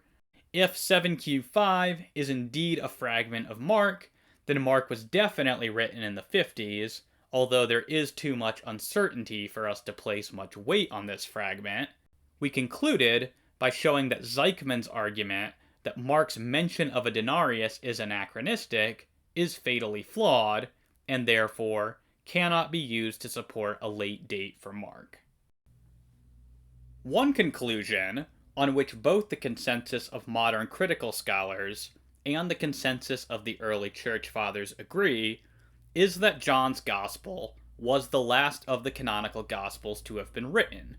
Incidentally, this fact alone throws a major wrench in Mark Goodacre's speculative hypothesis, according to which the sole reason for the Church Fathers' unanimity on the priority of Matthew was a consequence of their belief that it was written by an apostle. The Church Fathers also believed that John was written by an apostle, and yet they had no problem placing it last. Therefore, we may not assume that apostolicity automatically translated to temporal priority in the minds of the Church Fathers. Since all parties agree that John must be written later than the Synoptics, and I have already established that all of the Synoptics were written prior to 64 AD, it will be instructive to see if we can establish a latest possible date so as to have a clear range in mind for when John's Gospel might have been completed. Such a terminus is presented to us in a fragment from John's Gospel called P52. P52 has traditionally been dated between 100 AD and 150 AD for a median estimate of 125 AD. Recent scholarship, on the other hand, has seen some experts shift towards favoring a date closer to 200 AD. To be fair to both sides, I will assume the median date of 150 AD for this fragment. Thus, I conclude that John's Gospel had to be written sometime between 64 AD and 150 AD. This general terminus is also supported by the Egerton Papyrus II, dated between 150 and 200 AD, which probably used John's Gospel, as well as by Justin Martyr, who quoted from John's Gospel no later than 160 AD. The Church Fathers don't give us a whole lot of information about when John's Gospel was written, beyond that it was authored during the lifetime of the Apostle John during his residence at Ephesus, which ended when Trajan became emperor. We know that Trajan's reign began in 98 AD, meaning that John's Gospel would have had to be written prior to that time. However, we have no clear statements regarding when John's residence at Ephesus began, or how long it lasted. It might have been as early as 64 AD, according to some estimates, but we don't really know. Mainstream biblical scholars, rejecting as they generally do the testimony of the Patristics, place John late into the 1st century, if not early into the 2nd, for a completely different reason. Since John clearly presents Jesus as the fully divine Son of God, and it is assumed that such a view of Jesus must have been a later development in the history of Christian doctrine, it follows that John must be dated very late.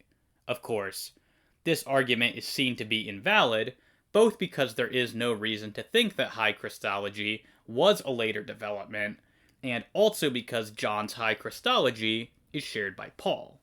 As Leon Morris says, the argument from developed theology proves very little. It seems to rest on a view of the way in which Christian doctrine must have evolved. It is rarely put into words, but the reasoning appears to be that we see Jesus most clearly in the Synoptic Gospels. There is an evolution from Mark to the other Synoptics, and then to John, and then to the 2nd century Fathers. This sounds quite impressive. However, it conflicts with the fact that the oldest documents of Christianity are the Pauline epistles, but the figure of Christ that emerges from the Pauline references to him is closer to that of John than to that of the Synoptists. So if we discard the assumption that high Christology must have been a later development, evidence internal to John may suggest a date of composition prior to 70 AD. Some scholars, notably John A.T. Robinson, Evan Powell, and Leon Morris, have thought that John's putative ignorance of the Synoptic Gospels indicates an early date of composition, perhaps even prior to the composition of the Synoptics. But there are two reasons why this argument is problematic.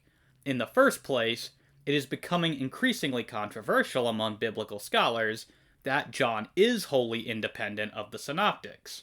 Mark Goodacre recently published a book entitled The Fourth Synoptic Gospel, arguing that there may indeed be reasons to suppose that John is aware of the Synoptics.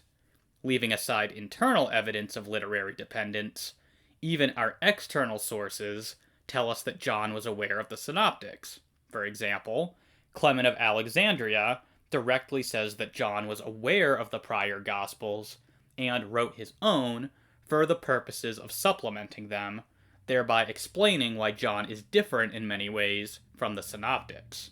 Consequently, I do not think that John's putative ignorance of the Synoptics constitutes a good argument for an early date.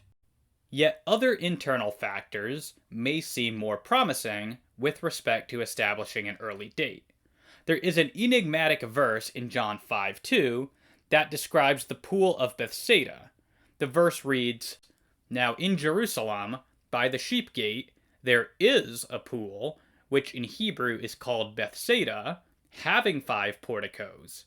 In these porticos lay a multitude of those who were sick, blind, limping, or paralyzed." Notice the use of the present tense here, which is not merely a result of the translation of the verse into English, but also exists in the original Greek. Seemingly, the author of the fourth gospel is under the impression that the pool, the sheep gate, the 5 porticos, and the crowd of people lying around the pool all still exist when he is writing. In and of itself, this is not particularly suggestive of any particular date, but once we appreciate that archaeology reveals that the sheep gate was destroyed, the pool filled with rubble, and the 5 porticos buried in 70 AD when the Romans conquered Jerusalem, John's description of these structures as still existing may suggest that he is writing at a time when these structures still stood. Of course, many alternatives have been suggested for this verse, ranging from John copying over the tense from an earlier source, to his simply being ignorant of the destruction of these structures. But none of these alternative hypotheses are anywhere near as natural or plausible as that the verse was simply written prior to 70 AD. There is no motivation to posit an earlier source from which John draws, apart from an ad hoc motivation to preserve a late date for the Gospel of John. Similarly, it is implausible that someone living in that part of the world could have simply been unaware that these structures were destroyed by the Romans. Bernier concludes, absent evidence that suggests otherwise, it is probable that John 5:2 was written prior to the destruction of 70, and with it, the balance of the Gospel. While initially, John 5:2 might be seen to indicate that the evidence internal to the Gospel of John supports the conclusion that it was written before 70 AD, we must reckon with the fact that there is internal evidence pointing in the other direction as well. I will suggest that this tension within the internal evidence points to two different editions of John's Gospel, one published prior to 70 AD, and one published about 30 years later. The internal evidence for a later date is found in the last chapter of the Gospel.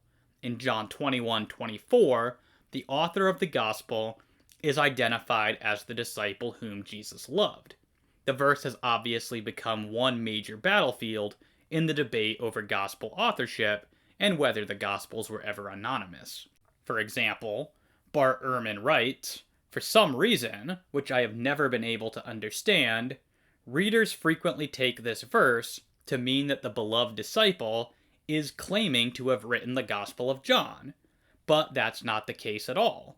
The author cannot be the disciple himself, because he clearly differentiates between himself, we, and the beloved disciple, his testimony." Richard Bauckham maintains that the beloved disciple did indeed write this verse. He argues at some length that John 21:24 represents an idiom which he calls the we of authoritative testimony. The idea is that an author refers to themselves with a plural pronoun, such as we, rather than the singular pronoun I, for the sake of emphasizing their authority and therefore increasing their credibility. His conclusion is that John 21:24 employs a particular Johannine idiom that occurs elsewhere in the Johannine writings, i.e., the Gospel and the three letters of John, and that John uses the first person plural, pronouns and verbs, as a substitute for I. Now, my interest here is not with the issue of the identity of the author of the fourth Gospel, so much as it is with whether John 21:24 indicates that more than one person contributed to the final form of the Gospel. Both Ehrman and Bauckham are operating on the idea that the entirety of the fourth Gospel had a single author. With respect to their specific disagreement, I am inclined to agree with Ehrman over Bauckham that the author of John 21:24 was not the beloved disciple. But I adamantly disagree with Ehrman that this means that the beloved disciple did not write the Gospel of John. Ehrman seems to assume that either all of the fourth Gospel was written by John, or none of it was. But this is just clearly a false dichotomy. It is entirely possible that John wrote the vast majority of the Gospel, but that this coda in John 21:24 was not written by John. Such a proposal is eminently plausible from the verse itself, given that it affirms that the beloved disciple wrote these things, but then also differentiates the speaker in this verse from the beloved disciple. Why should we assume with Ehrman that every last word was penned by a single author, especially when the content of the fourth Gospel itself strongly tells against this? As Lydia McGrew notes, it is difficult to see how much more explicit verse 24 could be that the disciple whom Jesus loved wrote the Gospel. Bauckham's argument concerning what he dubs the we of authoritative testimony is fascinating and worth considering. if I am not entirely convinced by Baucham's argument about 21:24, it is only because he does not present any specific example in which this we of authoritative testimony is immediately followed by a switch to the third person. This is not to say that the third person by itself is problematic or unlikely to be written by the author, only that the combination of we and he in the same sentence seem to me probably best interpreted as being written by someone other than the author himself. Hence, there may be a short coda to the Gospel of 2 or at most 3 verses written by another hand. But even if we grant that 21:24 is written by someone other than the author, the verse itself says that the disciple Jesus loved wrote what comes before. What I propose is that there were 2 editions of John's Gospel, and that our canonical Gospel of John is the second edition of the Gospel, published sometime after the death of the Apostle John, with a few editorial clarifications, including this one in John 21:24. My reason for thinking that this second edition dates to after John's death is found in the immediately preceding verse, where we read, "Therefore, this account went out among the brothers, that that disciple would not die. Yet Jesus did not say to him that he would not die, but only, if I want him to remain until I come, what is that to you?" So it looks like this editor of the Gospel of John is keen to correct a rumor that John the Apostle would live until Jesus returned. This was most likely motivated by John's recent death. Jonathan Bernier objects to my reasoning here, asserting that, from this statement, one could infer that the beloved disciple was already dead when John 21 was written. Alternatively, one could infer that it was written at a time when the beloved disciple was yet alive. Both inferences are equally plausible. As such, we cannot reach any judgment regarding the date of John's Gospel on the basis of this passage. So although Bernier admits that an inference to John 21:23 being written after the Apostle John's death is plausible, he claims that the opposite inference is equally plausible. But why should we accept that both inferences are equally plausible? It is of course possible that John 21:23 should have been written during John's lifetime. But on what grounds is it plausible that correcting this rumor about John living until Christ returned would have been specifically concerning to the author of John 21:23 had it been written as early as Bernier believes? By contrast, it is quite easy to see why this concern would have been pressing for the author of John 21:23 had it been written soon after John's death, since only at this point would it start causing distress and doubt among those Christians who had been influenced by this rumor. Thus, I cannot agree with Bernier when he says that both inferences are equally plausible. There is clearly greater motivation for this rumor to be addressed immediately after John's passing. However, the fact that the rumor existed among Christians at all supports the verses immediately before verse 23 having been written long before John 21:23. After all, the rumor had to come from somewhere, and if John himself had written words of Jesus indicating that John might live until he returned, then it's very easy to see how this rumor could have started. One might suggest that this rumor came from John's oral teachings or from some other oral tradition, and while we cannot definitively rule out this possibility, in light of John 21:24 directly saying that John did indeed write this gospel, it seems most likely that the author of John 21:23 and 24 understands John the Apostle to have written the whole gospel with the exception of these 2 verses. So once again, we are pushed towards my conclusion that there were 2 editions of the Gospel of John, one published before John's death and one published afterwards. Now, if there really were 2 editions of the Gospel of John, we might reasonably wonder how substantial a revision the second edition constitutes of the first. In other words, how much of the material in the canonical Gospel of John actually comes from John and how much comes from a later hand. Might this later hand have introduced serious changes that are invisible to the modern reader? Such worries are, however, wholly unmotivated.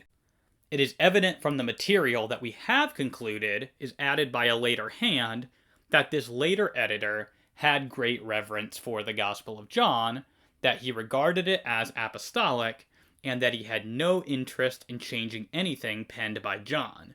This is made clear by John 21:23, where the editor faithfully quotes what was written by John, and only then does he introduce his own remarks, clarifying both what Jesus did say and what Jesus did not say about the time of his return in relation to John's death.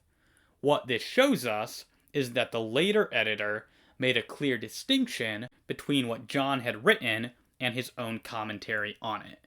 He did not feel free to put his own words into the mouth of John, or, even worse, into the mouth of Jesus. If he did, then he could have simply changed Jesus' words in the story without adding his own remarks. But he doesn't. He faithfully preserves what John had written, adding only a brief corrective to a rumor and a brief confirmation of the truth of what John had written. We may, therefore, restrict the material added to John's Gospel by a later hand to John 21, verses 23 and 24. This conclusion creates an important difference between my proposal and the proposal of scholars like Evan Powell and Michael Koch, who would have us see the entirety of John 21 as a later interpolation. Koch's reasoning here is that the end of chapter 20 can be seen as a perfectly satisfactory ending to the fourth Gospel, and that John 21 looks like an epilogue. As he says, the narrative seems to be somewhat disjointed in the transition from chapter 20 to chapter 21. Powell's reasoning is similar, as he says, the Gospel of John is complete at the end of John 20.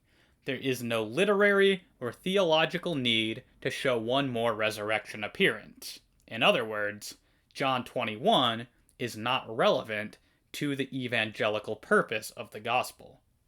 But this pretty clearly does nothing to indicate that the entire chapter is a later addition, since plainly an author can add an epilogue to their work as part of the original work. Indeed, absent specific evidence to the contrary, we would expect that the epilogue to a work has the same author as the rest of the work. As Bernier observes, given John 20, 30-31, chapter 21 certainly reads like an epilogue to the Gospel. An epilogue need not be secondary, however, but rather could have been written as part of the original. Furthermore, recall that John's Gospel has a prologue in the first chapter, making it completely unsurprising that it should likewise have an epilogue in chapter 21.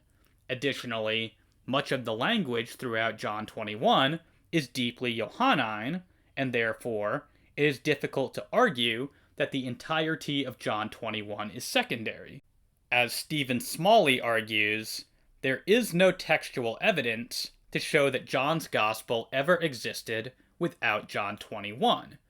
And despite some admittedly untypical features in this chapter, this section of John is markedly Johannine in many respects. It is clear, then, that we cannot write off chapter 21 as a mere postscript to John's Gospel, and one which has no real connection with it.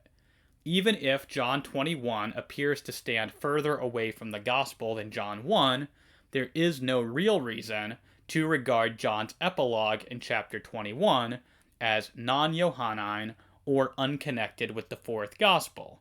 Its general flavor is characteristically Johannine, as we have noticed, and in terms of the overall literary structure of John, the final chapter has an important part to play. Koch does give one further argument for thinking that the entirety of John 21 is secondary, namely the fact that it mentions Peter the Apostle's death. As he says, there is an underappreciated clue to the general dating of the Johannine epilogue in the literary foreshadowing of Peter's death. Jesus contrasted a youthful Peter who was able to dress himself and had free mobility with an elderly Peter who stretched out his hands to be dressed and was guided by another to a place where he did not wish to go in John 21:18. John 21:18 through 19 may be a preliminary stage in the burgeoning myth about Peter refusing to be crucified in the same manner as his Lord, and the Romans happily obliging by hanging him upside down. 3 points commend themselves by way of a rejoinder to Cox's reasoning here. First, his naturalistic bias is on full display, as he assumes without argument that Jesus did not actually predict the violent death of Peter. If we do not beg the question in favor of naturalism, then we cannot assume that John 21:18 was written after John's death just because it is predicted, any more than we can assume that the Synoptics were written after the fall of Jerusalem just because this event is predicted. Second, I have hypothesized that John's Gospel, with the exception of John 21, 23, and 24, was written before 70 AD, but Peter was likely killed around 64 AD, leaving 6 years within which the fourth Gospel could have been written after Peter's death, but before the fall of Jerusalem.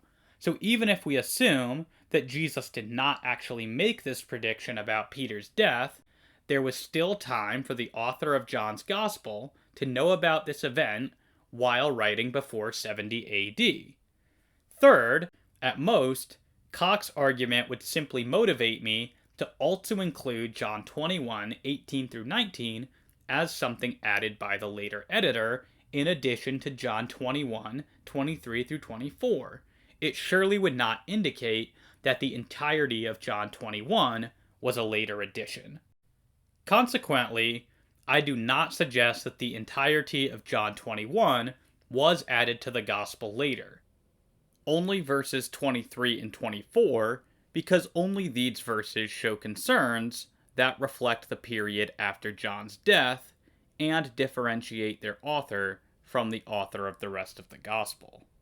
Andrew Lincoln shares this conviction, saying, "The truth claim at the end of the final version of the fourth Gospel concerns the beloved disciple's witness, whose scope, as most scholars hold, is not just the immediately preceding account, but the whole narrative." This optimistic picture that I have sketched becomes all the more plausible if we take seriously the external evidence, which says that the other hand involved in the composition of the Gospel of John was none other than Papias of Hierapolis. This is already suggested just by the substantial amount of testimony, both from Papias himself and from other church fathers, that he was a close associate and student of the Apostle John. Additionally, Papias' involvement in the writing of John's Gospel is explicitly affirmed by the anti-Marcionite prologue to John, and perhaps indirectly confirmed by Irenaeus, who refers to Papias as a hearer of John. Furthermore, a comparison of John 21, 23, and 24, and the surviving fragments of Papias yields several interesting parallels. Just as the author of John 21:23 is keen to correct an error concerning when Jesus would return, Papias demonstrates an aggressive willingness to correct widespread errors among the Christians. The most obvious examples here are his correction of the idea that Mark made factual errors just because his gospel is not chronologically ordered, and his correction of what he considered misreadings of Revelation chapter 20. Just as the author of John 21:24 shows a deep reverence for eyewitness testimony, Papias' prologue to his own writings reflects that same appreciation for eyewitness testimony. Then there is the collective we language used in John 21:24, which also finds parallels in the writings of Papias, wherein he describes himself as asking the communal elders for confirmation of what he says. There are also striking verbal parallels between John 21:24 and certain fragments of Papias. For example, both John 21:24 and Papias use the same adjective, alethys, when certifying the truth of what has been written. This is something that Gospels only rarely do, but which Papias seems to constantly feel the need to do. In short, there does not appear to be any good reason to reject the early church's claim that Papias was involved in composing the Gospel of John. And naturally enough, this implicates Papias above anyone else as the editor of the second edition of John's Gospel. Papias was, after all, one of John's most influential students and carried the torch for John into the 2nd century.